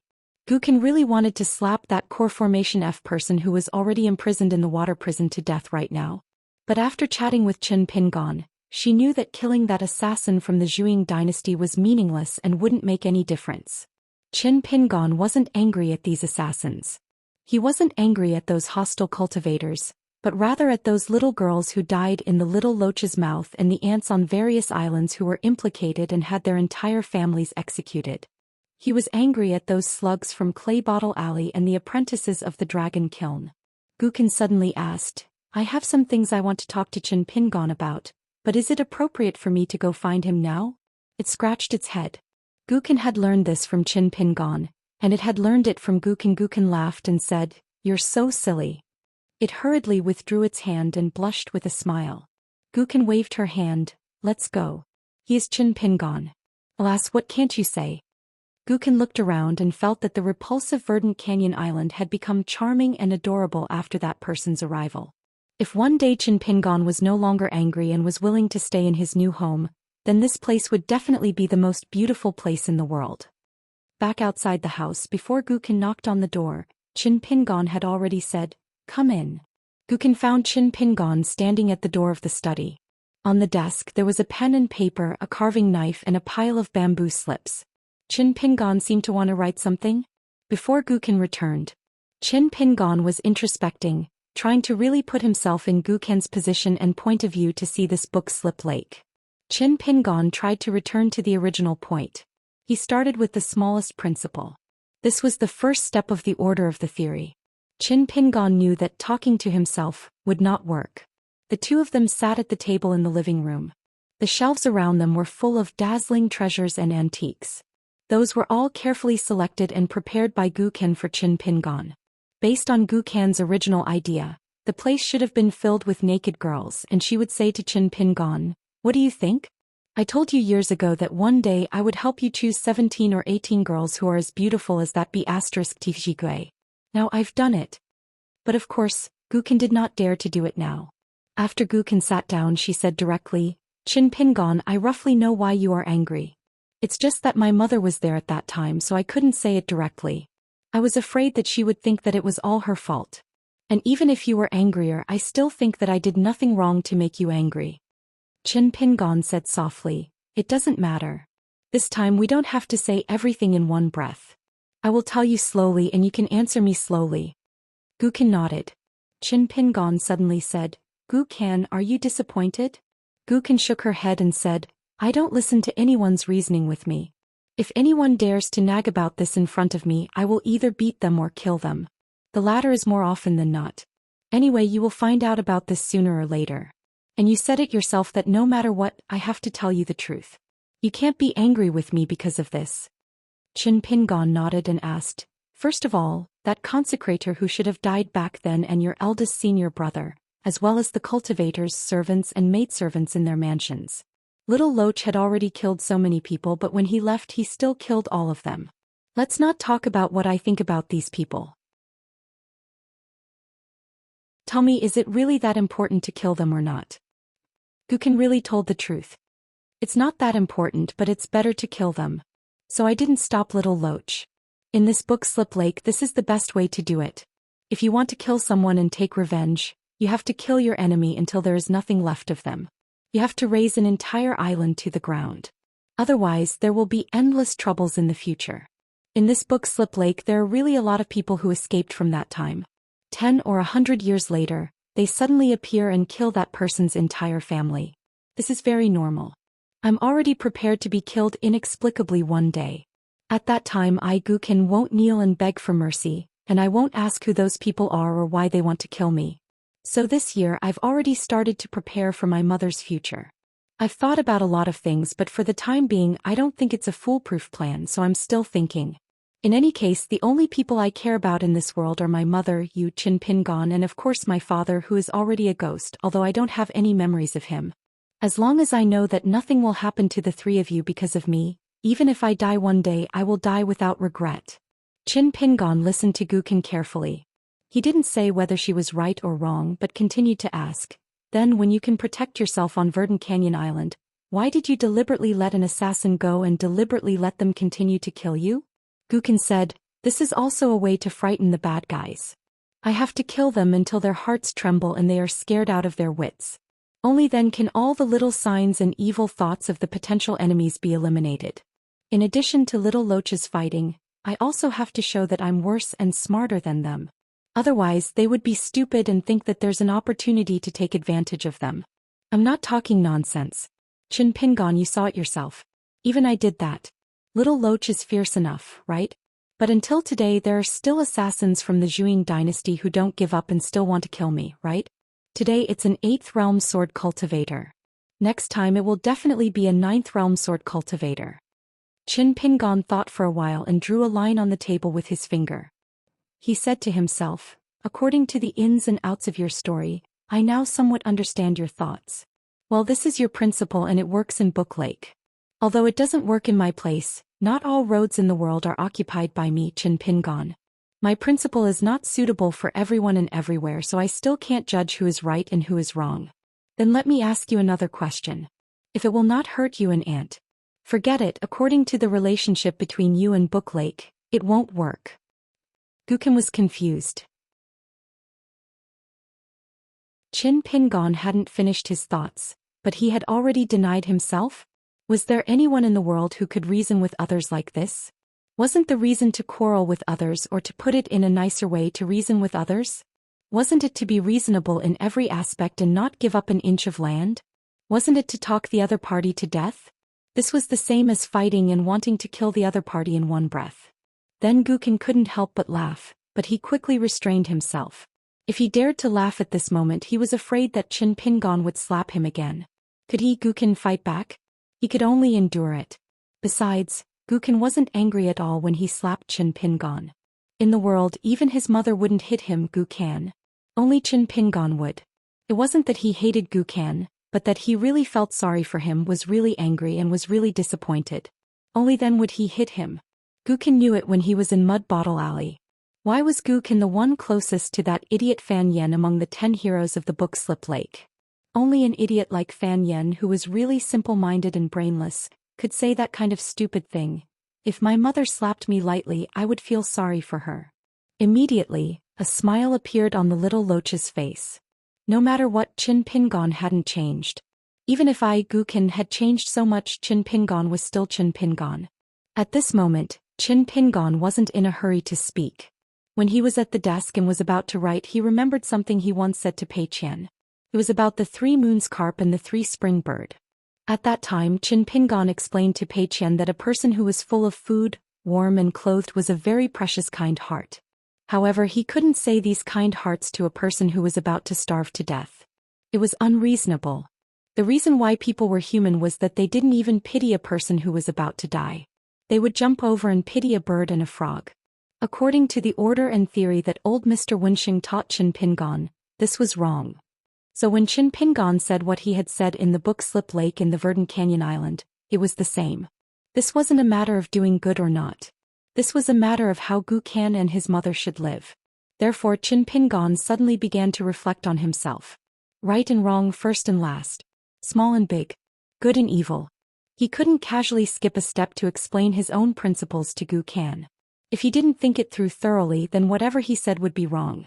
Even if it was right, even if it was the right principle, it would still be a pavilion in the sky. When he thought of the principles that he told Pei Qian, he naturally thought of Pei Qian's hometown, Lotus Blossom Blessed Land. When he thought of Lotus Blossom Blessed Land, he couldn't help but think of the time when he went to the Xianxia temple near Zhuyan Alley when he was feeling uneasy. He saw the kind-looking old monk in the temple. Finally, he thought of the old monk who didn't talk about Buddhism and the words that he said to him before he died. Don't go to extremes in everything. When you talk reason with people, you are most afraid of, I want to be reasonable. What you are most afraid of is that once you are evil with people, you won't see any good.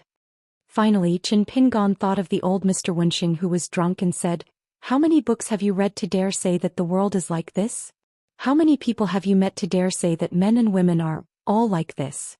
How many peace and suffering have you seen with your own eyes to dare to say that others are good and evil?" Therefore, before Guqin came, Qin Pingon began to write on 2 pieces of paper. He wrote first and last and small respectively. The 2 pieces of paper were placed side by side. He did not take out the 3rd piece of paper to write good and evil. On the first piece of paper with first and last written, Qin Pingon began to write down a series of names. Guqin, Auntie Lu Jimao, Chief Minister of Xianxia Island, eldest senior brother, Jindan assassin. In the end, he wrote Qin Pingon. After writing, Qin Pingon began to ponder while looking at the minister's eldest senior brother, assassin, and so on, who did not even have a name. Then Guqin came. He had no choice but to put down the pen and get up to leave the desk. At this moment, Guqin saw Qin Pingon in a daze again. Guqin did not disturb him and lay on the desk. Little Loach hesitated for a moment and also plucked up the courage to lie beside Guqin. Both of its heads were looking at Qin Pingon, who was frowning. In fact, this little Loach was very curious about Qin Pingon, who was supposed to be its master. In the deepest part of Guqin's heart, there was actually such an unimaginable thought. If one day Guqin's ability was high enough, then he would return it to Qin Pingon. It must be known that even for a friend like LV Kaisang, who was recognized by Guqin, if one day LV Kaisang was killed, Guqin would be very loyal to his friends if he helped to avenge him. Guqin lay there and asked, "Qin Pingon, wasn't my mother's bowl of rice back then just a bowl of rice? If you knocked on other people's door and begged the neighbors, you wouldn't really starve to death, right?" Qin Pingon nodded. "That's why I am even more grateful to Auntie." Guqin asked, "Just because of that sentence?" Qin Pingon slowly said, "Did you forget? I told you before that my mother only told me not to do 2 things in my life. One was to be a beggar and the other was to work in the dragon kiln as a kiln worker." Guqin let out a sigh. Guqin asked again, "Looking at it now, even if I didn't give you that lousy fist manual back then, even if you didn't have the mountain quaking fist, there would still be something like the water quaking fist or the city quaking fist, right?" Qin Pingon still nodded, but he said, "But that's not how it works. This world gives you kindness, but it doesn't. If one day the world gives you malice, then even if the malice is far greater than the kindness, I will completely deny this world. If that bit of kindness still exists, I will remember it, grasp it, and always remember it." This was the meridian barrier that Cui Dongshan had mentioned before. Every right and wrong existed independently, just like the Tao ancestors' lotus flower. Every right and wrong existed separately, just like the knowledge of the 100 schools of thought, just like every lotus flower that floated to the surface of the water. Although there were complicated lotus roots in the mud at the bottom of the pond, if one couldn't even clearly see the lotus leaves above, how could one see the truth at the bottom of the water? Guqin smiled and said, "Qin Pingon, why can't you change?" Qin Pingon thought for a moment. "Maybe I'm luckier than you. I met good people at important moments." Guqin shook her head vigorously. "That's not the case. I met you too. I was so young back then." Guqin choked her nose. "Back then I still had 2 streams of snot hanging from my nose every day." Qin Pingon frowned as if he wanted to laugh. Guqin found an excuse and left with little Loach. After the door closed, the footsteps became softer and softer. Qin Pingon's face and spirit collapsed. After a long time he wiped his face. There were no tears. Qin Pingon exhaled softly, walked back to the study and sat in front of the desk. He stood up again. Qin Pingon took off the sword immortal and the blade strengthening gourd and placed them on the side of the desk. He wrote 4 lines of words on the piece of paper that said, "Judge big and small. The customs of a village. The laws of a country. The etiquette of a continent. The morality of the world." After Qin Pingon finished writing, he looked haggard. He picked up the blade strengthening gourd and drank a mouthful of wine to help refresh himself. After that he wrote down the words calligraphy lake, after a village custom. Guqin returned to her room and saw that there were 3 ladies in there. One of them had been sent over by Fan Yen from Pondwater City. She was the daughter of a government official who had met with misfortune in the Stone Hair Nation. Another one had been forcibly abducted by Gu Qian after her entire sect on White Scale Island was annihilated by Azure Gorge Island. The last one was an outer disciple of Weeping of Shu Island who had requested to become a lady. Gu Qian sat at the table and supported her chin with one hand. She made the three girls stand in a row and asked, "I want to ask you a question. As long as you answer truthfully, you will be rewarded. Since you dared to lie to me, I'll treat it as an appetizer for little Loach today. As for whether you will annoy me after answering truthfully, well, it's hard to say in the past, but not today. As long as you tell me the truth today, I will be happy." The three ladies with different postures, but all of them were pretty and charming. They were trembling with fear, not knowing what this little master of theirs, whose feelings were hard to predict, wanted to do. Gu Qian asked, "Do you think it's a good thing or a bad thing to become a girl? How good is it? How bad is it?" The outer disciple of the Weeping of Shu Island said, "Young master, for me it's a great thing. Not only am I the only one who survived on the entire Weeping of Shu Island, but I also don't have to live in fear every day. Young master won't bully or kill us wantonly. Young master, you don't know how many young girls from the book Slip Lake want to be young master's maid." The second young girl, who was from a noble family of the Stone Hair Nation, hesitated for a moment. "I don't think it's a good thing, but it's not a bad thing either. After all, I was reduced to a maid from a noble family. However, it's much better than being a courtesan in a brothel or a plaything for those boorish men." The last girl, who was a direct disciple of the island lord of White Scale Island, said with a cold expression, "I wish I could cut young master into 1,000 pieces." Gu Qian was not angry at all. He asked, "White Scale Island will be destroyed no matter what. You dared to secretly collude with the other 8 big islands and tried to besiege our Azure Gorge Island. Do you know how your sect died? It was because of stupidity. Among the 9 big islands, your White Scale Island is the closest to our Azure Gorge Island. How did your eldest senior brother become the last consecrator of Azure Gorge Island? Do you really not know? Why do you hate an outsider like me? Just because little Loach and I killed more people? It's fine if you hate me, but you should at least be grateful that I saved you, right? Otherwise, you would have become your eldest senior brother's plaything right now. It's not like you haven't heard of his sexual fetishes." The girl gritted her teeth and said, "Grateful? I wish I could eat your eyes as a side dish to go with wine." Gu Qian chuckled, "I didn't like you in the past, but now I think you're the most interesting one. There's a reward, a heavy reward. Among the 3 of you, you're the only one who can receive double the reward." Gu Qian waved his hand, "You're all dismissed. Go and receive your rewards." Gu Qian asked softly, "Little Loach, do you think I'm wrong?" Little Loach sat beside him and said gently, "No, I don't think Master and Chin Pingon are wrong. It's just that Chin Pingon is more right? But you can't say that Master is wrong." Gu Qian turned around and smiled, "Little Loach, your brain wasn't very good before. Why are you so smart today?" Little Loach suddenly became listless. "I'm sorry, Master." Gu Qian laughed, "What are you sorry for? Are you afraid of Chin Pingon? Then do you think I'm afraid of Chin Pingon? I don't even feel embarrassed with my snot and tears, so what are you sorry for?" Little Loach shook his head and became happy. Gu Qian crossed his arms and raised his eyebrows. "I'm not even afraid of Mother. In this big world, I'm only afraid of Chin Pingon. I think the 2 of us are already very heroic." Gu Qian suddenly drooped his head. "Why didn't Chin Pingon turn a blind eye? Why did you nag me so many reasons that I definitely wouldn't listen?" Little Loach shook his head vigorously. Gu Qian stretched out a finger. "That's why I said you're stupid." "I know." Gu Qian said to himself, "Chin Pingon is being stupid again. He wants to give me his most precious thing. But this time it's not food, clothes, or fun, so I'm not willing to accept it." Little Loach leaned forward and stretched out a finger, gently smoothing Gu Qian's frown. At dawn, the sky gradually turned white. Chin Pingon, who didn't sleep last night, closed the door and left the house. He wanted to go out for a walk. Gu Qian, who was wearing a dark green say python robe, quickly caught up. In the lake near Verdant Canyon Island, Little Loach showed his real body and slowly swam. Chin Pingon said, "I said so much yesterday because I wanted you to admit your mistakes. But later I found it difficult. It's okay. I hope you can remember what I'm going to say next because I'm not talking about King you. I'm just telling you some possibilities that you may not have thought of. If you don't want to listen, just remember it first. Maybe it will be useful someday. Can you do it? Gukin nodded. No problem. I also remember what you said yesterday.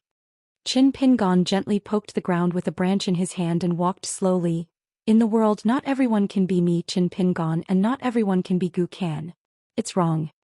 It's because there are so many good people in the world. There are many good people that we have seen and many more that we haven't seen. That's why Gukan and I are alive today. We can sit there and talk about our own principles yesterday. I'm not saying all this to prove that you, Gukan, are wrong.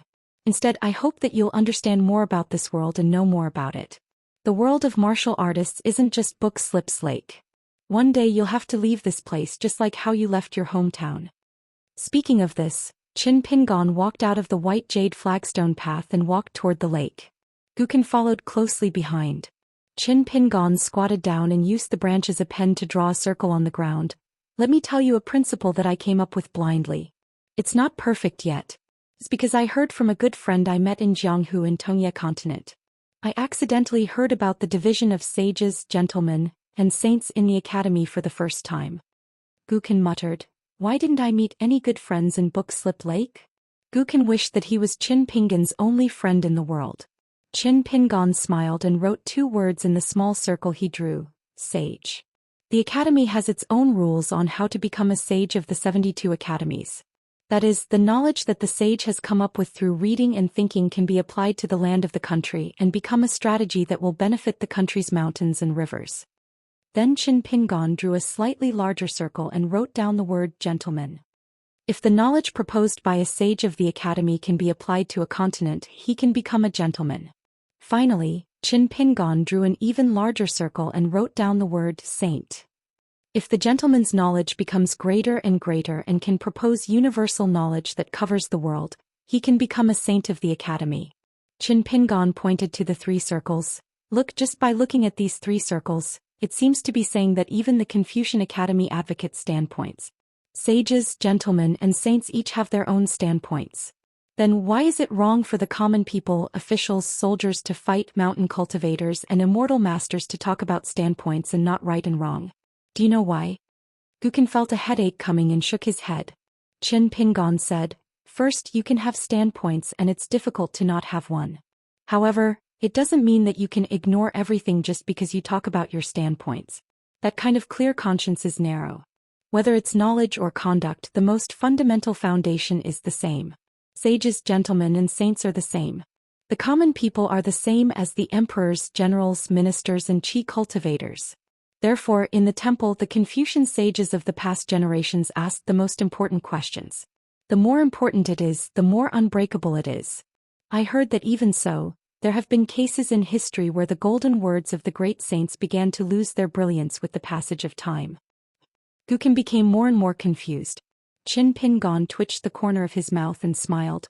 I thought about these words for a long time last night, but in fact they are more for myself. Qin Pingon stood up and looked around. The Verdant Gorge Island is a circle. The rules of the sect are set by Lu Jimao. The place where you and Aunt live is also a circle. Many family rules are set by you and Aunt. To put it more broadly, the Book Slip Lake is also a circle. The rules are the local customs that countless mountain cultivators in history have exchanged with blood and lives. To put it more broadly, in the middle of the Aquarius continent where the Book Slip Lake is located, the Lakeview Academy is drawing circles. To put it more broadly, I, Qin Pingon, have my own principles which are the smallest circle in the world. It only binds me. Someone once said that in the secular world, it's better to discipline yourself with higher morality. Qin Pingon seemed to be asking himself this question. He leaned on the tree branch and muttered, do you know what I'm afraid of? I'm afraid of the principles that allow me to say f*ck myself and suffer less grievances. Those principles that can help me get through the current difficulties will become my principles for the rest of my life.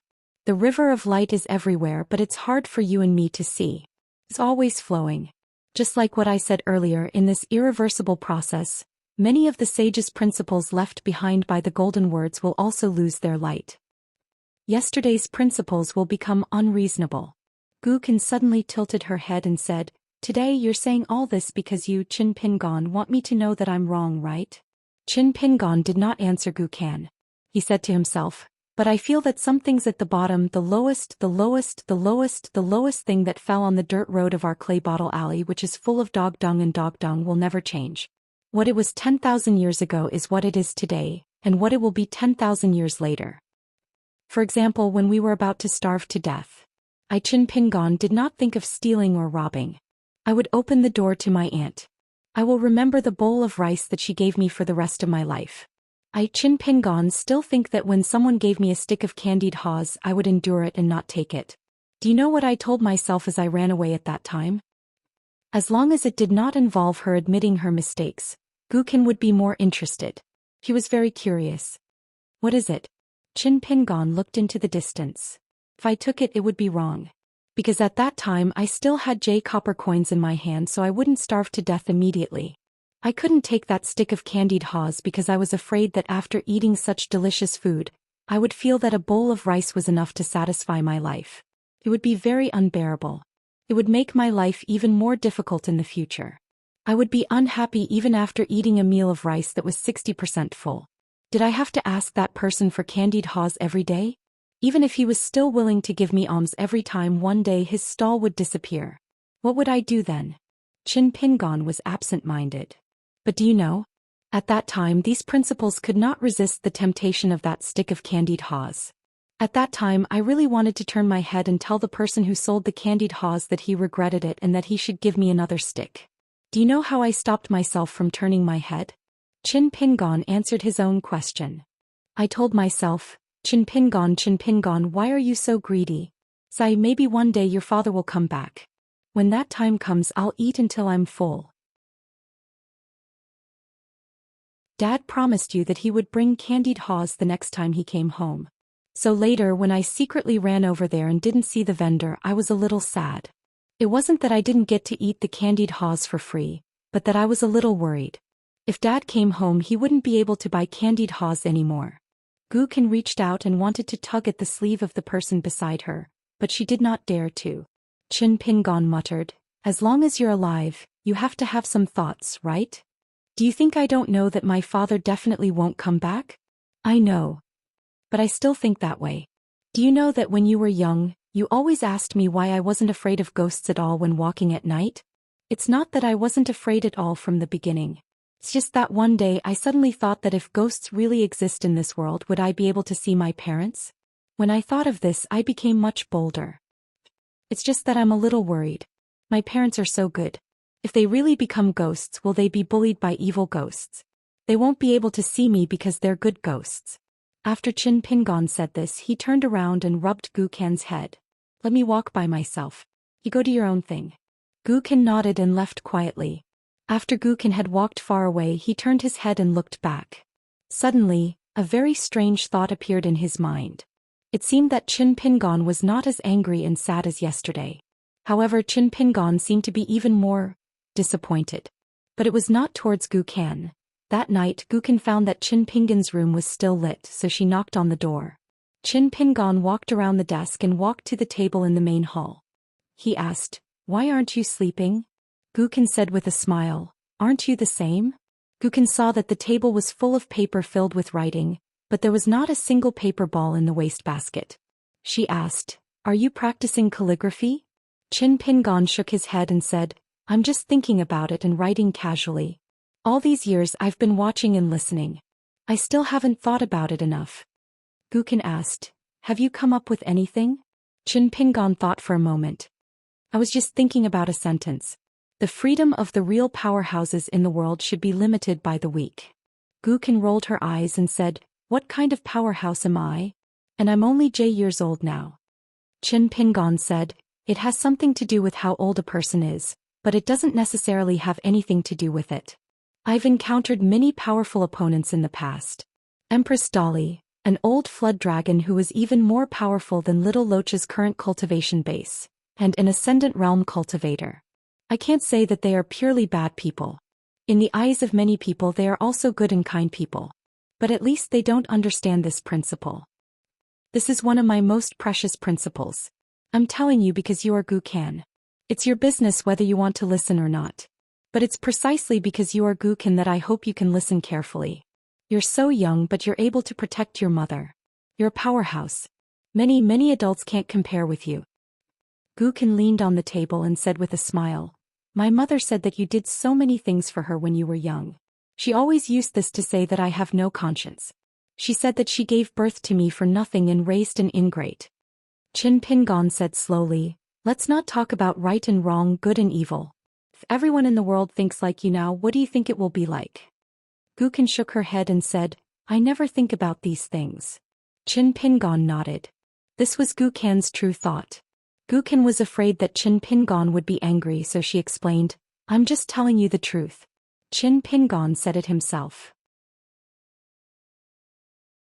Qin Pingon changed the topic. If it's all you, Gu Kan, then there won't be Mr. Chi in the school in our hometown. There won't be our neighbor in Mud Bottle Alley, Grandpa Lu, Grandma Lu, and Uncle Zhao who often helps your mother harvest rice and snatch water. I think it's fine without them. It's fine even if there are those things. Mom and I are alive now. At worst I'll get beaten up by the police. Mom will get scratched by the police. Sooner or later I'll kill them one by one. If it's the former, I'll repay them one by one. Immortal money, rich and powerful houses, beautiful women. I'll give you whatever you want. There won't be me in Mud Bottle Alley. Gu Kan glared at him and said, that won't do. Qin Pingon, whose face was slightly pale, smiled. After a moment of silence, Qin Pingon said, Gu Kan, I know you've been telling me the truth. That's why I'm willing to sit here. Now, I hope you can still tell me the truth about my last question. Sure. Do you like to kill people? Gu Kan hesitated for a moment, but the corners of his mouth slowly rose. In the end, a smile spread across his face.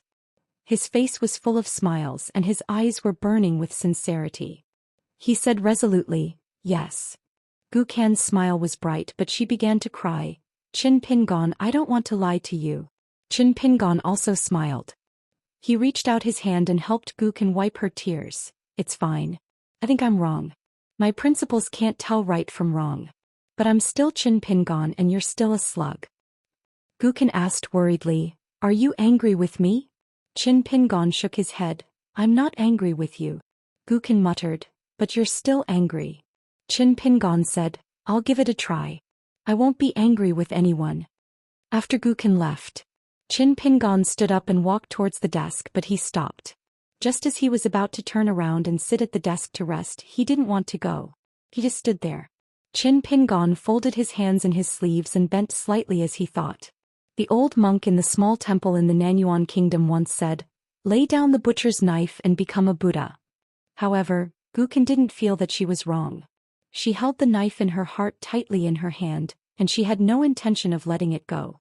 Then what she said to Pei Qian about yesterday's death and today's life was empty talk. It was easy to break the thief in the mountain but difficult to break the thief in the heart. Now Qin Pingon felt that this thief in the heart had walked from Gu Kan to his side. He opened the door to his heart and stayed there. He couldn't kill her or drive her away. Because he couldn't cross the threshold of his heart. Gu Kan was the person he would definitely not abandon. The eldest sword immortal, the old man named Qin Qingdu, said that he was reasonable in everything he did so that he could be unreasonable occasionally. However, Qin Pingon knew that although the old senior didn't say it out loud, the reason was still in the old senior's heart. However, even a sword immortal like him had times when he couldn't reason with someone. That was why he had no choice but to attack. Qin Pingon was somewhat at a loss. He suddenly realized that he had already said all the reasons he knew in his life. He might even have said all the reasons he wanted to say to others in the future. In a tall building in Pondwater City, Tui Dongshan muttered, good words can't persuade a damned person. Tui? He smiled and said, the wonder of the great Tao is that people like Gu Kan are more outstanding than so-called mediocre good people. Tui Dongshan turned his head and stared at Tui. You didn't get anyone to secretly protect Gu Kan? You deliberately instigated Gu Kan to cause trouble? Tui? He asked in return, if I let someone successfully assassinate Gu Kan's mother and stop Qin Pingon from going south this time, wouldn't it be a deadlock when Yuan Xiao accidentally injures Gu Kan? But do I need to make such an arrangement? I don't. Of course, if I did that, I would lose the subtlety of the fire and the diluted charm that was worth pondering over. There would be fewer paths left for Qin Pingon to choose from. It would seem narrower and deadlier, but it would make it easier for Qin Pingon to follow him to the extreme. If he followed his heart, he could kill Gukan with a punch or stab him to death. Otherwise, he would just end his own life. This deadlock only had one person dead. What was the point? Even if there was some meaning, it wasn't big enough. Even if you don't know how to say F***ck, I still think it's an unfair victory. Cui Dongshan was dejected. He suddenly became furious and said, Cui Dongshan, what did Qin Pingon do wrong? Cui? He smiled helplessly. Is Y immature or not? Cui Dongshan roared, you tell me. Cui? He smiled and reached out to his ear. He tilted his head and asked with a smile as if waiting for an answer.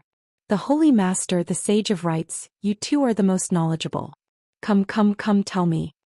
Cui Dongshan suddenly quieted down. Cui? He smiled and said, the outcome has been decided. Now the only thing I want to know is which line of legalism you wrote in that brocade pouch? Don't be distant, cut off by law?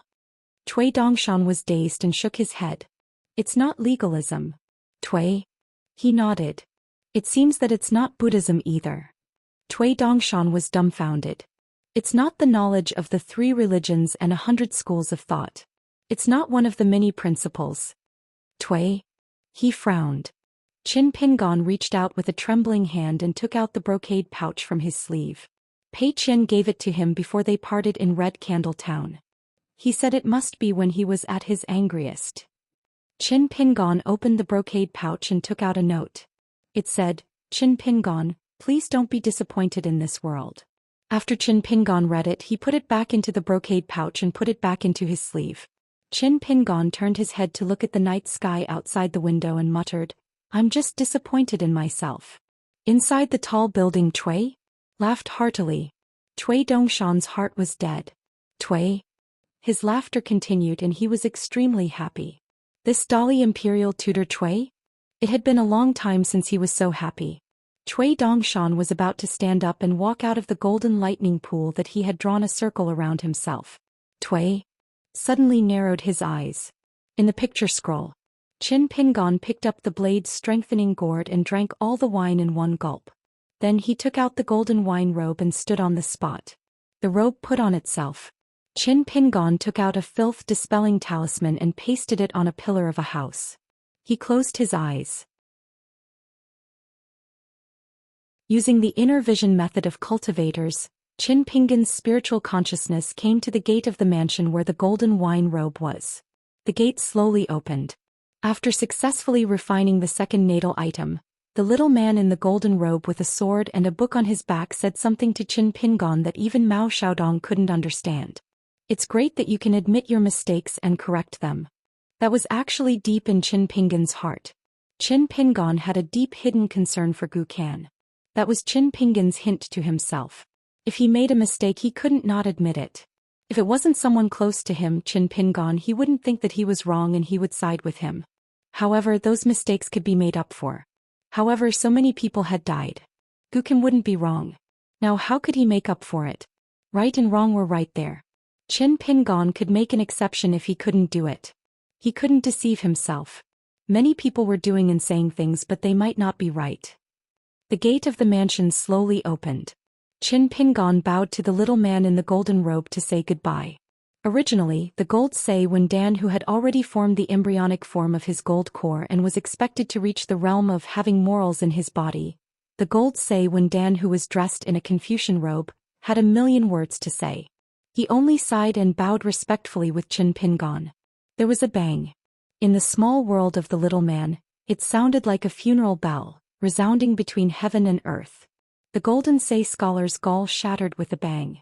The Golden Sei scholar's little figure's rusty long sword, the dimmed book, and itself all melted away like snow, never to be seen again.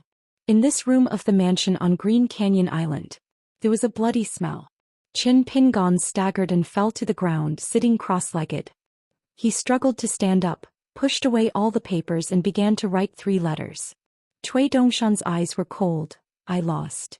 There was a long silence. Cui Dongshan was a little suspicious and turned to look. Cui? He began to sit upright as if he was facing a formidable enemy.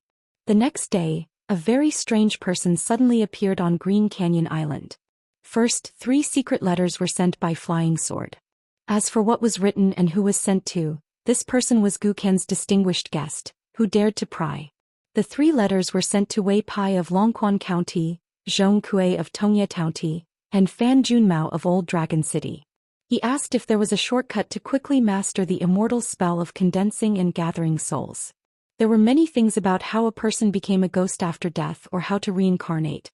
Was there a long-lost ancient secret method that could summon the ancestors of Yixing and help the people in Yixing to talk to them?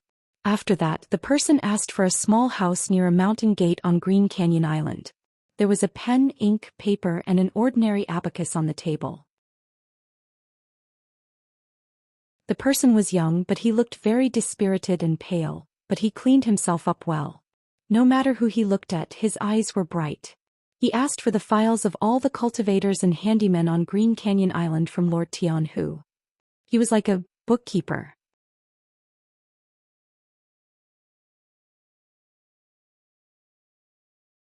For 32.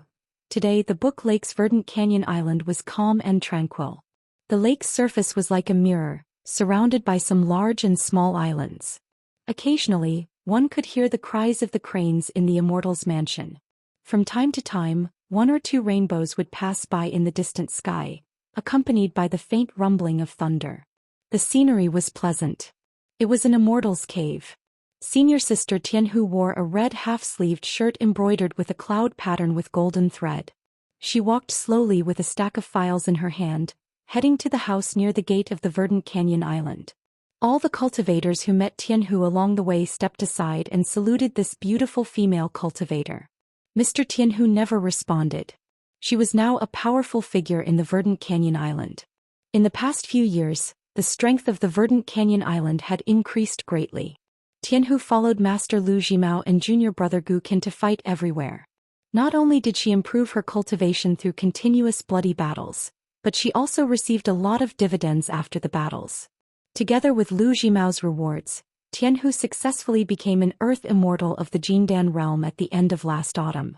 At that time, the verdant canyon island held a grand banquet to celebrate Tianhu's promotion to Jindan realm and immortal. Tianhu came to the door of the house and knocked on the door. She saw the young man sitting behind the desk looking up at her. The young man, wearing a hairpin and a long green robe, had a scarlet wine gourd beside the table. Tianhu, as an earth immortal of the Jindan realm, had been here many times. She could see that the wine gourd was not simple. It was most likely an object cast by a master to camouflage him. Something that could make a great cultivator cover up his aura must be a genuine upper-grade magic weapon such as the sword-cultivating gourd. Tianhu and Master Lu Jimao had a secret conversation about the wine gourd. Lu Jimao's answer confirmed Tianhu's guess that it was indeed an upper-grade sword-cultivating gourd. But what made Tianhu's heart beat faster was not the sword-cultivating gourd, but the long sword left in the house next to junior brother Gu Qian's residence. Lu Jimao asserted that it was an unruly half-immortal weapon. Lu Jimao requested Mr. Tianhu to restrain all the cultivators on Verdant Canyon Island during this period of time. At least before Chen Pingon left Book Lake, they should not act as they pleased as usual. That was the first time Lord Tianhu felt a foreign thing called restraint from his master, Lu Jimao. S3. When they entered the room, the young man had already stood up and took the initiative to make an empty seat on the table. Mr. Tianhu gently placed a stack of dusty files on the table and said apologetically, "Mr. Chen, this is the 3rd batch of secret files found from the incense room on Verdant Canyon Island. The incense room has been untouched for a long time and has been used to living a comfortable life without care of anything. Therefore, some of the files are not well kept and there are a lot of insects. Mr. Chen, I'm sorry." Qin Pingon waved his hand. "I hope Immortal Master Tian will not punish the incense room because of this. Immortal Master Tian and the incense room of Verdant Canyon Island are helping me. What do you think, Immortal Master Tian?" Mr. Tian, who originally planned to teach the 3 people of the incense room a lesson. However, at this moment, after seeing Qin Pingon's face and eyes, Mr. Tian, who immediately dismissed the idea. On second thought, he thought, maybe I should teach him a lesson under the table? On the surface, the Book Lake was peaceful. The cultivators of Verdant Canyon Island were used to the bloody storms of the past few years. Recently they were really bored and had nothing to do. Mr. Tianhu, who was a dispensable disciple of immortal Zhejiang, was once judged by a superior cultivator who passed by Verdant Canyon Island to be a Dragon Gate cultivator who had no hope of becoming an earth immortal in this life. However, he suddenly jumped up and took the power. By virtue of his military achievements, he was able to occupy a snatched May Fairy Island. In the Book Lake, this was equivalent to a king who divided the territory and had a territory that truly belonged to Mr. Tianhu. Immortal Zhejiang's fair reward and punishment was the root of Lu Jimao's success in creating the dominant structure of Verdant Canyon Island in the Book Lake. Lu Jimao was not stingy in rewarding the meritorious officials. For the juniors or those who surrendered, as long as they dared to fight, kill and make contributions to Verdant Canyon Island, they would be rewarded equally by the ancestral hall of Verdant Canyon Island. Qin Pingon said, "Later, I may have to go to the supervisor of the incense room to ask some questions. Please help me pass on the message." Mr. Tianhu was frightened and immediately smiled. "Mr. Qin, you are too kind. This is my duty and the honor of the incense room." Qin Pingon was silent. Seeing that Mr. Tianhu did not seem to have any intention to leave, he had to ask softly, "Is there anything you want to discuss with me, Immortal Master Tian?" Mr. Tianhu carefully chose the words in his heart. After he had prepared a draft, he said, "Master asked me to ask Mr. Qin if Mr. Qin would like to participate in the election of the Jianghu monarch in Gong Willow Island." Qin Pingon said, "This is a great situation that Verdant Canyon Island won with great difficulty. It is also your Book Lake's own business. Of course I won't get involved. However, I will be here to watch the fun." Mr. Tianhu was relieved. The answer of the bookkeeper in front of him, who confused most of the Verdant Canyon Island cultivators, was quite satisfactory. He should be able to stay with his master Lu Jimao. Qin Pingon walked out of the desk and walked Mr. Tianhu to the door. Although it was the same every time, Mr. Tianhu felt flattered. After Mr. Tianhu walked away, he thought to himself, "The bookkeeper Qin Pingon is still the same person. Maybe it's because she knows about the blade-strengthening gourd and the half-immortal weapon now?" Qin Pingon returned to the desk and began to read the files of the incense room one by one. Name, place of origin, date of birth, master, family and clan. Many of the names had been erased with a red pen according to the old rules of the incense room on Verdant Canyon Island. Every time Qin Pingon saw a name that he was looking for, he would write it in a blank book that was deliberately not engraved with words.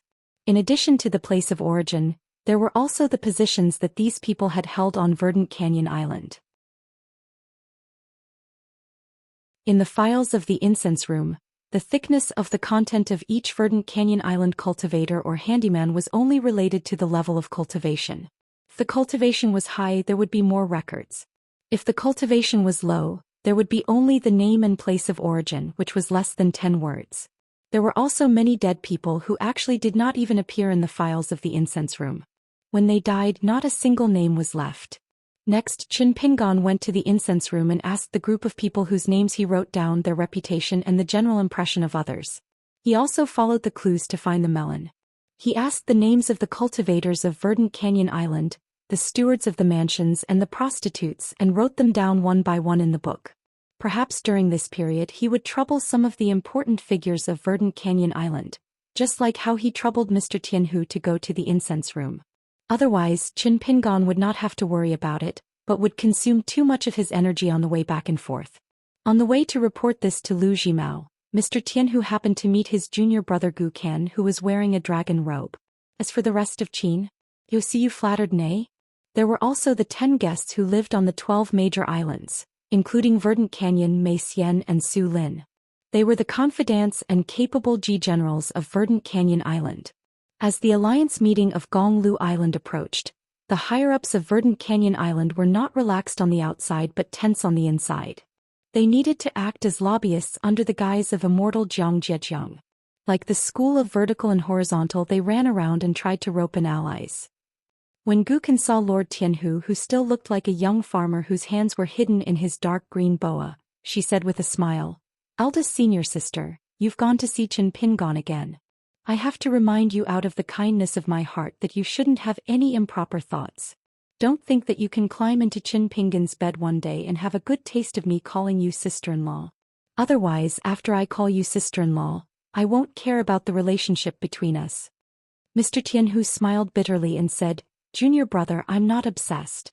Besides, do you think Mr. Chen would be interested in someone like me?" Gu Ken was a little happy and said, "Of course. Qin Pingon has high standards. Back then he didn't like a girl named GQ in the neighbor's house. I'm very happy that you are so self-aware, senior sister." When chatting with Gu Ken, Mr. Tianhu would lower his body without a trace. Gu Ken didn't need to look up or look up. After a long time it was natural. Gu Ken continued, "Also, you have to help me keep a tight lid on the matter of Little Mississippi. If others let it slip, it's because they're stupid and they're courting death. However, eldest senior sister is such a clever person. If she makes a mistake, I'll suspect that eldest senior sister has ulterior motives. At that time, since master couldn't protect eldest senior brother back then, he won't be able to protect eldest senior sister now. I know that third senior sister who's innately seductive and loves to crawl into other people's beds isn't very close to eldest senior sister. If it wasn't for her cultivation and aptitude being so unsightly, perhaps we would have to call her master's wife by now." Mr. Tianhu's smile froze. "Junior brother, don't you know senior sister's character?" Gu Ken nodded and said, "It's precisely because I'm clear that I have to remind eldest senior sister. Otherwise one day, you'll lose your life at my place for the sake of the food in master's teeth. Even if eldest senior sister doesn't regret it, as your junior brother, I've taken care of eldest senior sister for so many years." Mr. Tianhu smiled bitterly. "I'll remember it." Gu Ken reached out a hand and gently patted Mr. Tianhu's cheek. "Go. Master's waiting for your news." After Mr. Tianhu left, Gu Ken turned her head and said, "It's not good to keep calling you Little Loach. Go. I'll go to Qin Pingon's place and ask him for a name for you." Little Loach was bashful. Gu Ken smiled and said, "It's not your natal name. What's there to be afraid of and shy about?" On the way to that room, Gu Ken frowned and asked, "That night, was the commotion in Qin Pingon's room really like what he said? Was there a problem with his qi refinement?" Little Loach shook its head. Now that it was a nascent soul cultivator, it could look down on the qi refinement cultivators of the middle 5 realms from a high position. It could be said that it had seen everything clearly. It's definitely not that simple. It's just slightly better than qi deviation. It's hard to tell the reason. Qin Pingon is purely a martial artist and he's rebuilding the longevity bridge. He's different from us, so I can't see the truth. However, Qin Pingon was seriously injured that night. Master can also see that it's not just his soul but also his mental state. Go on. Gu Ken stopped and fell silent. S3. Her entire body exuded a suffocating aura. This little devil of the book Slip Lake who made people tremble in fear, did not reach this stage just by relying on Little Loach and Lu Jimao. Gu Ken smiled bitterly and said, "Then tell me, how can I fix it?" Little Loach, who had a feminine appearance and fair skin, scratched its head and said, "Qin Pingon didn't say anything himself. Master, you shouldn't paint a snake with legs and paint legs, right? Master, don't you often laugh at those ants who are trapped in a desperate situation and make more mistakes?" Gu Ken nodded. That makes sense. When they arrived at Qin Pingon's small room, Gu Ken took a small stool and sat on the threshold. She smiled and told Qin Pingon the purpose of this trip. She wanted to help give Little Loach a name that did not involve monsters or flood dragons in the world. Qin Pingon put down his pen and raised his head. He thought for a moment and said, "Let's call it charcoal and snow. Charcoal and snow are similar to each other. It's especially precious." Gu Ken nodded vigorously and smiled at Little Loach. "What do you think?" Little Loach said shyly, "It's too literary. I've never been to school. Will people laugh at me?" Gu Ken sneered and said, "If anyone dares to laugh at your real name, I'll..." Gu Ken quickly shut her mouth and secretly turned her head. She discovered that Qin Pingon had picked up his pen again and was continuing to write with his head lowered. Gu Ken basked in the warm autumn sun for a while. Languid and comfortable, she was about to doze off. She was sitting on a small stool. Even if the sky fell down, Qin Pingon would be sitting behind her at the desk. Gu Ken was not afraid. Gu Ken stretched her body and turned her head to ask, "My mother said that she'll cook for dinner. She'll make a more authentic home-cooked meal than last time. Do you have time?" Qin Pingon nodded and said, "Thank Auntie for me. Tell her that I'll rush over when it's time for dinner." "Oh right, tell Auntie that I won't be drinking." Gu Ken beamed with joy. Okay. Then I'll go back to work. When Gukin put the stool back in the corner, Qin Pingon suddenly said, Tell Mr. Tianhu that I want to collect the local records of the book Slip Lake. In addition to the collections of the islands, I may also want to collect the records of the pond water city next to the book Slip Lake, as well as the records of the states and counties further away. I'll pay for all the expenses no matter how much it costs. Also, remind her that when the final price is quoted, she should include the premium off the book, including the manpower and material resources of the Verdant Canyon Island. Everything is business. I believe the book Slip Lake will be familiar with this. Gukin smiled and said, It's no big deal.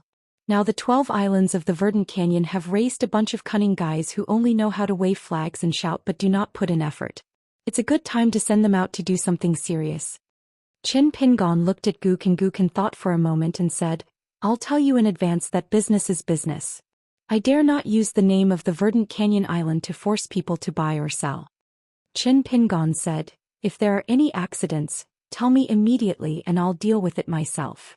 Gukin smiled brightly and said, Don't worry, there will be no accidents.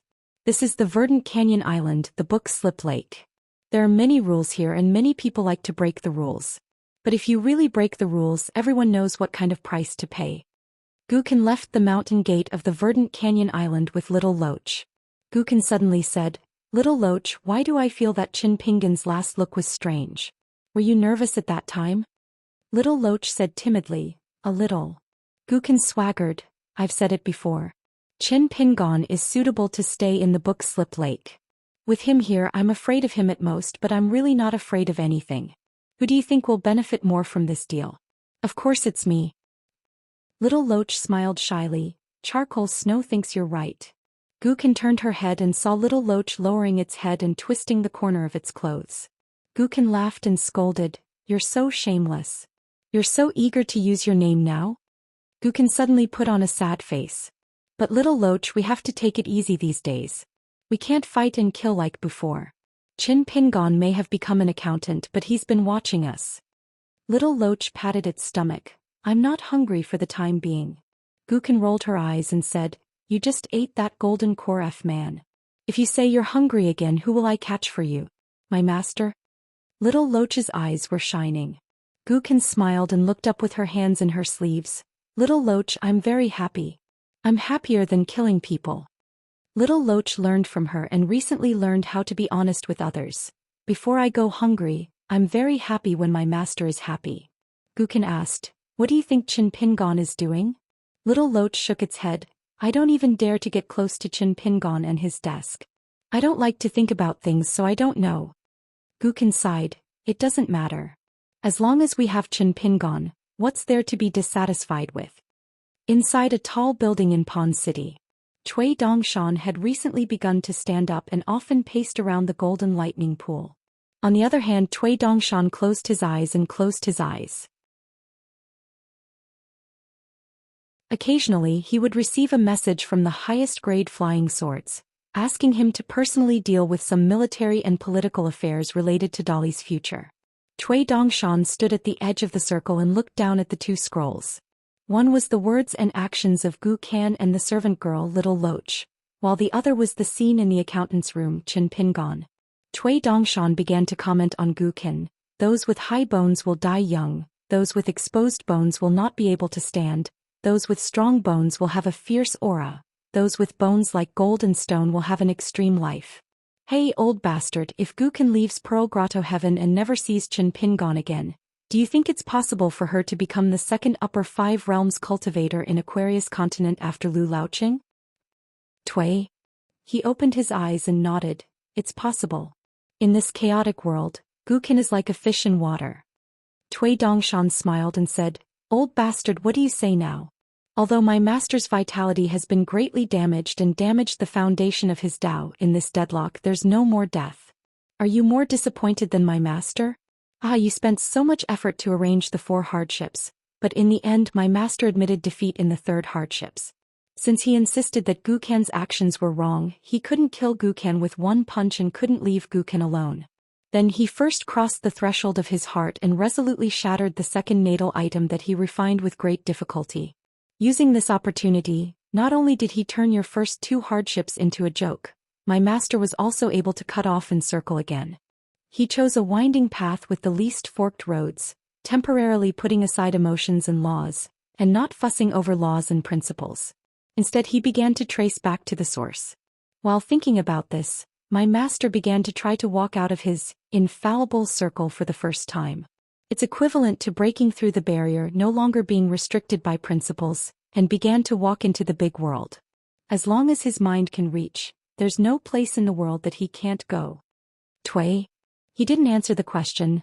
I heard that you picked up the arithmetic that we threw aside back then and began to study the meridian barrier? Cui Dongshan chuckled and said, it's just a small achievement. It's not worth mentioning at all. Can't be compared to your great plans, old bastard. Tui? He sneered, if you want to say it, then say it. What's the point of holding it back? Do you think that I'll beg you to tell me the wonders of those newly comprehended Xian principles? Cui Dongshan rubbed his hands and said, since you're begging me, then I'll tell you something interesting. I believe you'll be curious as well. Let me ask you, old bastard Tui, don't you want to know how my master got past his future father-in-law and mother-in-law on that trip to inverted hanging mountain? I can give you a hint that it has something to do with Gukin Cui, he said calmly. Back then at the bamboo house on Luapa Mountain, Grandpa mentioned that Qin Pingan's greatest danger at inverted hanging mountain and the Great Wall of Sword Qi was that he could break through 2 realms from the 4th realm in one go and reach the peak of the 6th realm. Qin Pingan, a shrewd guy, must have thought of this. From the current signs, Qin Pingan was able to restrain and release his fist intent to such an extent. The circumstances at the Lotus Flower Blessed Land might not be enough. It was most likely during the test of his father-in-law. Yes, there was a shop that sold Hyliang wine at inverted hanging mountain. After drinking the wine, one would become a daylily. Qin Pingan should have reached the 6th realm at that time. How did he do it, and how did he return to his original realm? There are all kinds of strange things in the boundless world. There was also an old ancestor of the School of Miscellaneous Arts who sold wine for many years. None of this is important. I wouldn't be surprised if Qin Pingan reached the Earth Immortal realm in one step. So how did Qin Pingan pass the test? It's very simple. The 2 great sword immortals of the Great Wall of Sword Qi pretended to be passers-by and purposely angered Qin Pingan in the Hyliang wine shop. They made Qin Pingan's blood rush to his head, and he gave up his future in martial arts to break through realms in a hopeless situation. They wanted to do justice for Miss XNAI's parents. Cui Dongshan chuckled and said, you old bastard, you're quite impressive. However, you better watch your words in the future. My mister isn't being shrewd. He's just thinking about everything. Compared to the 2 of us who are born with a belly full of evil tricks, the difference is like heaven and earth. Tui?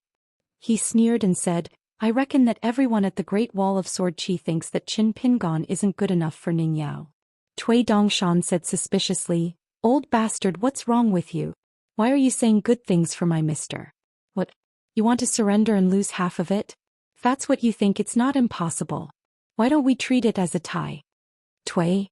He continued to say, back then he was willing to give up his future in martial arts to pass the test of inverted hanging mountain. If he's not even willing to give up his future for Guken, how can Qin Pingan be qualified to walk into this situation? How many smart people have we seen who are unwilling to give up their wealth today and only give it up when they have more in the future? Cui Dongshan became more and more confused. Tui? You're saying good things for my mister again? Don't tell me you've lost your mind. Don't be like this. It's fine if you've really lost your mind. You can go crazy after that big matter is over. At that time, I'll just put a small rice bowl in front of Luopa Mountain's bamboo house. Tui? He pointed at the room in the painting and turned to look at Cui Dongshan. The corner of his mouth curled up and he sneered, what did I tell you before? The 4th difficulty lies in the countless difficulties. Do you know that the 4th difficulty has just begun? The more effort Qin Pingan puts in right now, the more worries he will have in the future. At that time, I reckon you'll be asking me to surrender and lose half of it. You'll have to worry about whether Qin Pingan has completely gone mad. Cui Dongshan no longer pretended to be relaxed like before. He sat back down and said slowly, victory or defeat for a moment depends on strength. Victory or defeat for eternity depends on reason. Tui? He smiled and said, if this moment is 10 years or 100 years, It's the lifetime of a mortal teacher. What will you do? What will Qin Pingon do? Cui Dongshan said with a straight face, you have to learn from my mister and know how to treat the world well. I Cui Dongshan am one of the people in the world. So don't *king bully people here. Cui? He smiled slightly. Wan Xiu's group has entered the game. The master of Gong Willow Island, Lu Laoqing, who has almost been forgotten by Book Slip Lake, is also about to enter the game. Perhaps, it's better to come at the right time than early. Cui Dongshan shook his head. I'm not listening. Bastard chanting scriptures. Cui? He said slowly, this is the price of being reasonable. In Mud Bottle Alley he gave away a nascent soul loach for nothing. In Flood Dragon Gully he lost Qi Jingchuan's mountain character seal. In Old Dragon City he was almost stabbed to death by Du Mao. It seems that your mister hasn't suffered enough. The price isn't big enough. It doesn't matter. This time he can eat until he's full at Book Slip Lake. Cui Dongshan still sat there and shook. I'm not listening. I'm not listening. Bastard chanting scriptures is the worst. Cui? He turned his head and looked at this young Cui. If you have the chance to go to Lualpa Mountain in the future, remember to treat Grandpa better. If I were Grandpa and saw you like this, I would have beaten you to death. Cui Dongshan not only shook his PG, but also began to wave his two snow-white sleeves. Cui? He said to himself, do you want to kill yourself on the road to death? When Qin Pingon put down the brush he suddenly noticed the sun outside. After thinking about it he walked out of the house and began to dry the bamboo slips. Many of the bamboo slips were engraved with words on both sides. It was not that there was not enough bamboo.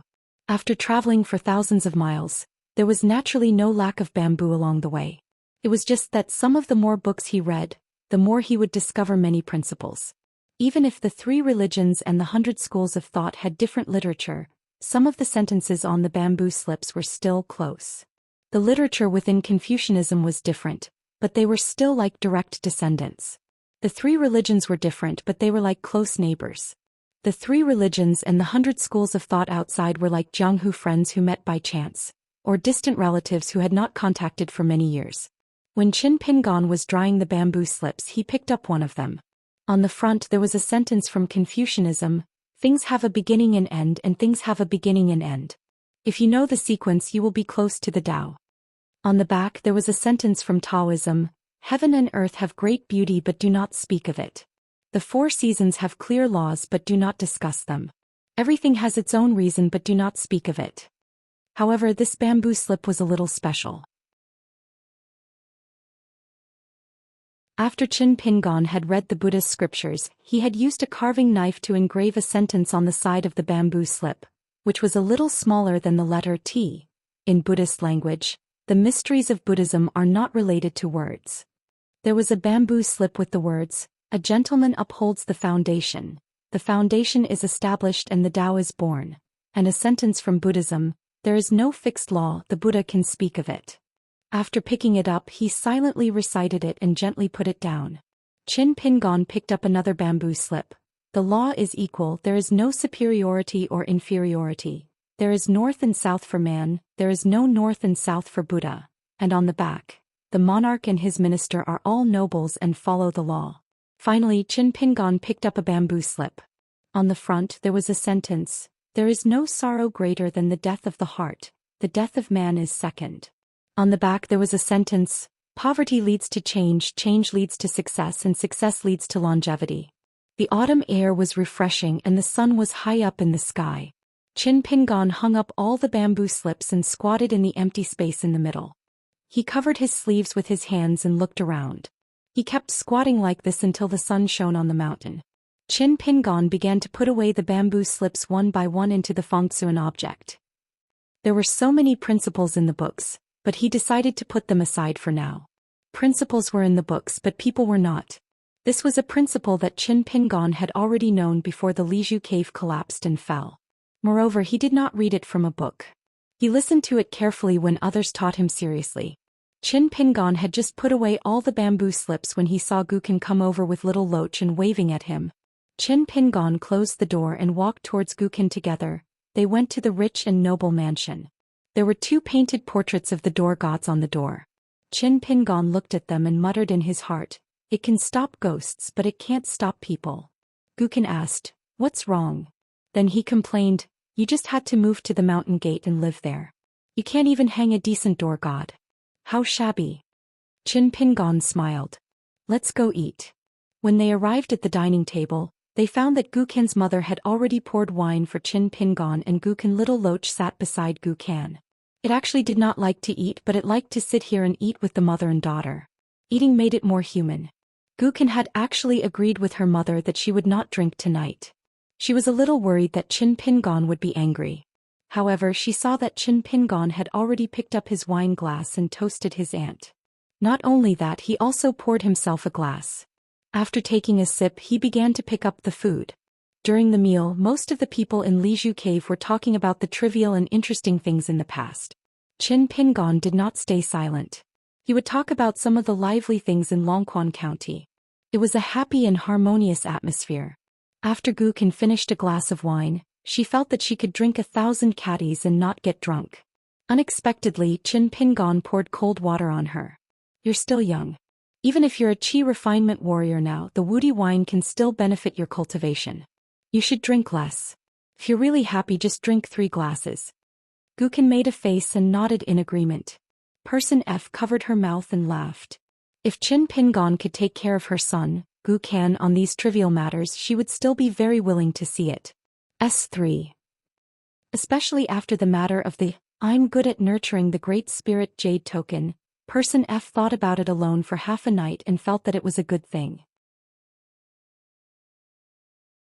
At least it could make Lu Jimao more cautious. As long as Qin Pingon had the ability to protect himself, at least it meant that he would not be a burden to her Gukan, right? As for the twists and turns of right and wrong, she was also annoyed by it. She did not think that Qin Pingon would deliberately hurt Gukan. As long as Qin Pingon did not do bad things out of kindness and was not the kind of person who did things without considering the severity of the matter, she would let Qin Pingon stay in Verdant Canyon Island. After the meal, Qin Pingon began to walk alone along the lake path around Verdant Canyon Island as usual. He walked and stopped without any purpose. Occasionally he would meet some cultivators of Verdant Canyon Island. Most of them were young and junior qi refinement warriors of the lower 5 realms. As for those handymen and maidservants, they naturally did not dare to leave their mansions at will. When they saw Qin Pingon, they would call him Mr. Qin because they did not know the background of this young man at all. They only heard that he was a distinguished guest who was personally invited to Verdant Canyon Island by Gukan. Not only that, Gukan would go to the house at the mountain gate every day to chat with this distinguished guest. This was a very rare thing for someone who came from the West. However, when the bookkeeper was more polite to everyone, it was hard to figure out, and they subconsciously lost a lot of respect for him. Could it be that he was just for show? For example, was he Little Devil Goo's dolly fellow villager? Or was he the junior of that lady's maiden family? Qin Pingon walked on the quiet road and stopped. There were 2 people standing in front of him. One was Gukan's senior fellow apprentice, Xianxia, and the other was Lu Kaisang, who could catch Gukan's attention. He was a handsome young man in white clothes. In fact, he was nearly 30 years old, but he was still a teenager. He should have entered the cave-dwelling realm when he was 10 years old, so he could be as handsome as a child. This showed that the old nascent soul cultivator of Book Lake was very insightful to take Lu Kaisang as a closed-door disciple. Lu Kaisang left Xiaozhe, who had stopped, and stepped forward with a serious face. "You are Qin Pingon? I advise you not to order Kinkin around in the future." Qin Pingon asked directly, "Or what?"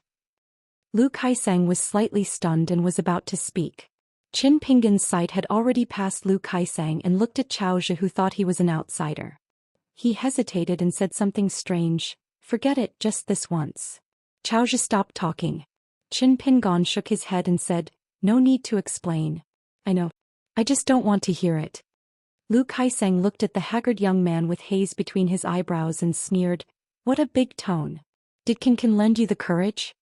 Qin Pingon, who looked like a sick person, stretched out an arm horizontally.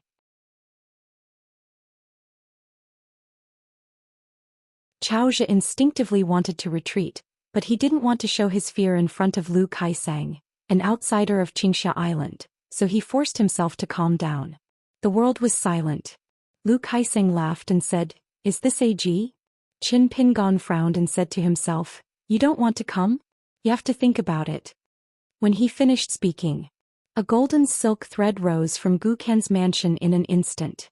The golden thread kept stretching and finally a long sword suspended above the young man's palm.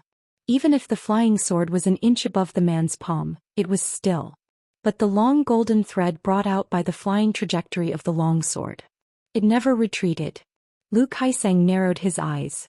He was shocked. Qin Pingon asked, "According to the rules of the Book Lake, the two of you can die, right?"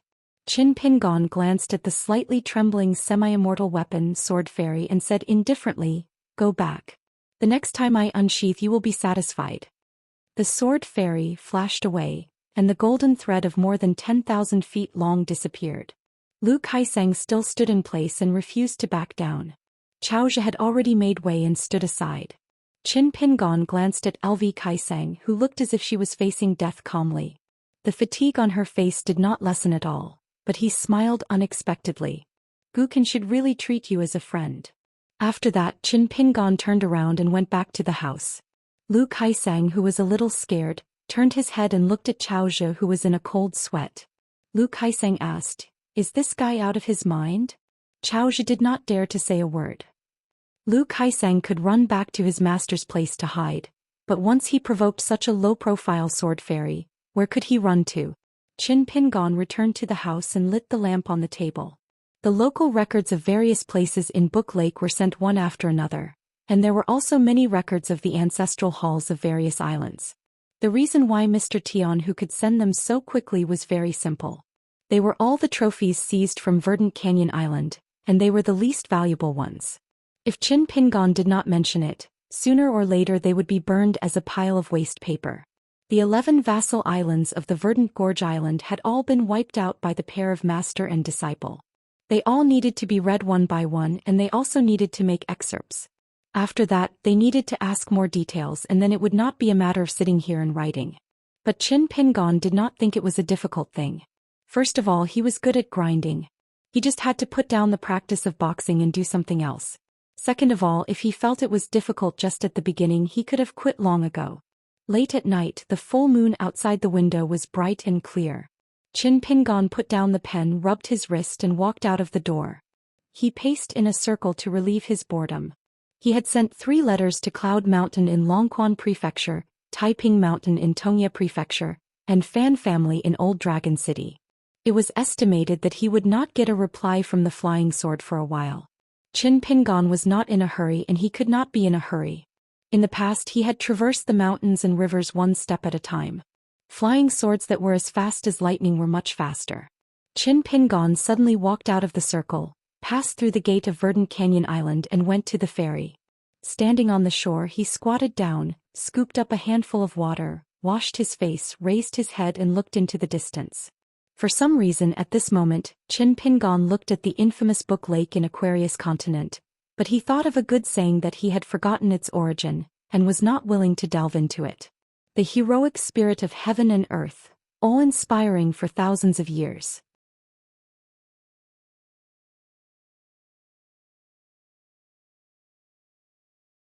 For 33, Qin Pingon exhaled softly and patted his cheeks. He stood up and returned to the house at the entrance of the mountain. Go. Looking from afar, the light from the lamp on the table shone through the window. Qin Pingon subconsciously wanted to quicken his pace, but he suddenly slowed down and laughed involuntarily. After the age of 4, there was never a time when he went home. There was always a lamp waiting for him at the ancestral house in Mud Bottle Alley. After he became a teenager, he violated his oath and became an apprentice of the dragon kiln to earn some copper coins. However, how could he not turn off the lamp every time he went out? Today was time to go out. He had already forgotten to turn off the lamp. What could he do if he hurried to the house? Blow out the lamp? However, he did not feel sleepy at all. He was destined to study under the lamp at night and then light the lamp again? Then what was the meaning of turning off the lamp and lighting the lamp? Qin Pingon walked slowly into the house and closed the door. He sat behind the desk and continued to flip through the archives of the incense room and the records of the ancestral masters of the various islands to fill in the gaps. If his heart was not calm, he should not practice martial arts.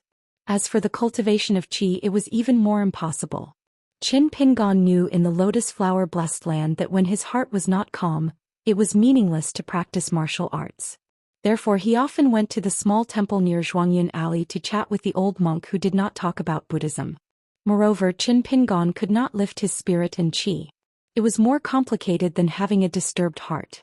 His spirit and qi felt like they had fallen to the bottom of a well and were tied up by a huge rock. How could he lift them up? However, this state of mind could be considered as having a calm heart in another sense. Qin Pingon closed the badly preserved Pan-H files and picked up the small carving knife that the shopkeeper had given him when he bought a jade hairpin in the capital of the Great Sui Kingdom. He gently drew a dotted line on the table with the handle of the knife. After thinking for a while, Qin Pingon took out a piece of rice paper that he had cut to the size of a book cover. He drew a straight line with a pen and wrote, "Gukin made a mistake," and "Gukin is kind" at the beginning and the end of the line. The letter T was bigger. Then between mistake and kind, he wrote Book Slip Lake is a place of folklore in small characters. Just as Qin Pingon was about to write the laws of a country, he erased the previous 7 words. Not only that, Qin Pingon also erased Gukin is kind. In the middle of the line with a slight gap he wrote, "Know your mistake," and "Correct your mistake." Then he quickly erased it for Qin Pingon. S3. In the end, Qin Pingon crumpled this piece of paper into a ball. However, he did not throw it into the bamboo basket but kept it in his Fengtsun object. Qin Pingon folded his hands in his sleeves and leaned back on the chair. He turned off the light and closed his eyes. He seemed to be asleep. The next time he opened his eyes, it was already dawn. A general often sleeps for 1,000 years in the middle of the night. Qin Pingon stood up. He did not stretch his arms and legs. His muscles and bones loosened automatically, making a series of creaking sounds.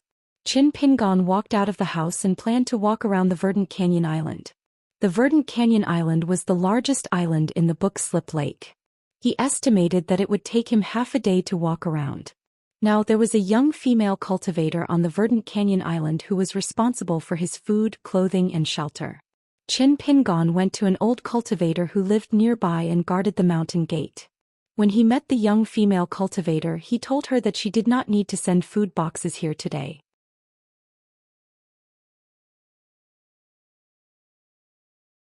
The old man was a cultivator of the cave-dwelling realm. He quickly agreed. Qin Pingon suddenly smiled and said, "I think she will still prepare. If I am not here, she will not dare to walk into the house without permission. So let her send you 3 meals today. Let Senior Zhang enjoy the good food. Just eat to your heart's content. Senior Zhang has told me a lot of old stories about the Verdant Canyon Island. Take it as a reward."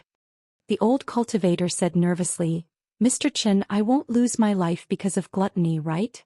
Qin Pingon shook his head and said, "No, you won't." The old monk was still not very happy. Indeed, he had seen too many ups and downs in Verdant Canyon Island, so he could not help but be as timid as a mouse. "Mr. Qin, please don't deceive me. I know Mr. Qin has good intentions. Seeing that an old man like me is living a poor life, you've helped me improve my food. However, those delicacies are exclusively provided by the mansion of Spring Court. If Mr. Qin leaves Verdant Canyon Island in 2 days, some bad guys hiding in the dark will make things difficult for me." Qin Pingon said, "Then leave the food boxes here with Senior Zhang. I will come and get them later." The old cultivator smiled and said, "That's safer." After Qin Pingon left, the old cultivator complained that this young man did not know how to be a good person. If he really pitied him, why didn't he say hello to the Spring Court mansion? At that time, who would dare to give him a hard time? This bookkeeper was a hypocrite. Every day he would deliberately mystify things in that room. In the Book Slip Lake, the old cultivator had seen many such tricks to fish for fame. He would not live for long. As soon as the old cultivator started to complain, it was like a flood bursting through a dam. He began to complain that after that guy stayed at the mountain gate, he caused him to lose a lot of money. He no longer dared to make things difficult for some of the cultivators of the lower 5 realms. He would spend money by seducing 1 or 2 snowflakes. When he met some of the younger female cultivators with graceful figures, he did not dare to indulge in his mouth and hands like he used to. After he finished his dirty talk, he would secretly pinch their PG balls. He thought that if he could get close to this bookkeeper and get familiar with him, he might be able to get a blessing in disguise. From then on he could get a connection with the Spring Court mansion. Although he did not dare to say that he would make a name for himself, he could get a job in the government office of the Verdant Gorge Island. He did not expect that the bookkeeper was a stubborn person. No matter how he tried to please him, he was either a Jianghu newbie who did not understand the hidden meaning of words, or he was pretending to be stupid. His intention was to be punished. He reckoned that the bookkeeper only looked up to LV Kaisang and the other god's favored sons who had a good relationship with Devil Gu. He looked down on a cave-dwelling realm cultivator with no future. Qin Pingon walked slowly. During this time he took a detour and climbed up the mountain. He walked to the front of the immortal mansion of the Verdant Gorge Island's cultivators and went back the same way. When he arrived at the main mountain gate of the Verdant Gorge Island, it was already dusk. Qin Pingon looked from afar. The young female cultivator of the Spring Court mansion, who was said to be the personal maidservant of Gu Kan's mother, was standing at the door of the house with a delicate food box in her hands. The old cultivator who was guarding the door bowed and stood beside her as if he was apologizing with a smile. Qin Pingon walked quickly and took the food box from the young female cultivator's hands. He thanked her.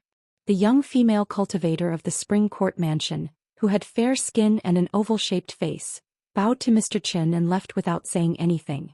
Qin Pingon returned to the house, opened the food box and put all the dishes on the table. There were also 2 big bowls of rice. He picked up the chopsticks and chewed slowly.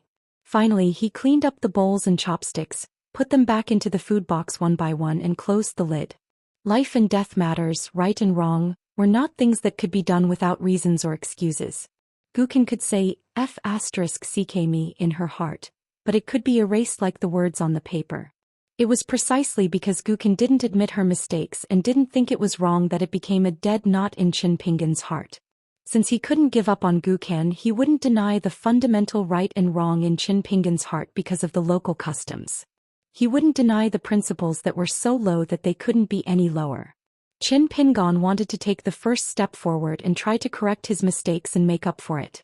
However, Qin Pingon himself had to take a step back first and admit that he wasn't right enough. Putting aside all the principles, he had to change his path. As he walked, he perfected his thoughts. In the end, he still hoped that Gukan could admit her mistakes. Taking 10,000 steps back, there was only the sky that couldn't be climbed. The sky was immortal and immortal. There was no mountain that couldn't be crossed. The mountain was the threshold of the human heart. Qin Pingon wanted to face these thresholds head-on. His own, those of the dead, those who cared about the dead and those who were still alive. These were the sufferings of the human world that were destined to wear away the eternal knife in his heart. When one made a mistake, there were only 2 results. One was to make a mistake all the way to the end, and the other was to correct it step by step. The former could allow one to have a moment or even a lifetime of ease and contentment. At worst, before one died, one could say that one had no regrets in this life. The people of Jianghu also liked to shout that they would be a hero again after 18 years. The latter would be especially taxing, and it might not be beneficial even if it was strenuous. If one person pulled out 10 poplars, there would be no living poplars. Qin Pingon wanted to try to verify the pros and cons of this sentence first. As for whether it was right or wrong, no matter what the final result was, it would be set aside from the principles in the book. In the meantime, what Qin Pingon could do at the moment was to ask Gu Kan to restrain himself a little and not continue to kill unscrupulously. He had said so much to Gu Kan, and in the end Qin Pingon felt as if he had spoken for a lifetime. Fortunately, even though Gu Kan was unwilling to admit that he was wrong, Qin Pingon was not an ordinary person in his heart. Therefore he was willing to put away his domineering attitude and did not dare to go too far with the path of, "I like to kill right now." After all, in Gu Kan's eyes, if he wanted to invite Qin Pingon to his new home, Chunting Mansion, every now and then and have a meal with them and the little loach at the same table, Gu Kan had to pay something. This kind of rule was very practical. It made sense in Book Slip Lake and could even be said to be unimpeded. Therefore, Qin Pingon asked Mr. Tianhu for a jade token of worship of Verdant Gorge Island and hung it on his waist. The next day he began to wander around Verdant Gorge Island and chat with people. On the day when the heroes gathered in Gong Willow Island to elect the king of Jianghu, Qin Pingon even borrowed a ferry from Verdant Gorge Island. He put on the golden robe again and carried the sword fairy on his back. He began to travel alone with the identity of the worship of Verdant Gorge Island and the family chi trainer who claimed that he liked to write travel notes of mountains and rivers. With this funny identity that had never appeared in the history of Bookslip Lake, he traveled to many islands outside the law of Bookslip Lake. According to the map of Jianghu given by Mr. Tianhu, he began to travel from more than a dozen vassal islands of Verdant Gorge Island to May Fairy Island, where Mr. Tianhu established his mansion after Bearing Essence, and White Scale Island, where the ridge was like snow-white fish scales every time the moon shone. When Qin Pingon finished visiting these islands day and night, it was already 3 days later. He also wrote down some names that were not in the archives of the incense room. On Gong Willow Island in Bookslip Lake, there were still endless quarrels. There were vaguely 3 camps. There were many island forces who supported Lu Jimao of Verdant Gorge Island as the new king of Jianghu, and there were a group of island owners who insisted that immortal Jiang Zhejiang was not worthy of the position. These island owners and vassal forces were very firm in their stand. Even if Lu Jimao became the king of Jianghu, they would not recognize him. If they had the ability, they would continue to fight them one by one. The last camp was the island owners who were watching the tigers fight. They might be the ones who changed the rudder according to the wind, or they might have secretly formed an alliance and it was temporarily inconvenient for them to show their position. Interestingly, every time the island owners who opposed Lu Jimao opened their mouths, they would like to say that immortal Jiang Zhejiang was a person of virtue and prestige, and then so on as if they had made an agreement in advance. In Bookslip Lake, the phrase "a person of virtue and prestige" seemed to be more harsh than any scolding words. On this day, Qin Pingon drove the ferry to an island called Pearl Hairpin Island, which was far away from Verdant Gorge Island.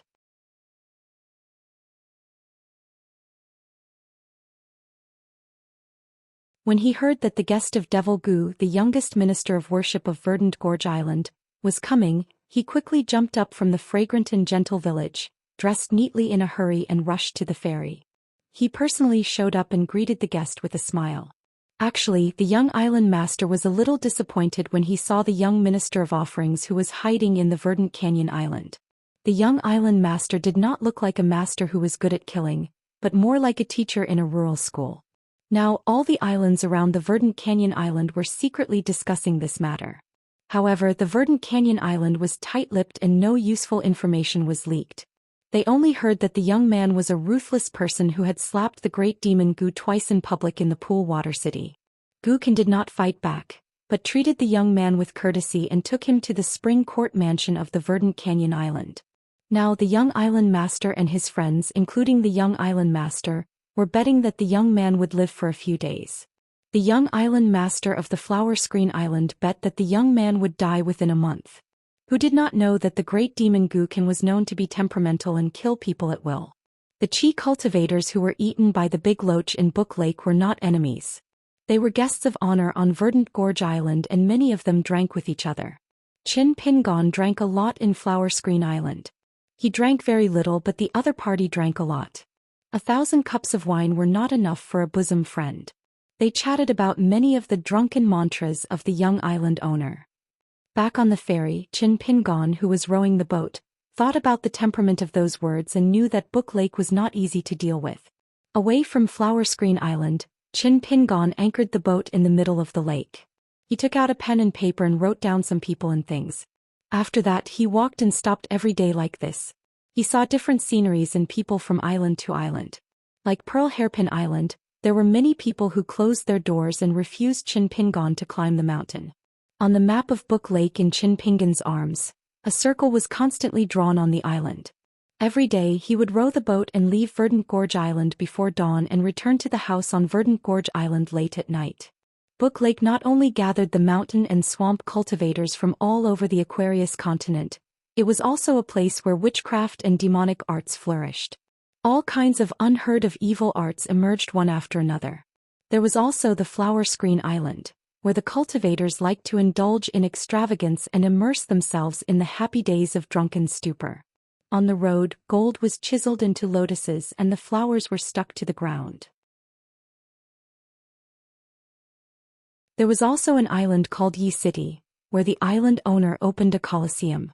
Whoever dared to throw a stone at the ferocious beasts would be guilty of offending the beasts, and would be punished with capital punishment.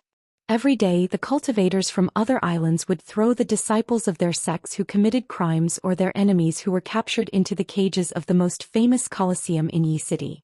Yi City had its own fine wine and women to serve the cultivators who came to have fun and enjoy the bloody deeds of the ferocious beasts on the island.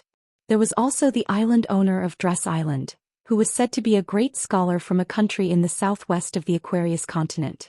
Now he liked to collect the hats and crowns of the scholars from all over the continent and use them as chamber pots. One day Qin Pingon left an island called Asterisk Island. There were 2 immortal sects on the island, both of which were proficient in the dual cultivation technique. When they saw Qin Pingon, one of the women of the sects, regardless of their age, had the gaze of a hungry wolf, a tiger, or a leopard. However, the Xianxia Island's jade token hanging on the young man's waist made them not dare to act too recklessly. When Qin Pingon went down the mountain and boarded the ship shook slightly, and the fragrance of cosmetics lingering around the golden robe dissipated. On the way to the next island, Qin Pingon finally encountered a group of assassins lurking in the lake. There were 3 of them. Chu Yi and 15 each destroyed the life item of one of the assassins' Qi residents, causing them to fall into the water with heavy injuries. One of the military cultivators who took the opportunity to get close was punched into the lake by the weak and sickly young man when he thought that victory was in his grasp. Qin Pingon rowed the ship and pulled the 3 onto the ship with bamboo shoots.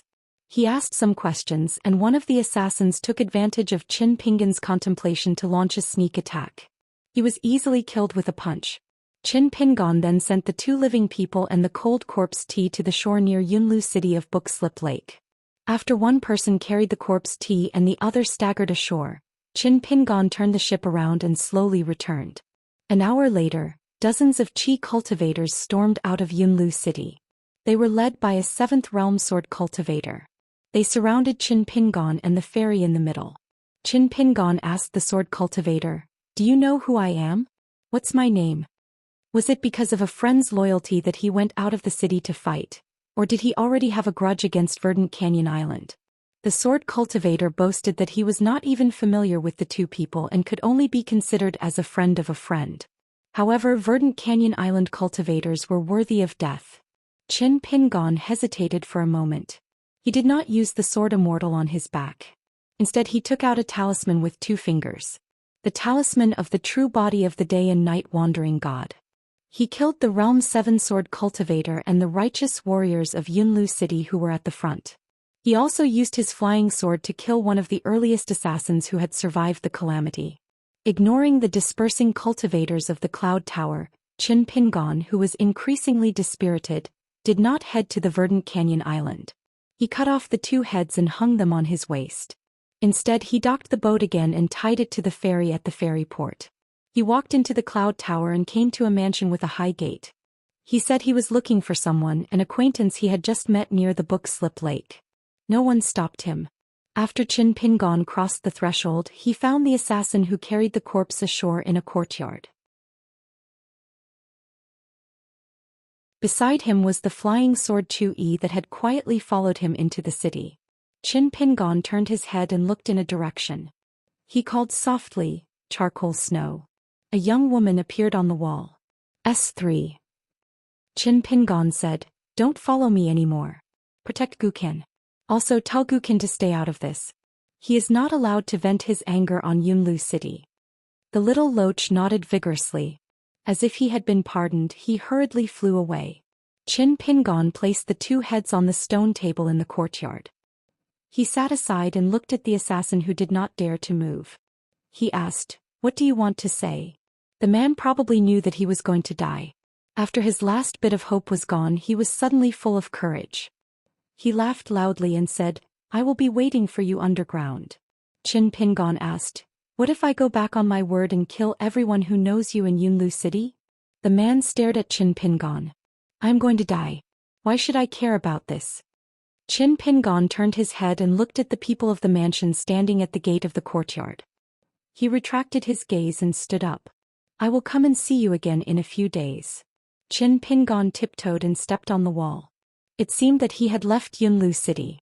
However, when he left, the flying sword Chu-yi destroyed the remaining life aperture X of the assassin.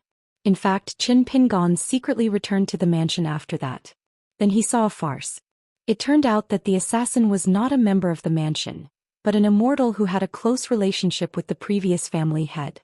He was a cultivator who escaped from Book Lake and his whole family was killed. He was not lurking in Yunlu City where his whereabouts could be easily exposed, but in the border city of Shihao Country, which was more than 300 miles away from Book Lake. However, this time Qin Pingon put them here, so the assassin came to the mansion to recuperate. Coincidentally, the other assassin was quite popular in Yunlu City, so he gathered so many cultivators to go out of the city to hunt down the young man from Green Canyon Island. Besides the grudge with Green Canyon Island, they also wanted to take this opportunity to kill Lu Jimao, who was in the limelight at Gong Willow Island. If they succeeded, the forces of Book Lake, which were hostile to Green Canyon Island, might shelter them or even rise again. Therefore, when they discussed in the mansion, they felt that this plan was feasible. Wealth came from danger. They had a chance to make a name for themselves and kill an extremely powerful cultivator from Green Canyon Island. This old immortal of Sea-Viewing Realm, who was once respected by everyone in the mansion, was immediately worshipped by two cultivators of the fourth state. They joined forces with a pure warrior of the fifth state and dilly-dallied for a long time. They were afraid that the guy lying in the pool of blood had a trump card, so they finally dared to take action and detained him. The three of them were all sweating profusely. Only then did the current clan head begin to curse this person for being ungrateful, almost implicating more than 100 people in the clan to be buried with him. The clan head's face was ferocious, saying that even if he had to dig 3 feet into the ground, he would still find that beautiful woman who came to the clan as a guest in J. When the time came, he would let him admire that living erotic painting day and night in front of his face. The tied-up assassin finally began to struggle for his life. His entire body was covered in wounds and his blood was a blur. The family head was unusually carefree. His eyes were red and he said something that made things worse. "Don't think that it's hard to find that young girl of yours. Others don't know your background, but I do. Isn't she hiding in the city at the border of the Stone Hair Kingdom? I heard that she was a good-for-nothing with no talent for cultivation, but she was born beautiful. I believe that it's not hard to find such a beautiful young girl if you spend a lot of money. If you really can't find her, I'll spread the news at that place that you're about to die in the Cloud Tower City. I don't believe that your girl will hide and not show up." 3 days later. In a city at the border of the Stone Hair Kingdom, a middle-aged man was already waiting there before the group of people from the Cloud Tower City entered the city. In order to hurry on the journey, the group of people had to eat and sleep in the open and complained constantly. A cultivator of the fourth state and a warrior of the fifth state led the group. They didn't realize that someone was watching their words and actions and even silently recording them on a piece of paper. The group of people searched in the city but to no avail. They immediately rushed to a county city near the Stone Hair Kingdom. Finally, in an alley in the county city, they found the family that only had an old woman and a young girl. They weren't very rich, but they were just a well-to-do family. The group of people didn't rush to snatch the girl. After all, this was the county city of the Stone Hair Kingdom, not the Book Lake, and definitely not the Cloud Tower City. If the old woman was a cultivator of the Middle Five State, wouldn't they be doomed? The group of people worked together to come up with a plan. They asked the most honest-looking guard of the family to send a message when the old woman was out. He said that her father was severely injured by the cultivators of the Verdant Gorge Island in the Cloud Tower City. He didn't have long to live and had completely lost the ability to speak. He just didn't want to die. When the head of the family bent down to listen, he could only hear the guard repeatedly saying the name of the county city and the girl. Only then did they find this place. If they didn't go to the Cloud Tower City now, it would be too late and she was destined not to see her father for the last time. The young woman didn't open the door at first, but when she heard the bad news from the Cloud Tower City's guard, she opened the door with a face full of tears. She cried and sobbed, looking as weak as a willow tree. The guard's Adam's apple moved slightly when he saw this. After the young woman packed her bag, she suddenly thought of the old woman who had taken care of her daily life and the guard who was in a hurry to take her away from the county city. She said that she had to tell the old woman. The old woman's body was too weak. If she couldn't find her, she would definitely be worried and sad. Perhaps before she reached Yunlu City, the old woman would pass away again. Wouldn't she have no relatives left in this world? When the guard heard this, he thought in his heart, is it a useless wife? He looked at the innocent and charming girl who was about 17 or 18 years old. Not to mention the abode on the mountain, she couldn't be considered a young girl in the streets. He felt that there was nothing wrong with letting her tell the old woman who was about to die. If he was too childish, it might arouse her suspicion. So he changed his original intention and accompanied the beautiful girl to wait for the old woman's arrival. As a result, when the old woman with a vegetable basket entered the door, his face stiffened just as he was about to smile. His back was pierced by a dagger. The man turned his head and saw that the girl had quickly covered his mouth and gently pushed him to the ground. After seeing this scene, the old woman was indifferent. The girl endured the sadness and worry in her heart and told the old woman what happened in the Cloud Tower City. The old woman nodded and only said that it was most likely that the family was adding insult to injury or showing their allegiance to the enemies of the Verdant Canyon Island. The girl begged the old woman to go to the Cloud Tower City. Even if she died, even if she couldn't see her father for the last time, she had to go to the Cloud Tower City. The old woman sighed. She said that her peaceful days had come to an end. Looking around, she flew up like a bird spreading its wings and went directly to the residence of a cultivator who had been watching them for a long time. After a bloody battle, she covered her fatal wound and returned to the courtyard. She told the girl that she had gotten rid of the hidden trouble here and that the old woman would definitely not be able to go to Cloud Tower City. She also told the girl to be more careful. She even gave her a pill why. If things came to a head, she would die with a single bite. The girl felt that there was an unexpected situation. She forced a smile and wiped away her tears. She packed her luggage and left the county city alone for the Cloud Tower City of the Book Slip Lake, whose fate was unknown. The girl hired a carriage and drove out of the county city gate. She didn't know that on the other side of the courtyard, a middle-aged man with a long sword on his back knocked out all the remaining people in the Cloud Tower City in an inn and then went to the courtyard where the old woman was coughing up blood to cook why. When the old woman saw the man who appeared quietly, she was ready to die. She didn't expect that the ordinary-looking man with a sword on his back who looked like a Jianghu vagabond threw her a pill and then squatted down in the corner to help cook why. While watching the heat, he asked about the origin of the dead cultivator. The old woman looked at the fragrant green pill and answered the questions carefully. She said that the cultivator was a heretic from the Book Slip Lake who coveted her young lady's beauty. He was good at hiding. Her master had left for a long time and the heretic only revealed himself recently. It was very likely that he came from the Jade Island or the Golden Island. He probably wanted to kidnap her young lady and offer her to the great cultivator in the sect. She originally wanted to wait for her master to come back and then solve the problem. She didn't expect that her master, who was good at spells, had been killed in the Cloud Tower City. The old woman was getting more and more confused. It turned out that the middle-aged man took out a pen and paper to write down what he saw while he was cooking why.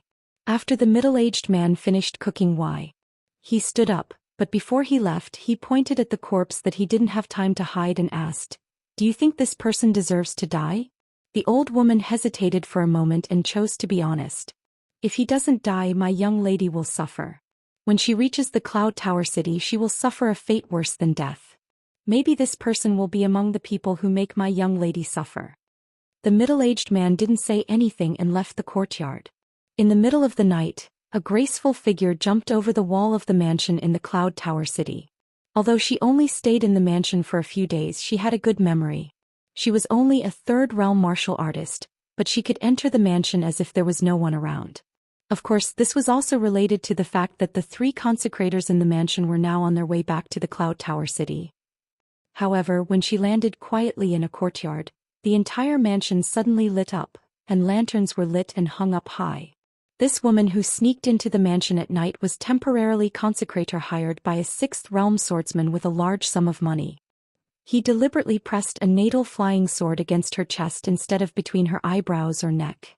Then he used an unsheathed long sword and gently placed it on the masked woman's shoulder. He put 2 fingers together and gently waved, tearing off the veil that covered the woman's face. The young swordsman, who looked like an old man in his 60s, was stunned. He smiled and said, "Not bad, not bad. You're not a cultivator, but you have such skin. You're really a natural beauty. I heard that you're a pure martial artist. I'm sure that after a little training your bed skills will be even more exciting." The swordsman turned to the owner of the mansion and smiled. "I'm not lying. According to the agreement, you don't have to pay for the remaining half of the divine money." The woman only said that she wanted to see her father for the last time. After that she was at their disposal. S3. The swordsman put his sword back into its sheath and nodded. However, he moved like lightning. He tapped the woman's neck with 2 fingers and then flicked it several times. A pill Y was vomited out from the woman's mouth. The old swordsman held it in his hand and brought it close to his nose. He sniffed it and had an intoxicated expression. Then he casually threw it on the ground and crushed it with the tip of his foot. "Beautiful little girl, how can you seek death? Do you know how much the divine money I used to buy your ex-life was?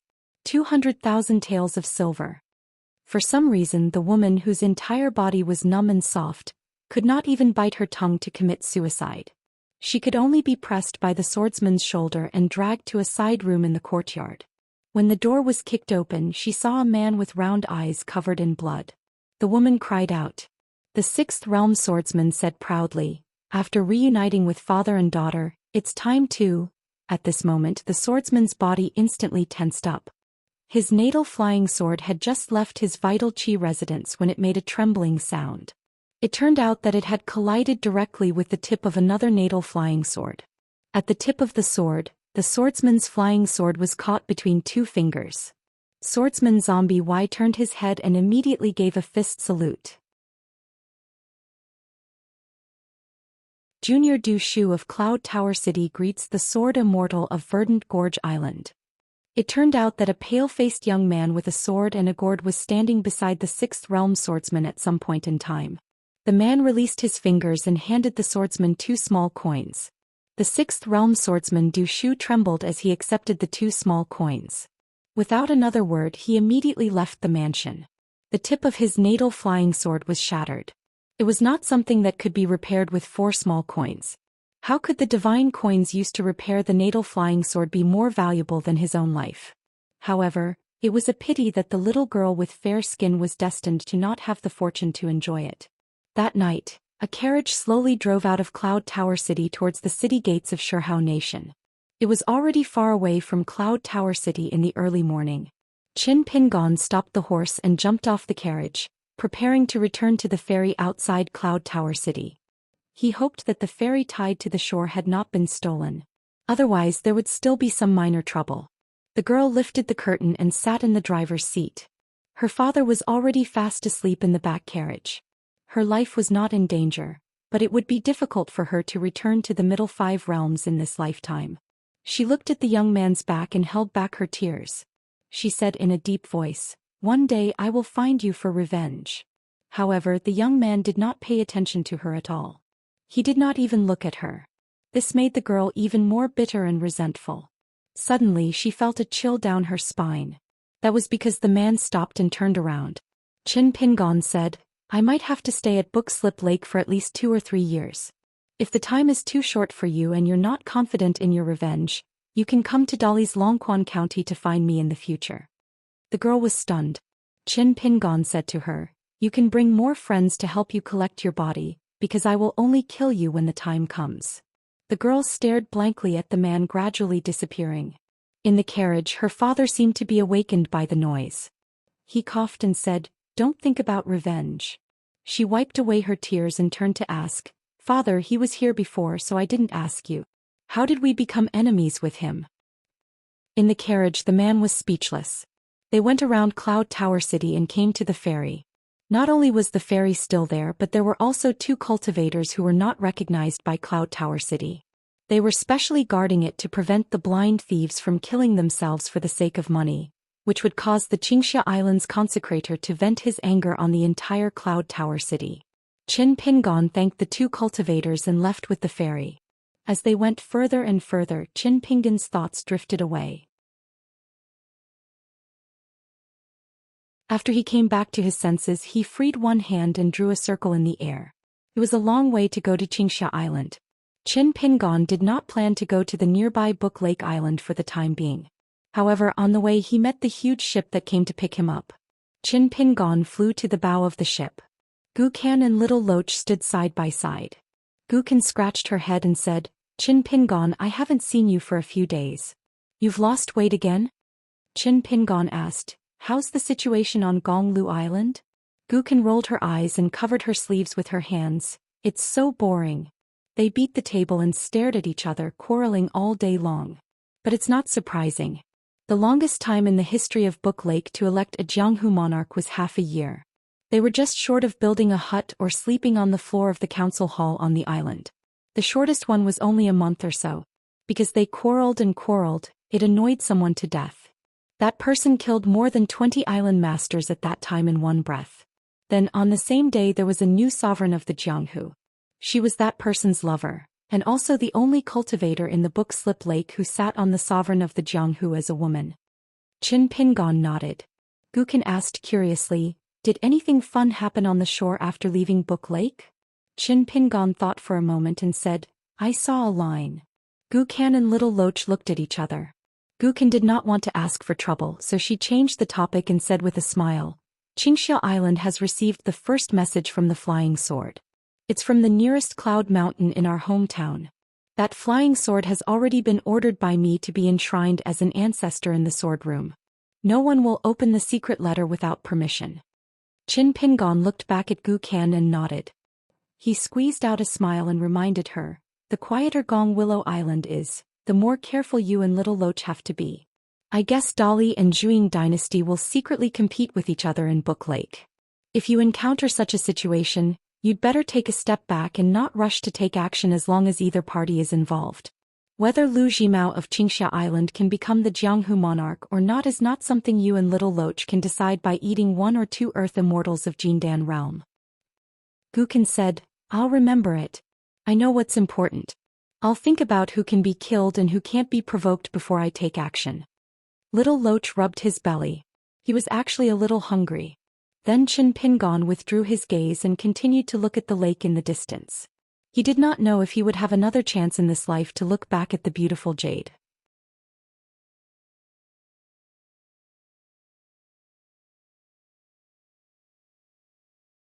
For 34.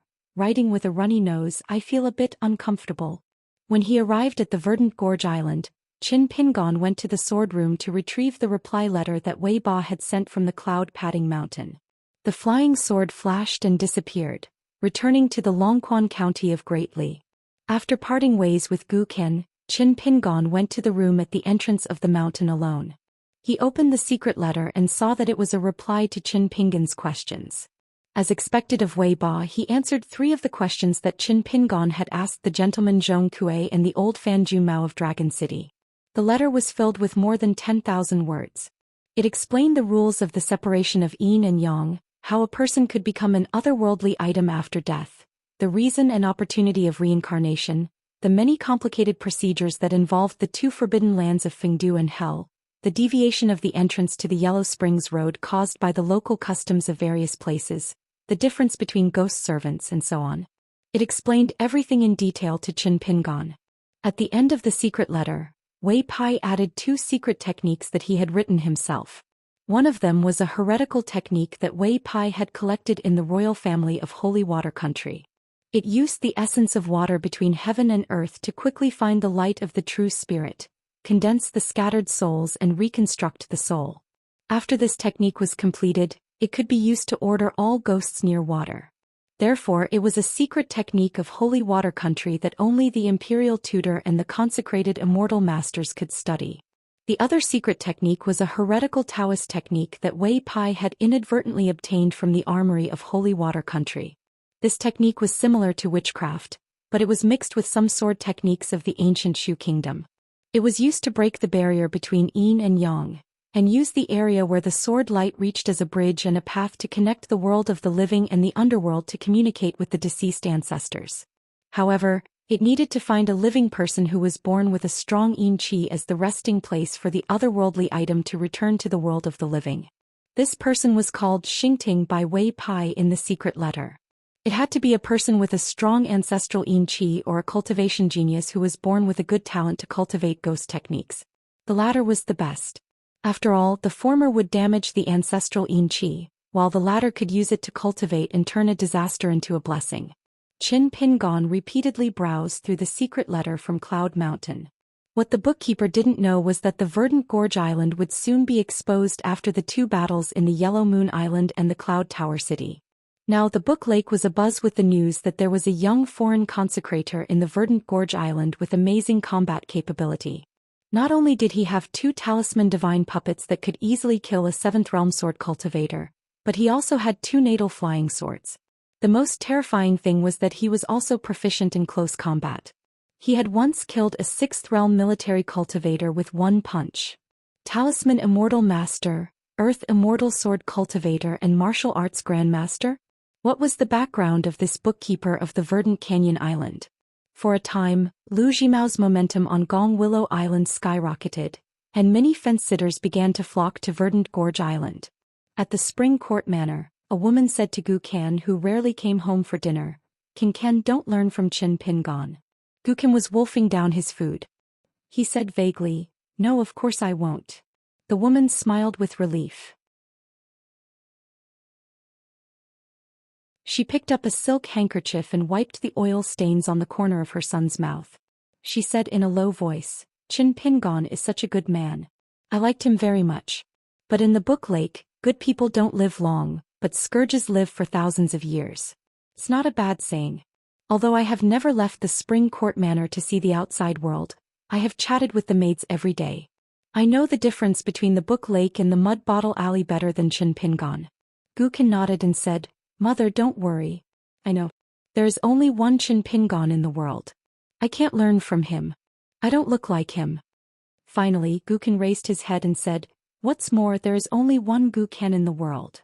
The woman suddenly asked, "Previously Mother only knew that Qin Pingon had a great future, but as for the details Qin Pingon didn't say, so Mother didn't ask too much." Now, listening to the private conversations of the young ladies in the mansion, it seems that Qin Pingon can even occupy a large island in the Calligraphy Lake with more than enough to spare. I heard that even LV Kaisang was almost killed by Qin Pingon that night. Gu Kan thought for a moment and said, "I'm not sure. I only know that the half-immortal weapon is called Sword Immortal. According to Lu Jimao, it seems that Qin Pingon can't fully control it for the time being. Otherwise, none of the Earth Immortals of the Gold Core realm in the Book Lake could withstand more than 3 moves from Qin Pingon. Those below the Earth Immortal realm can certainly be killed with 1 move. However, compared to this half-refined Sword Immortal, Lu Jimao was obviously more afraid of that talisman of Qin Pingon. He asked me if I knew the origin of this talisman and I said I didn't. It was most likely one of Qin Pingon's trump cards. In fact, Little Loach was arranged by me to follow Qin Pingon at that time, in case any accident happened and some blind people spoiled Qin Pingon's mood when he was traveling around the Scroll Lake. Therefore Little Loach witnessed the divine abilities of the 2 heavenly soldiers and immortal generals. Little Loach said that they seemed to be different from the immortal talismans and Taoist talismans of the talisman puppet sect. What was contained in the talisman gallbladder was not a bit of spiritual light, but the golden body of the god of mountains and rivers. The woman sighed and said, "So Qin Pingon is already so promising." Gu Kan's table manners were not good and now her face was greasy.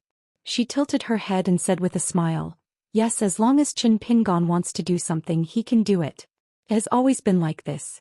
What's so strange about it?" The woman looked at her son's innocent face and felt a little helpless. There were some things that a mother had to think more about. It had nothing to do with her ability as a woman. When Little Loach and Little Loach went to the palace hall, she went to the backyard of the palace hall. When Gu Kan brought Little Loach to Gong Willow Island to join in the fun, the woman came to a hall in the backyard of the mansion of Chunting. She gathered the dozens of ladies in the mansion together and lectured them harshly. She forbade anyone from gossiping in front of Qin Pingon. Once they were discovered, they would be beaten to death. She also ordered people to dig out the secret files of the incense room of Chunting Mansion. If any of their relatives were already cultivators of the Verdant Canyon Island, they would immediately ask Lord Tianhu to personally break the Bridge of Longevity. If they were not from the Book Slip Lake but had received gifts from the mansion of Chunting Mansion, they would be confiscated and handed over to the Lord of Pond City fan family. In the dusk of this day, Qin Pingon knocked on the door of an ordinary mansion on the verdant canyon island. It was the place of cultivation of a second-class minister of offerings. No one knew his real name. His surname was Ma, and he was a ghost cultivator. It was said that he used to be a packman for the royal family of a destroyed country. He was one of the handymen in the archives of the capital city when the emperor went on a tour. No one knew how he became a cultivator and gradually became a senior minister of offerings on the verdant canyon island. Among the wild cultivators who were looked down upon by the immortal master of archives, ghost cultivators were one of the most unpopular ones. Therefore, this mansion was located in a remote and secluded area of the verdant canyon island. The spiritual qi was not abundant, but it was full of yin qi. It occupied a strange well where yin qi would blow every once in a while. The mansion was surrounded by yin qi all year round, and there was no contact between the neighbors. This ghost cultivator was originally the last among the top ministers of offerings on the verdant canyon island.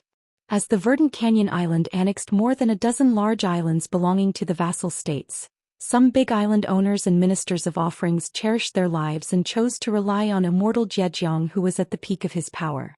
As time went by, the original power of the verdant canyon island was constantly pushed back.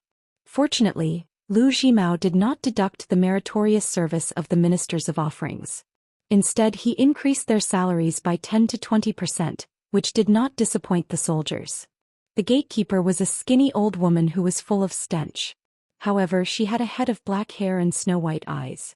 When she saw the bookkeeper surnamed Qin, the old woman immediately squeezed out a flattering smile. Between the wrinkles on her shriveled face, tiny living things such as mosquitoes, flies, and maggots rustled and fell. The old woman was still a little shy. She secretly twisted the toe of her embroidered shoes on the ground. As a result, there was a crackling sound which was not scary but disgusting. The old woman also noticed this. Her face flushed with shame. Her lips moved slightly, but she could not say a word. Qin Pingon looked calm. He recognized that the old woman with thin yang qi and spirituality in front of him was actually a woman in her early 20s. All women in the world loved beauty. She shook the string of bells beside the door and said to Qin Pingon, "My master will be here soon. I'll have to trouble Mr. Qin to wait for a moment." She hesitated for a moment and pointed to a dark room next to the mansion's main entrance. "I won't be an eyesore here. Mr. Qin, if you have something to do, just call me and I'll be in the side room. I'll appear immediately." Qin Pingon nodded and asked, "May I ask how I should address the young madam? I may have to visit your mansion often in the future. It's not good to feed you every time." The repulsive old woman was stunned for a moment. She did not dare to look at the young man in front of her with her current face. She turned her head and said softly, "Mr. Qin, you can call me Hong Xiu." A cloud of black smoke rolled over. After it stopped, a short man appeared. Black smoke was still coming out from the bottom of his robe and his two big sleeves. The man had a wooden expression and frowned at the old woman. "You don't know what's good for you. You have the face to stand here and chat with Mr. Qin. Hurry up and go back to the house. Aren't you afraid of dirtying Mr. Chen's eyes?" She quickly hid in the side room and stood near the small window. She did not even have the courage to take a look. She only hoped to listen to the conversation between the two parties. As the verdant canyon island became more and more prosperous, the master of the house had been demoted from the first class to the bottom of the second class. In addition, the verdant canyon island continued to build new mansions, and the 11 surrounding islands were included in the jurisdiction of the verdant canyon island. In the past year or so, it was rare for guests to visit the mansion. Familiar cultivators had already gone to other places, and strange cultivators were not willing to come here. She guarded the mansion door day and night, and the servants were forbidden to talk inside and outside the mansion. Therefore, even the chirping of birds inadvertently flying over the mansion door could make her think about it for a long time. After entering the mansion, Qin Pingon explained the purpose of his visit to Gui Xiu. Gui Xiu with the surname Ma was silent. He was faintly unhappy. This accountant who was now famous in Bookslip Lake was a little too much. He actually came to visit him to ask for the remaining souls that he had picked up in the past. These demons and monsters that he had imprisoned in the soul-summoning banner and the well were already one of his great das. Among them, There were more than 10 demons and monsters that had the cultivation of the middle 5 states before they were born. They were refined into ghost generals by him. Now each of them had their own duties. Even if the young man said that he was willing to buy them with immortal money, was this a matter of money? You Qin really don't know the rules of the Tao, or did you plan to bully people from the beginning? You have the ability to slap the little devil Gukin twice, right? Why don't you go and ask Gukin how much immortal money you need to buy the life of that woman from Chunting Mansion? Let's see if Gukin will agree to it. Even though the more he thought about it, the angrier he became. Gui Xiu with the surname Ma still did not dare to fall out with him. If this mysterious accountant really wanted to stab him to death, it would not be a big deal. Would immortal Jie Jiang be willing to seek justice from his little disciple Gu Kan and this young sword immortal in front of him for the sake of a dead second-rate immortal master? However, Gui Xiu was also a stubborn person. He retorted. It was true that he was a ghost cultivator who captured souls, but the one who really benefited the most was not him.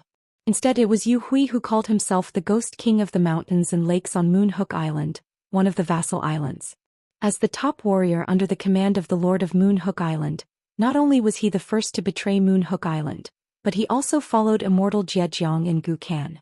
Every time a battle ended, he would be responsible for cleaning up the mess.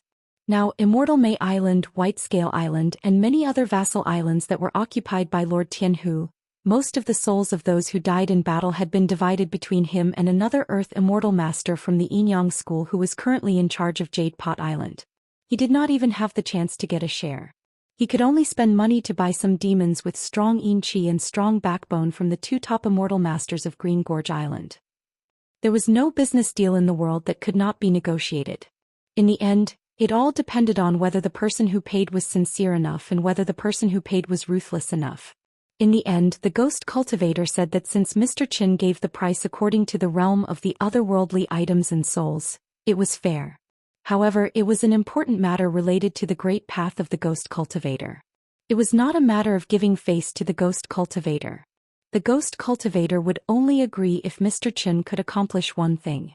After that, he would have to slowly select the otherworldly items and ghosts in the spirit summoning streamers and the chilling wind well before he could start his business. After Qin Pingon learned about that matter, he nodded and agreed. When he left the mansion and passed by the gate, Qin Pingon bade farewell to the old woman, who was called Hong Su. When Qin Pingon returned to the mountain gate of Green Gorge Island, he did not return to his house. Instead, he went to the ferry and rowed the boat to Pearl Hairpin Island. Once again, he saw the owner of the island, Lu Zhongruan, a tall and plump beautiful woman. It turned out that the ghost cultivator surnamed Ma came from the same country as this woman, but there was a world of difference between their identities. One was the aunt of the last emperor, a woman who was so powerful that she almost ascended the throne herself, while the other was a packman in the palace. As for how they knew each other and what happened, Qin Pingon did not ask in detail. Anyway, the reason why the ghost cultivator turned to Lu Jimao and chose the Verdant Gorge Island as the place where she set up her mansion was to get close to Lu Zhongruan, the owner of the Pearl Island. Lu Zhongruan, who was praised as manly by Lord Tianhu, originally wanted to make up for her mistake today. However, because she did not know the cultivation level of the accountant in front of her, she refused Qin Pingon's visit out of caution. As a result, Lu Zhongruan regretted it when the result of the battle between Pearl Hairpin Island and Pearl Hairpin Island came out. With this person's unfathomable cultivation, it would not be difficult for him to kill more than half of the people of Pearl Hairpin Island. Therefore, she quickly sent an invitation letter to Green Gorge Island and took the initiative to invite Mr. Qin to visit the Pearl Pavilion of Pearl Hairpin Island. It was a kind of mending the pen after the sheep were lost. She did not want Lu Zhongruan and Pearl Hairpin Island to leave a bad impression on the accountant. However, when Lu Zhongruan heard that Gui Xiu of Green Gorge Island wanted to see her, she immediately turned hostile. Leaving Qin Pingon aside, she turned to climb the mountain and said coldly, "If Mr. Qin wants to visit Pearl Hairpin Island, I, Lu Zhongruan, will accompany you all the way. If you're going to be a lobbyist for that bastard, please go home immediately." Qin Pingon had to paddle the boat and leave to find Yu Hui, whose Taoist name was Ghost King of Mountain Lake. He was one of the few great Gui Xiu of Book Lake. His cultivation level was in the Golden Core realm, which was not something that Guixiu of Dragon Gate Realm could compare with. Now he occupied the entire Moonhook Island and had the same status as Lord Tianhu. They were both officials under Lu Jimao's command. Compared to Guixiu of Ma, who was not famous, Yu Hui was notorious and was becoming more and more famous in Book Lake. Moonhook Island was a large island with great strength, and the old island master of Golden Core Island was famous for being a tough nut to crack. However, because of Yu Hui's betrayal, he destroyed the mountain lake formation of Moonhook Island, which gave Lu Jimao and Gukan's little loach the opportunity to sneak in and attack more than 1,000 cultivators of Moonhook Island. Yu Hui, who was extremely talented, became rich overnight. He collected a large number of souls of cultivators in the middle 5 realms and refined them one by one with a unique secret method. It was said that he was very likely to be the next nascent soul realm cultivator of Book Lake. He also occupied the wives and daughters of the old island master of Moonhook Island. In the past year he was as happy as an immortal. Even Lu Jimao once joked about Yu Hui during the celebration banquet on Green Gorge Island, saying that Yu Hui was the one who enjoyed the most in Book Lake. Gukan even gave him a thumbs up during the celebration party, which made Yu Hui feel proud. He quickly stood up and toasted Gukan with 3 cups of wine. It must be known that the insufferably arrogant little devil, Gukan, practically never showed a good face to any of the consecrators. When the ferry reached the shore, Qin Pingon took out the true body talisman of the day and night wandering god talisman and summoned 2 true god puppets. Just like that, he climbed the mountain. His style of doing things was very scholarly. He was no longer the bookkeeper of the verdant canyon island who was polite to everyone. Yu Hui, who had originally wanted to put on airs, was so frightened that he immediately went out to greet the guests. When Yu Hui learned that Mr. Qin, who seemed to be going on a killing spree on Moonhook Island, was only here to buy the souls of insignificant otherworldly items, he felt relieved. Then he told the accountant about his difficulties. For example, he told the accountant about the deep hatred between him and the old island master of Moonhook Island. He also told him about how he had to endure the humiliation to get back together with a concubine that the old pervert had bullied and humiliated. Qin Pingon quietly listened to the ghost king of the mountains and lakes' grievances for a while. When Yu Hui felt that he had nothing more to say, Qin Pingon began to trade yin souls with him.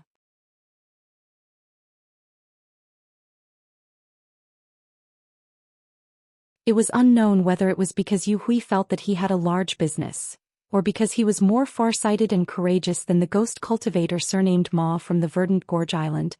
He was much easier to negotiate with. Many yin souls and ghosts that were almost depleted of their 3 souls and 7 spirits were directly given to the accountant. If Yu Hui was not a pitiful little cultivator who no longer needed to go to the rural graveyards and unmarked graves to refine his natal item, he would have long refined all of these yin souls. After all, ghost generals and higher-ranked ghost kings all needed to feed on these scattered souls. Qin Pingon also asked about the talisman's soul-nourishing skills. Yu Hui had been carefully guarding against the 2 puppets behind the young man. He was afraid that they would kill him if he said anything wrong. In the face of these trivial questions, he naturally told him everything he knew. Outside the Cloud Tower, there were dozens of cultivators guarding the 7th Realm Sword cultivators, but they were all killed by the 2 big guys on the spot. Regarding this matter, all the Earth Immortals of the Book Lake, including Yu Hui, had begun to prepare for a rainy day. They racked their brains to come up with a countermeasure. Perhaps there would be a group of island owners on the Gong Willow Island who would join forces to break the situation. Among the tens of thousands of cultivators in the Book Lake, there was always a rule that was regarded as a standard by the cultivators. That was, there was no such thing as an invincible magic weapon. If there was one today, there would be none tomorrow. At the latest, there would be one the day after tomorrow. The law of the sword. Qin Pingon did not let Yu Hui see him off. When he reached the ferry, he put away the real body talisman of the day and night wandering god that was getting dimmer and dimmer. He hid it in his sleeve and rowed the boat away. The autumn scenery of the Book Lake was charming and gentle. There were more than 1,000 islands, each with 1,000 kinds of autumn scenery. Qin Pingon was not in a hurry to return to the Verdant Gorge Island. He stopped the ferry on the lake, took off the blade strengthening gourd and drank a mouthful of wine to refresh himself. Qin Pingon put away the blade strengthening gourd and looked around at the lake scenery. The old Mr. Wenxing once said that a gentleman's nature was not different. He was good at using things. That was why Qin Pingon wrote those 3 letters and sent them in 3 directions with his flying sword. He did not hesitate to use the real body talisman of the day and night wandering god without hesitation. He also forced the half-immortal weapon out of its sheath. Qin Pingon now knew that there was a threshold in the world. If it was too high, he was unwilling to walk in. If it was too low, he did not like to take it seriously. Being neither too high nor too low, picking up and dropping was never the real principle.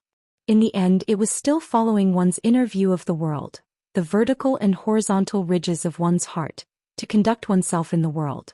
For example, Guken's mother never believed that evil would be repaid with evil. Qin Pingon always believed that this was the fundamental difference between the two's temperament, which led to a bigger difference in the two's calculation of gains and losses. One valued material objects, while Qin Pingon was willing to calculate gains and losses in addition to material objects. This had almost nothing to do with what he had experienced when he left his hometown and how many books he knew. If one were to delve deeper, it would involve a person's most simple view of the world, and it would involve Imperial Tutor Tuisher's so-called 1.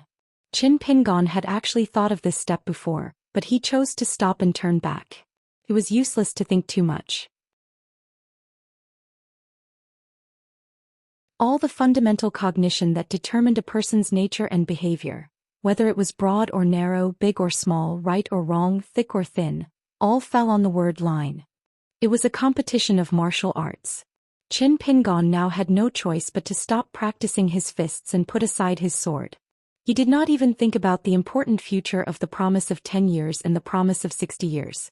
Naturally, he had a lot of time to calm down and think about things.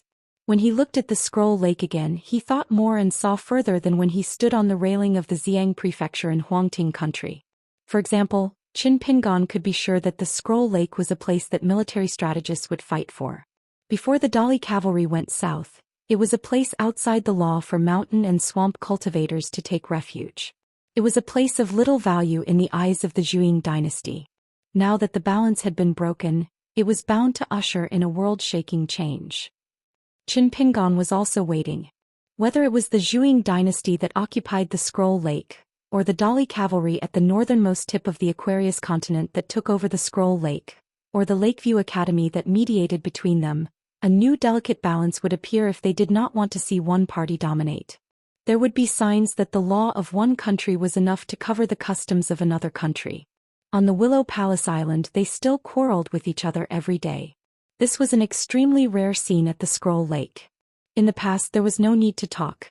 They would have already used their magic weapons to see who was better. Since it was an alliance between the island masters, there were still rules to be followed. Guken, Lu Kaisang and Yuan Yuan did not show up at the Mountain Wealth Hall. Although most of the island masters saw them, they would greet them with a smile. They might even call the 3 little brats brothers and they would not feel ashamed. During this period of time, Gong Willow Island was overcrowded with people. Most of them were the trusted aides and confidants of each island master.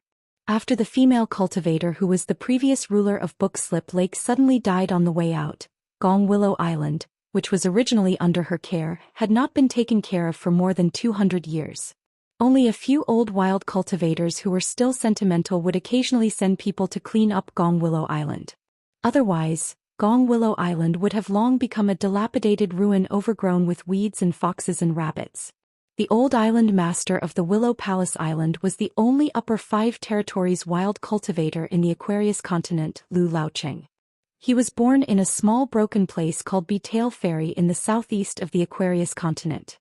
He formed his gold core in a small immortal sect, hanging on a plank road between 2 mountains.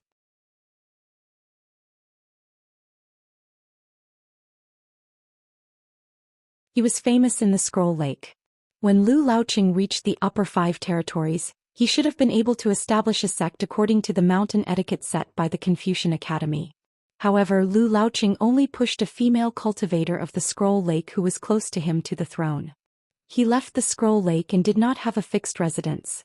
He traveled around and did not send any news back to the Scroll Lake. This made the Scroll Lake, which finally had a chance to unify, continue to maintain the chaotic situation of the warlords. This led to the rapid rise of Lu Jimao and the Verdant Gorge Island, allowing Gu Kan, a lawless little brat, to overturn the Scroll Lake. In the winter, Qin Pingon began to frequently visit the Ghost Cultivator's mansion in the Verdant Gorge Island, the Pearl Pavilion in the Pearl Hairpin Island, and the Moon Hook Islands Yu Hui and the Great Cultivator of the Yinyang School. Just when Qin Pingon felt that the quarrel in the Willow Palace Island was about to end, a shocking change occurred in the Scroll Lake's Furong Mountain. The Furong Mountain Island Master's cultivation was not high. The Furong Mountain had always been a small island attached to the Heavenly Granny Island, and the Heavenly Granny Island was one of the big islands that opposed Lu Zhimao becoming the Lord of Jianghu. It was rich in excellent materials. The Furong Mountain in the center of the Aquarius continent was famous for its Furong Mountain, which was located at the edge of the Scroll Lake. It was close to one of the 4 major cities by the lake, Verdant City. However, a fire burned overnight and a fierce battle comparable to the battle between 2 nascent soul cultivators broke out. The cultivators of the Furong Mountain and a dozen unknown cultivators who snuck into the island fought fiercely. The light of treasures illuminated half of the Scroll Lake. There was a giant lantern that looked like a palace in heaven hanging above the Scroll Lake at night. It was the most shocking and almost competed with the moon. In the end, a fire dragon a few hundred feet long roared and appeared at the top of the Furong Mountain. The earth shook and the mountains shook. The great cultivators of the Willow Palace Island who wanted to check it out gave up. Everyone looked at perfected cultivator Lu Zhimao with a bit of playfulness and even more fear. The Furong Mountain Island Master was devastated. The Heavenly Granny Island Master was furious. He scolded Lu Zhimao for breaking the rules of the alliance and attacking the Furong Mountain during this period. Lu Zhimao retorted and said that he wasn't a fool. Why would he attack the Furong Mountain that belonged to the enclave of the Verdant Canyon Island? The Heavenly Granny Island Master scolded Lu Zhimao.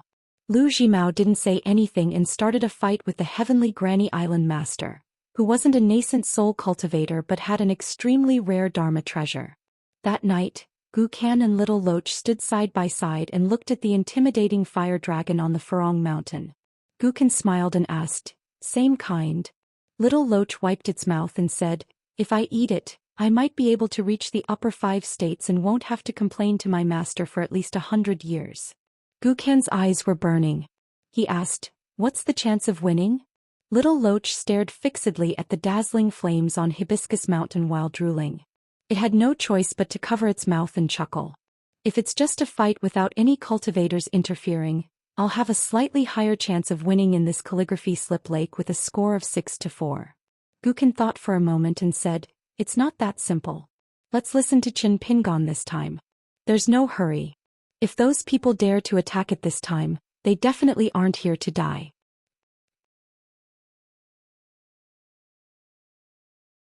Little Loach said eagerly, "Then should I dive to the bottom of the lake just to take a look at the Furong Mountain?" Gukan shook his head and said, "You'd better not do that. Be careful not to walk into a trap. When the news reaches the Verdant Canyon Island, I'll discuss with Lu Zhimao and come up with a foolproof plan." Little Loach said sadly, "Lu Zhimao, that old fox, may not be willing to see me break through the realm again." Gukan narrowed his eyes and said softly, "Then what if Lu Laoqing of the Gong Willow Island shows up? Do you think my master can sit still?" Little Loach tilted his head and said, "Did that pure Jade Realm wild cultivator sneak back?" Gukan twitched the corner of his mouth. "As long as it's confirmed that there's a chance to let you eat a full meal and that you won't be hungry for 100 years after eating this meal, then even if Lu Laoqing doesn't come to the Gong Willow Island, I'll let Lu Laoqing appear in a city in the book Slip Lake. Mr. Tianhu, Lu Kaiseng, Yuan Yu Hui and so on, these guys can all come in handy. If I'm going to do it, I'll do it big time." At the peak of the Furong Mountain. In the night, a woman in green with a ponytail shook her wrist. The fire dragon turned into a bracelet and sat on her wrist. On her wrist. Donggu and Su Xiaoqiao looked at each other and smiled bitterly. They had fought so hard from breaking the mountain and rivers formation to climbing the mountain. One of the 2 martial arts grandmasters had died in the battle. In the end, it was over as soon as eldest senior sister made a move. The woman in green turned her head and took out a handkerchief. She was eating a piece of cake in small bites. It couldn't be helped. Song Laozi had used that lantern life-bound item, but the old golden core cultivator who was good at soul splitting almost escaped. She was very dissatisfied that she kept chasing after the master and disciple like this. It was just that this journey south had been very tiring. She was too embarrassed to say that she was actually very, very bored. At this moment, there was a tall young man in ragged clothes with a face full of blood standing in front of her. He stared at her with hatred. After eating the cake, she was in a better mood. She looked at him and asked, "Do you want to die?" The tall young man spat out a mouthful of blood. Thinking of the miserable master who was swallowed by the fire dragon, the young man's heart was filled with hatred. The determination in his eyes was moving. He clenched his fists and sneered, "You've chased us for so long. What do you Dolly cultivators want? Don't you want me to return to Dolly and work hard for you? To increase the martial arts fate of your Song clan?" She looked at the tall young man and said slowly, "You're quite smart. Actually, you don't want to die at all. You just know that Dolly clingy people will never kill you. You also want to get that immortal jade archive and a life-bound magic weapon from your master, so you've been following your master. But I can see that you still have some feelings for your master. Now you want to take revenge for him. You plan to learn the immortal spells on the jade archive one day and refine that life-bound magic weapon. Then you'll return to Dolly. Yes, you also want to not cut me into pieces, but make me into a puppet to preserve my intelligence. Wait a moment." She turned her head and ate another small piece of cake. Looking at the few remaining pieces of peach blossom cake on the handkerchief, her mood became somewhat bad. She looked again at the tall youth who was full of shock. "You think about it again, I'll take a look again. You're going to die anyway." The tall young man finally showed a trace of panic. He turned his head and looked at Teacher Song, who he saw as the highest-ranking person in Dolly. He smiled coldly and said, "She said she wants to kill me. Do you think it's possible?" She blinked. "If I want to kill you, all of them together won't be able to stop me." Teacher Song was in a dilemma. Before this trip to the south, the old president knew some of the most secretive things about Dolly. For example, why did the Dolly Imperial Court respect Saint Wan Jiao so much? A cultivator of the 11th realm was indeed a rare existence in the Aquarius continent. But Dolly was not a secular dynasty in the Aquarius continent. Why was even the imperial tutor willing to accommodate Wan Jiao? The answer lay in this gentle and beautiful girl in front of him. The imperial tutor only said one thing to the teacher of the Ministry of Rites. If Wan Xiu died, all of them would die outside the borders of Dolly. No one would help them collect their corpses. If Wan Xiu wanted to kill them, they would only have themselves to blame. Not only would the Dolly Imperial Court not support them, but they would also punish their superiors. Wan Xiu gently shook her wrist. The pocket-sized and cute fire dragon true body dripped onto the ground. Finally, it turned into a god covered in golden armor. It strode towards the tall young man who was begging for mercy. In an instant, the tall young man's entire body was wrapped in golden lava. It was as if he was trapped in a cage. He wailed loudly. The golden god simply twisted off the tall young man's head. It opened its mouth and swallowed the head and body into its stomach. Teacher Song's expression was sad, but he did not dare to stop it. They had chased after him for thousands of miles, but it was all for naught. Wan Xiu turned to look in the direction of Willow Palace Island. She thought for a moment and opened her handkerchief. Seeing the few pieces of pastries, she reluctantly closed the handkerchief. She thought that she should eat them sparingly. There was no pastry shop in Dragon Riding Alley here. The eyes of the green-clothed girl, who had always been as silent as an ancient well, suddenly lit up with a resplendent brilliance. She tilted her head, and her face was filled with an expression of disbelief. Her line of sight shifted, and she looked towards a place some distance away from Willow Palace Island. It was as if she saw a familiar existence that was more delicious than the pastries. She quickly took out her handkerchief again and ate the pastries in one bite. She even shook the handkerchief vigorously before putting it back into her sleeve. Finally, she clapped her hands and nodded in satisfaction. Her cheeks were bulging. Why did it look like she was selling stolen goods?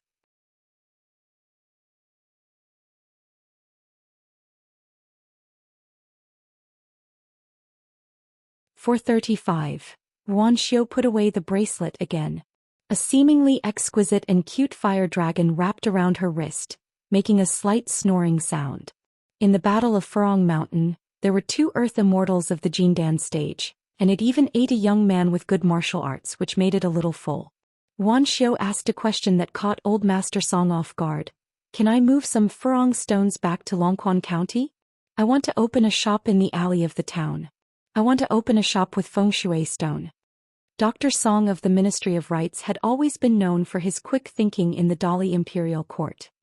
He once had a conversation with His Majesty about 37 questions and answers between the monarch and his minister within 30 minutes. At this moment he couldn't keep up with Miss Ruan's thoughts. After thinking about it, he smiled and said, Miss Ruan, as long as the things nearby are big enough, it doesn't matter even if you empty Furong Mountain. After Wan Xiu got the answer, she immediately let Dong Gu and Su Xiaoqiao start to dig the mountain. When the two junior brothers and sister were digging the old farmer, Wan Xiu said to the old man, Mr. Song, don't worry, I won't let you come here for nothing. In the Book Slip Lake, the Green Tong city we passed by, and on the way back to Dali, if we still follow the original route, I will help you find 3 suitable candidates for cultivation. Together they can almost fill one. Su Xiaoqiao, what's his name? In the distance, Su Xiaoqiao whispered softly, Han Jin.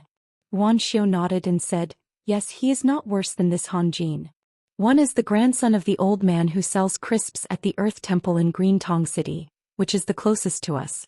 Another is the little girl who I gave a candy to at the Sweet Dew Temple stall in Shihao Country. She is the cute little girl with 2 blushes on her face. The last one is at the immortal fairy called Liuji Du. When I bought a large bag of yellow osmanthus persimmon pancakes, I met a local child. At that time he was competing with me to see whose appetite was bigger. As a result, he had a toothache and ran home crying to find his parents. The 3 Dali men couldn't believe it. Was it really not a joke? Unexpectedly, Dr. Song nodded and said, when Mr. Dong and Miss Su have dug enough Furong Mountain, we will return to the Earth Temple in Green Tong City and find the child named Tong Shan. The men immediately knew that since Dr. Song remembered the child's name, it was obvious that he must be a piece of jade with good aptitude. Wan Xiu raised her head and looked in the direction of Gonglu Island. When she made this movement, the fire dragon on her wrist, which had originally planned to hibernate, opened its eyes and looked in that direction with her. Su Xiaoqiao suddenly said, Senior sister, Master has told us that you are not allowed to, except for official business at Calligraphy Lake. Su Xiaoqiao glanced at the black-robed young man Dong Gu. This time on the path to Furong Mountain, it was this second senior brother of the same sect who revealed his true form and forcefully broke through the barrier of the formation. He was severely injured. Not only did he lose a fang, he also lost at least 40 to 50 years of cultivation. Dong Gu's face was stiff. He added the last 2 words that Su Xiaoqiao didn't dare to say, nonsense. Wan Xiu looked around with some regret, then let's leave it. Dong Gu and Su Xiaoqiao nodded at the same time. Song Fuzi also nodded. Wan Xiu looked at their identical actions and found it interesting. She smiled. What are you doing? Are you chicks pecking rice? Her smile made the young man who had long been attracted to Wan Xiu. He was in a trance. In the Crying Ape Street in the Pond Water City that specialized in selling immortal artifacts, an old man in a long green robe was walking on it.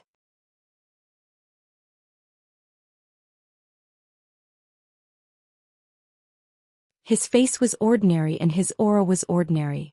He was like a rich man in an ordinary house. His 2 fingers repeatedly rubbed a piece of snow as he walked and looked around. He shopped a lot but did not buy anything. Fortunately, there were many strange people and strange things in the Crying Ape Street, so no one cared about this tall and thin old man. The old man walked to a shop. The old shopkeeper, who was proud of his success, was drinking wine. There were 2 dishes, salted peanuts and silver fish fillets, a specialty of Book Sword Lake. When he saw the old man in the long robe, the old shopkeeper didn't even bat an eyelid. The old man seemed a little regretful. He asked curiously, Shopkeeper, did you sell the great imitation Chu Huang sword? Oh, you sold the painting of a lady? Did you meet a sucker? The old shopkeeper who guarded this ancestral shop had a strange temperament.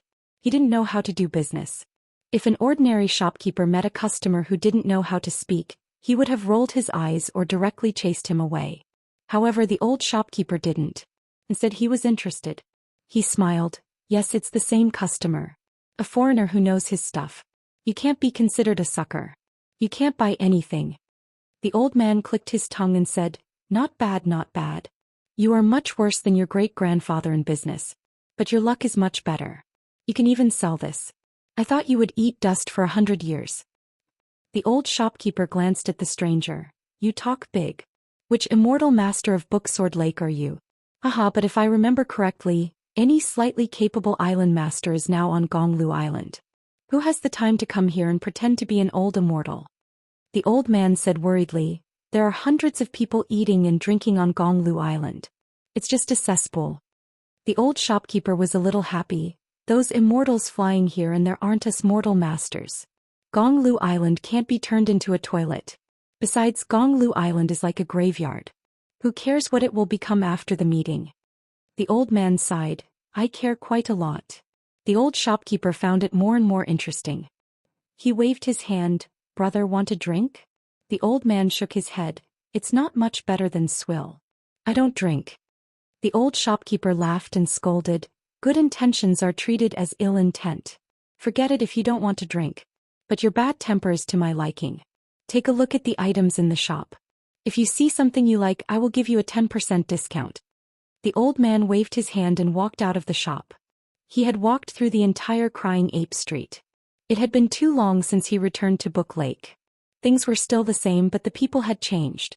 He did not see any familiar faces. The old man walked out of Crying Ape Street and came to a quiet alley in Pondwater City. At the end, he took out a key and opened the door.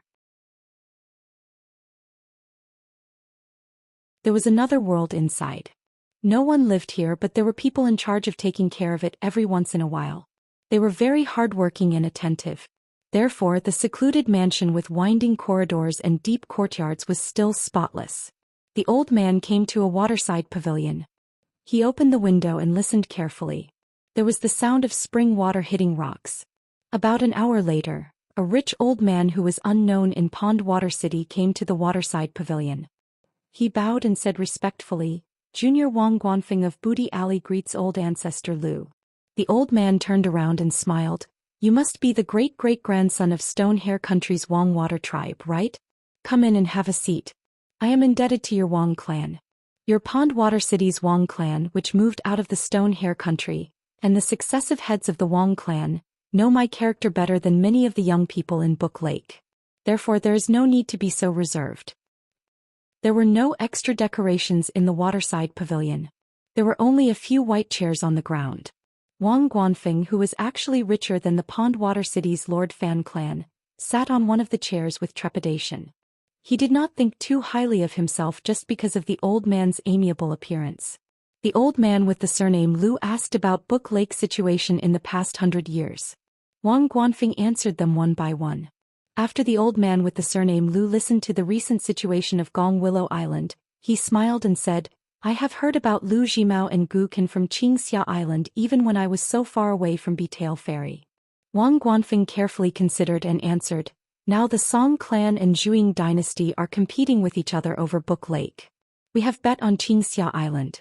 Zhuing dynasty should have chosen Qingzhou, Tianlao and Lisu Islands as an alliance. The person in charge is a 9th realm sword cultivator from the royal family of Zhuing dynasty. He has some connections with Huangyan Island.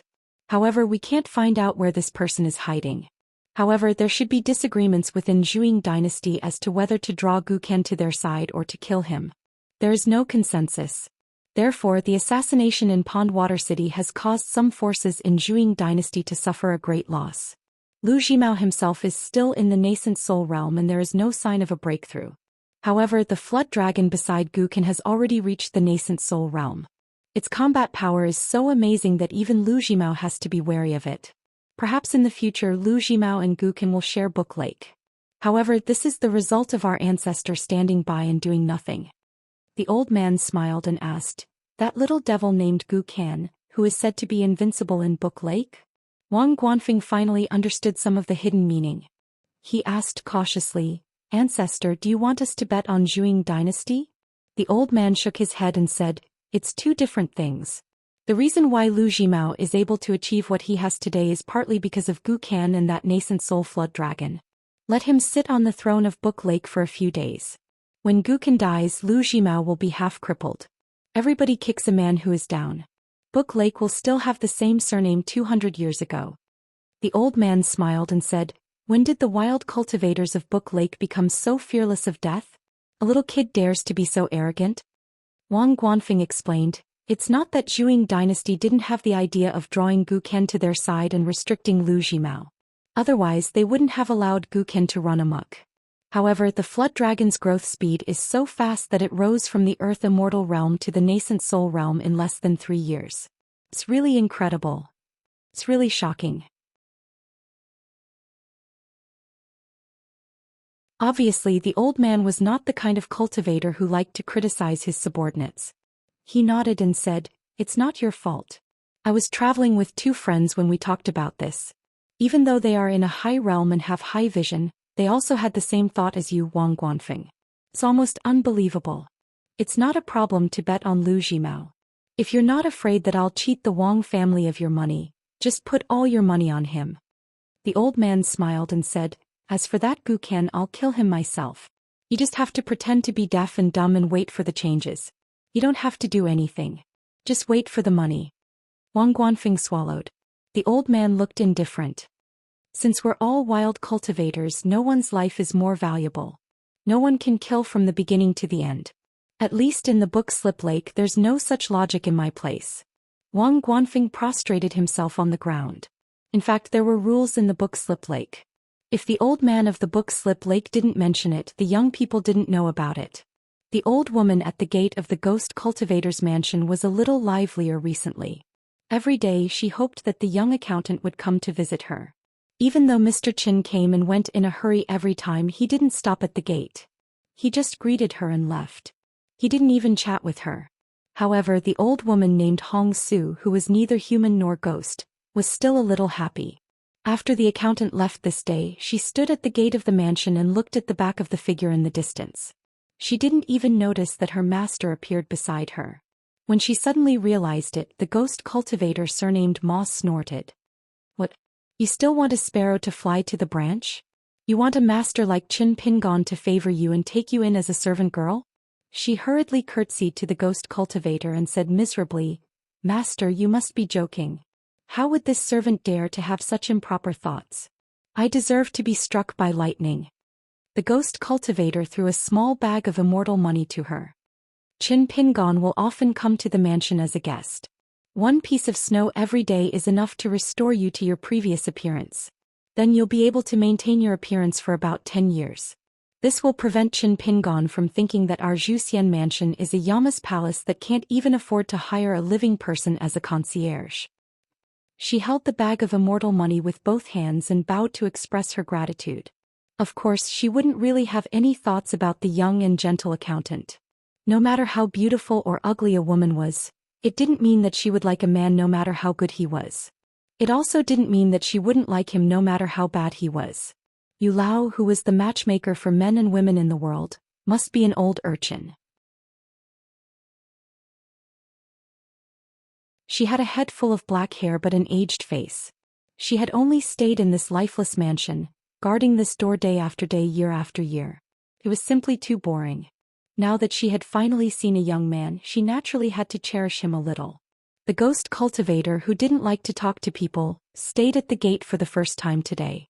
She looked at the vast lake outside the verdant canyon island with a worried face. Previously, Lu Zhimao had a big fight with the old island owner of the Tianlao Island, and the latter's brain almost became the white rice porridge in the Gonglu Island that night. Although the allies of the verdant canyon island seemed to have a lot of morale, people with discerning eyes knew that whether Lu Zhimao was the mastermind behind the tragedy in Furong Mountain or not, Lu Zhimao's road to the throne of the Jianghu monarch had encountered a lot of obstacles. Unknowingly, he had lost the support of many small island owners. Because there were 2 long-lasting golden rules and jade rules in the book Slip Lake. One was to help those close to you but not those who were right. The other was to help the weak but not the strong. Therefore, the atmosphere in the verdant canyon island was a bit solemn in the past few days. The number of banquets on the 12 islands had decreased a lot. Qin Pingon still frequently visited the Zhou Xian mansion, the Moon Hook Island and the Jade Pot Island. The Moon Hook Island's Yu Hui was the easiest to talk to, and the business was the smoothest. The grand cultivator of the school of Yin and Yang in the Jade Pot Island was also okay. Although he wasn't very friendly, he had the demeanor of a businessman, which was more acceptable to Qin Pingon. On the other hand, the ghost cultivator with the surname Ma, who had the lowest cultivation base, was a bit stubborn. Unless Qin Pingon could persuade Lu Zhongruan of the Pearl Island, there would be no negotiation. Therefore Qin Pingon ran to the Pearl Island from time to time like a matchmaker. Lu Zhongruan was more stubborn than the ghost cultivator.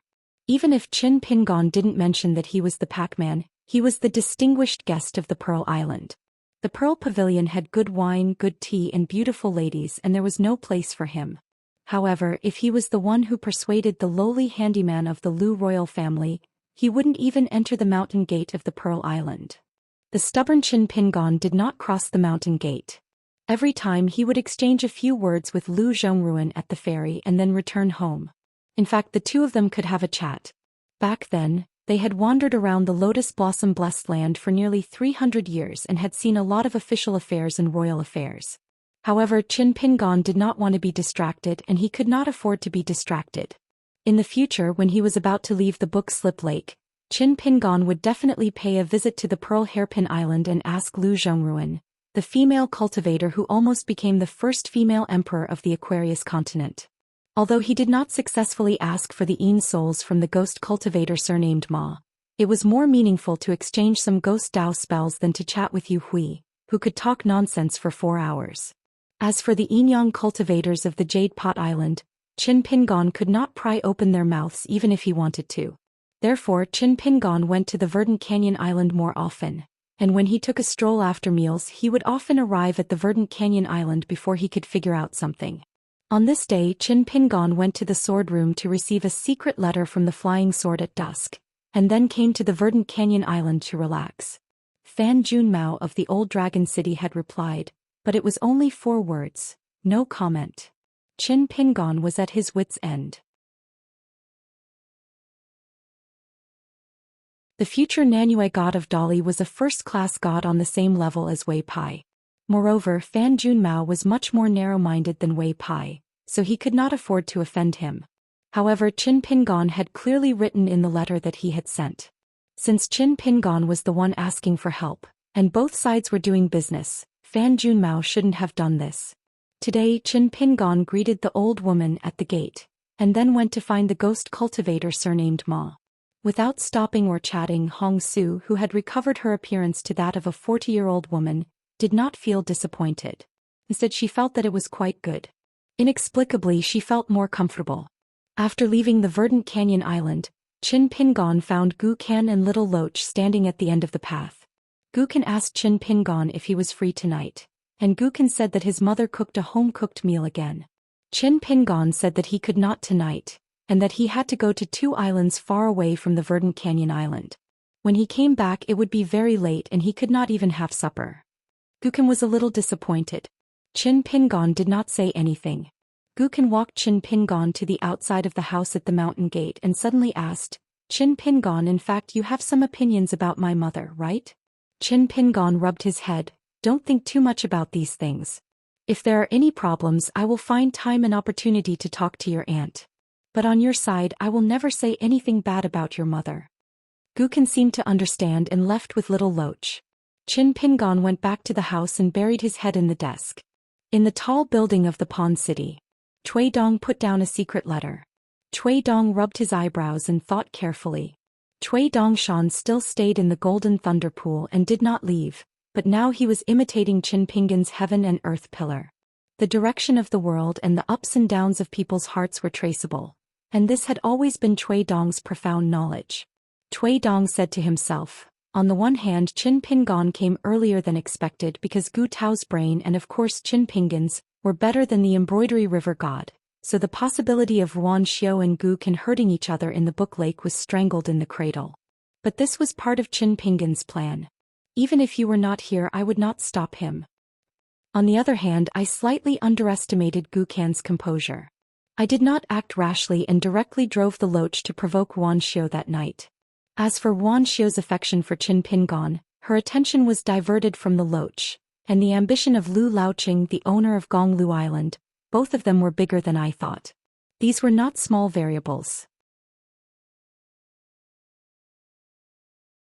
According to the deduction result of the Riding Dragon Alley incident, I could roughly conclude that Ruan Xiao was a very important existence to the old Divine Lord.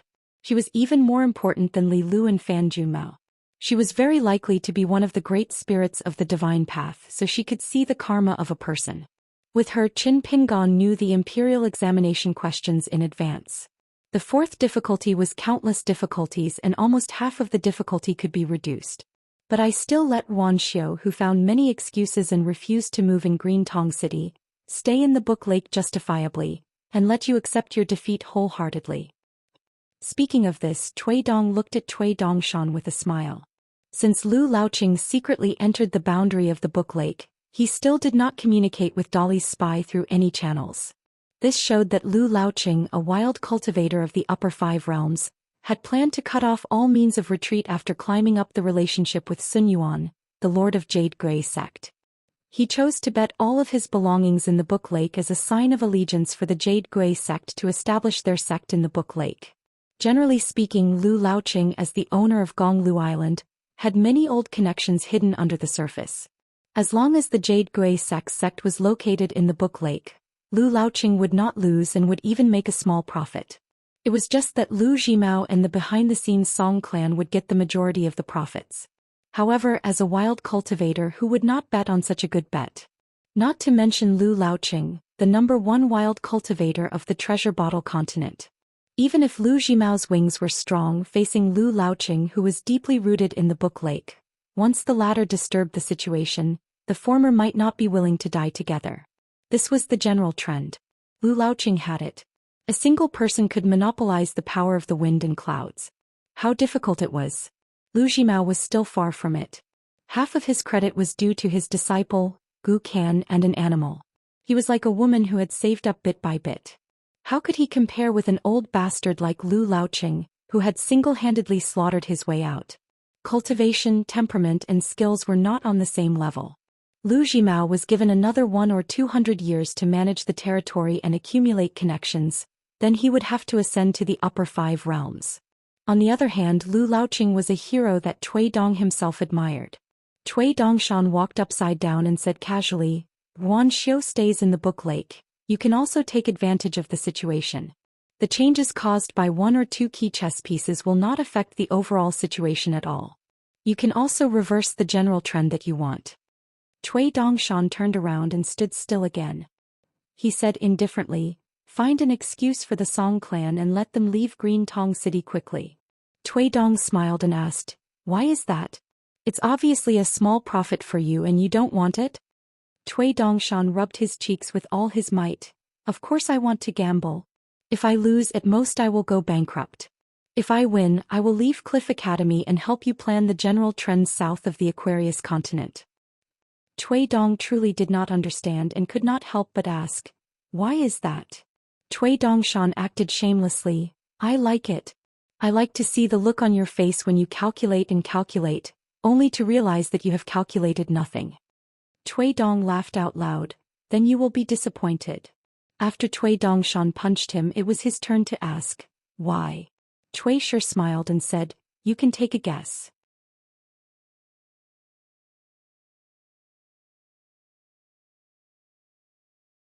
Cui Dongshan suddenly asked, "If Lu Laoqing kills Gu Kan, then wouldn't this situation end anticlimactically?" Cui Dong asked back, "Am I the one who needs to be anxious? It's not you, right?" Cui Dongshan laughed mischievously. Cui Dong smiled faintly, "Then I have to say something that will spoil the mood. If Qin Pingan starts to calmly face those ghosts who have died unjustly, there will definitely be many interesting things. Among them, even if there is only one otherworldly item or one of the otherworldly item's relatives, they will question Qin Pingan. Apologize. No need. Compensate. Also no need. Even if you want to exchange a life for a life, can you do it? At that time, what would Qin Pingan do? How would he get over this hurdle? This is only one of the countless difficulties." Cui Dongshan jumped up and down, covering his ears with both hands. "I don't want to listen, the old bastard's chanting is so unpleasant." At the Zhou Xian mansion's gatehouse. On this day, Qin Pingan was sitting on the doorstep. The woman named Hong Su, for some reason, no longer needed to absorb spiritual energy from a snowflake every day to maintain her appearance. Therefore, she quickly regained her appearance as an old woman when they first met. Then on this day, Qin Pingan suddenly took out a pen and paper. He smiled and said that he wanted to ask her about the past. He didn't know if it was appropriate or not, but he didn't want her to misunderstand. Before answering the question, she stood at the door of the dark room and asked with a smile, "Mr. Qin, are you really a scholar from the 100 schools of thought?" Qin Pingon shook his head and said, "I'm not, but I have a friend who likes to write about mountains and rivers, and he writes very well. I hope that when I meet this friend again in the future I can tell him about it or write down some of it and show it to him directly." She twirled her skirt and walked quickly to Qin Pingon, asking, "Can I sit?" Qin Pingon said helplessly, "This is your home." She smiled and sat down, but there was still some distance between her and Qin Pingon. She said a little embarrassedly, "Mr. Qin, I have to say in advance that I don't have many stories to tell. Mr. Qin will probably be disappointed after hearing them. Also, can my name really appear in a book?" Qin Pingon smiled and said, "Of course, as long as you don't mind. Also, after we're done talking, you must remember to remind me which stories can be written, which can't be written, which people and events, and whether to write more or less. When the time comes I'll tell my friend one by one." She clenched her fists on her knees and was in high spirits. Qin Pingon looked at her with a face full of smiles. His eyes were gentle and clear as if he had seen a good girl. She quickly stood up and cheekily curtsied before sitting down, smiling like a flower. As she narrated her story, she actually recalled many people and things that she had mistakenly thought she had long forgotten. Qin Pingon wrote them down one by one. Occasionally, when she was tired, she would not feel anything wrong. She would look straight at the pale-faced accountant and write seriously with her head down. In the end, Qin Pingon put away the pen and paper and cupped his fists to thank her. She covered her mouth and laughed, then reminded in a small voice, "Mr. Qin, remember to tell your friend that he must write a book. If he really can't, I can take out a few snowflakes to spend money." Qin Pingon frowned and said, "How can I take out money that goes against my conscience? Don't worry, my friend still has this much money. Also, you have to believe in his writing ability. There will definitely be bookstores willing to buy it." After Qin Pingon left, the gatekeeper's old woman was still full of smiles. She could not help but jump on the spot. She found that the old master of Zhou Xian mansion was standing beside her. She quickly stopped smiling. She did not expect that old-fashioned and strict old master to ask a question. "Later, tell Qin Pingon that the story between me and the eldest princess, Lu Zhongruan, can also be written. As long as he is willing to write, I will give you a small sum of money as compensation." She timidly said, "What if this servant can't convince Mr. Qin? Will the old master punish this servant?" The ghost cultivator surnamed Ma cursed and strode over the threshold. "Then he is blind and deaf. It has nothing to do with an ugly person like you. Mother ***, how can your trivial family affairs compare to the soul-stirring love and hatred between me and Lu Zhongruan? That Qin Pingon is not a fool." At this point, the ghost cultivator coughed and turned his head, saying, "When you mention this to Qin Pingon, remember to talk properly and torture him." She felt relieved and nodded vigorously. Then she was a little puzzled.